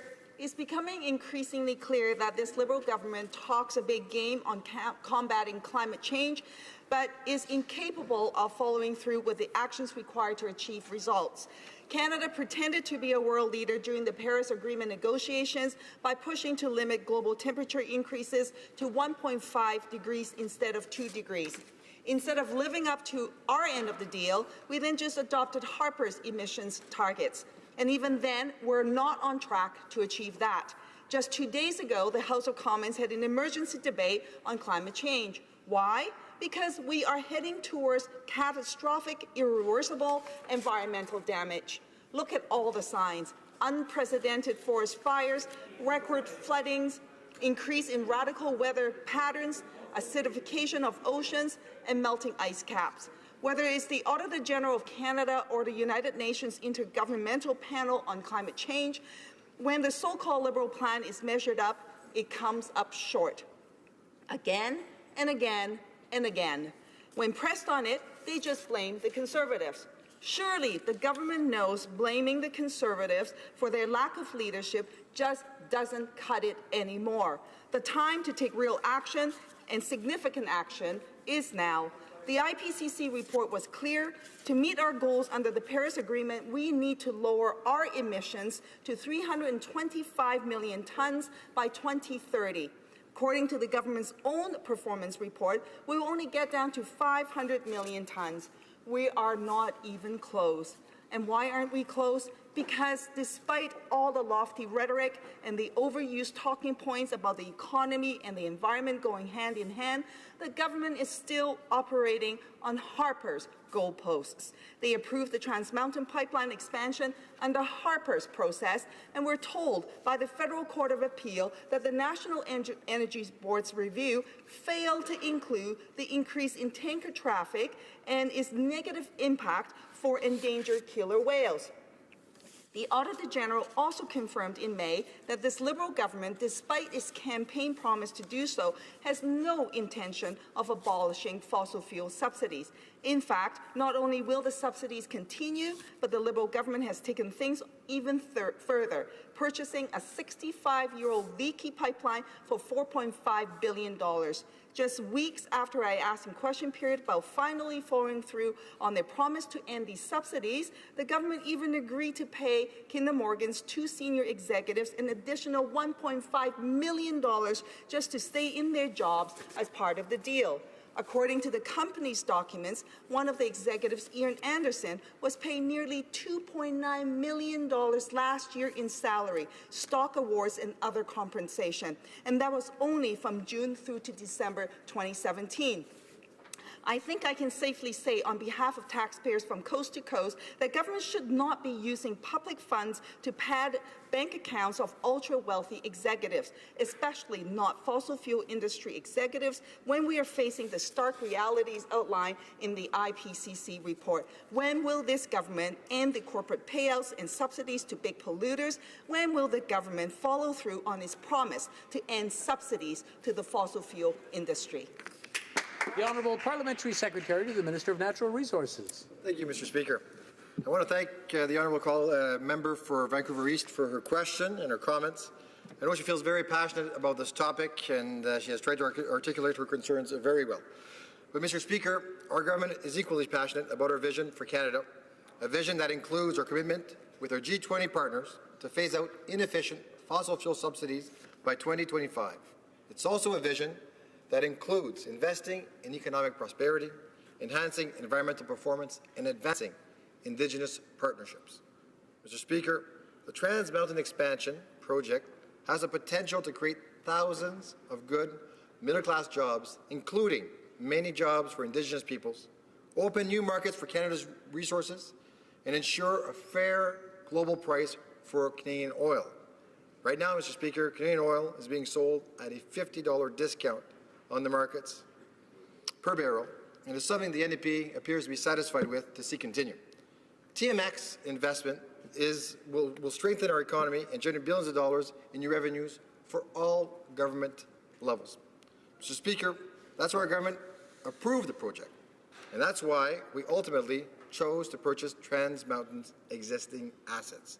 The member opposite forgets that millions of hard-working Canadians invest in the country's stock market every day, either directly or through their mutual funds and RSPs. Canadians are shareholders in Canadian assets also. The member also forgets that the Trans Mountain Pipeline is an asset, a sound investment, generating hundreds of millions of dollars in annual revenues. But as the Prime Minister, the Minister of Finance, and the Minister of Natural Resources have said, our goal is not to be the long-term owner of a pipeline. We expect to sell our stake at the appropriate time. In the meantime, Mr. Speaker, we remain committed to doing the hard work necessary to move forward the right way by following the guidance provided in the Federal Court of Appeal's decision. That's why the Minister of Natural Resources has instructed the National Energy Board to reconsider its recommendation and to take into account the environmental impacts of marine shipping related to this project. And that's why we have relaunched our government's Phase 3 consultations with Indigenous groups affected by the project. In doing so, with the help of former Supreme Court Justice, the Honourable Frank Iacobucci, who will provide the best possible external advice and perspective in support of a meaningful consultation process. All this in accordance with the direction provided by the Federal Court of Appeal. Mr. Speaker, as the Prime Minister said in his original response to the member opposite, we are committed to growing the economy and protecting the environment at the same time. Thank you. Honourable member for Vancouver East. Well, the government can't understand that you can't suck and blow at the same time. You can't spend billions of dollars propping up fossil fuel industries while claiming to be a leader in combating climate change. We at the NDP understand the environment and the economy can work together, but what that means is investing in just transition for energy workers towards a future in sustainable energy. It is not continuing to subsidize fossil fuel industries. It is not buying leaky pipelines so that the fat cat shareholders keep getting their dividend checks. It is investing in Canadian workers and Canadian entrepreneurs to develop, implement, and obtain careers in green energy initiatives that will allow us to meet and exceed our emission reduction targets. Why is this so hard and so difficult for the Liberal government to understand? And by the way, you can't say you have meaningful consultation with the Indigenous community when you have already made the decision, through you, Mr. Speaker, to the government. Honourable Parliamentary Secretary. Thank you, Mr. Speaker. I would encourage the member opposite to read the whole decision on TMX and not just the parts that they agree with. Mr. Speaker, the member's comments remind me of something the Prime Minister said the last time she raised this issue.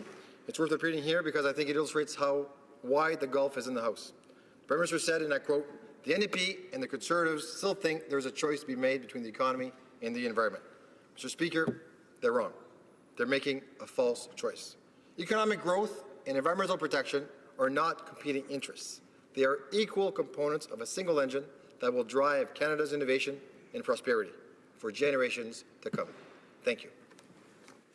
The honourable member for Sherwood Park, Fort Saskatchewan. Mr. Speaker, a year and a half ago, Saudi Arabia was elected to the UN Women's Rights Commission. Now, we thought that that was inappropriate. On this side of the House, we have been clear in speaking about Canadian and universal human values on the world stage. It was part of an engaged and principled conservative foreign policy. And yet this government has in so many ways backed away from that, admiring China's basic dictatorship, being slow to respond to crises around the world, failing to recognize genocide of Yazidis and Christians at the hands of Daesh, being slow to respond to the Rohingya crisis, the Rohingya genocide. In so many different areas, we've seen a lack of willingness of this government to confront issues of fundamental human rights around the world. Now, at that time, I had challenged the Minister of Foreign Affairs to acknowledge the absurdity of Saudi Arabia being on the UN Women's Rights Commission. I posed this question to the Minister multiple times, and she pointed out that Canada was not involved in the selection process, but she would not acknowledge the problem, and I think associated with that likely the need for some institutional reform at the United Nations that recognizes that there are certain actors that are just not appropriate for being in a leadership role on certain kinds of issues. But the minister refused to recognize that reality for reasons that are hard to understand. Now, fast forward to where we find ourselves today, there are many issues around the human rights record of Saudi Arabia that raise grave concerns. We've raised in question period issues about what appears very likely the killing of a journalist in a Saudi consulate in Turkey. Also, the nature of the prosecution of the war in Yemen. We have raised and spoken about the terrible humanitarian crisis in Yemen. We shouldn't forget the role that Iran is playing, fomenting problems, but also absolutely the terrible impact on civilians as a result of the way in which that war is being prosecuted. On this side of the House, we have been always willing to raise and confront issues of fundamental human rights, whether that involves Iran, Saudi Arabia, China, the government of Burma. But this government has been very slow and often unresponsive. So I will ask again the question that I asked a year and a half ago that I asked earlier this week. Now, the minister, in response to a serious question from my colleague about the current crisis with respect to Saudi Arabia, she thought it was a good moment to be partisan and to accuse us of being slow to the party. Well, we asked this question a year and a half ago about Saudi human rights record that the minister repeatedly refused to answer. So I'll ask my colleague, the minister, or the parliamentary secretary, the question again. Will the government acknowledge that it does not make sense for the government of Saudi Arabia to be in a leadership role at the UN with respect to the issue of women's rights? It would be great to hear from them a recognition that that doesn't make sense. Or if they think it does make sense, it would be worthwhile knowing that as well. I look forward, hopefully this time, to the parliamentary secretary actually answering that question, recognizing that reality with respect to the human rights situation in Saudi Arabia. The Honourable Parliamentary Secretary to the Minister of Immigration, Refugees and Citizenship. Thank you, Mr. Speaker. Let's be clear that under our government, the promotion and protection of human rights, which certainly includes women's rights, is a fundamental and foundational part of our foreign policy. We advocate for the rights of women across all conversations around the world, and that includes in our conversations with Saudi Arabia. Mr. Speaker, I'm glad to hear the member opposite, his party's junior critic on this file, agreeing with us in principle that human rights and women's rights are important to advocate for. It was not too long ago that his party was opposing that principle, and quite frankly, we are still unclear about his party's position as it relates to support for the human rights of women around the world. His party's senior critic, the member from Durham, has said that our party has advocated too much for women's rights in Saudi Arabia, saying, quote, that we have caused a disconnect by doing so. I can talk about another senior voice within the Conservative Party and his views on our advocacy for women's rights in Saudi Arabia. Maybe the member opposite can clarify whether John Baird's words to the effect that our advocating and defending women's rights is, and I quote, giving Canada a bad reputation is still the party policy of the Conservative Party of Canada. Mr. Speaker, on this side of the House, we don't just believe in defending human rights, but we believe in defending the human rights of any and all individuals, especially when it is difficult to do so. And we don't believe that that gives Canada a bad reputation. Quite frankly, we believe that that shines a light on Canada as a beacon onto the world, and the world knows that Canada will be there to defend the human rights of all vulnerable people and the human rights of women.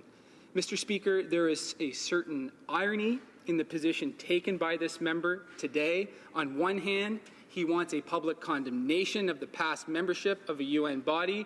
On the other hand, it is his party who argues that we shouldn't use public comments as, quote, a substitute for proper diplomacy.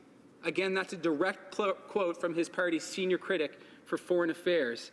Mr. Speaker, our government will continue to call on the government of Saudi Arabia to ensure the full protection of human rights, including women's rights, as well as respect for peaceful expressions of dissent, and to ensure fairness in judicial proceedings.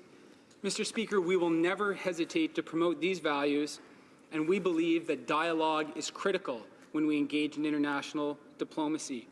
Mr. Speaker, while Canada was not a member of the UN Economic and Social Council until recently, and therefore had no influence over who was elected to its membership in 2017, we will use this forum to spur action by other countries on women's rights.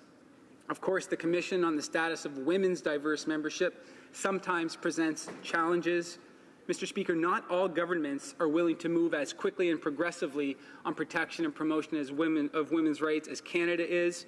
But if membership was comprised solely of countries already taking a strong human rights protections view, its ability to make change would be much less significant. Mr. Speaker, let me reiterate that we are committed to the full protection of all human rights, including vulnerable populations around the world, and in Saudi Arabia, we are committed to the protection of the human rights of women. Thank you. The honourable member for Sherwood Park, Fort Saskatchewan.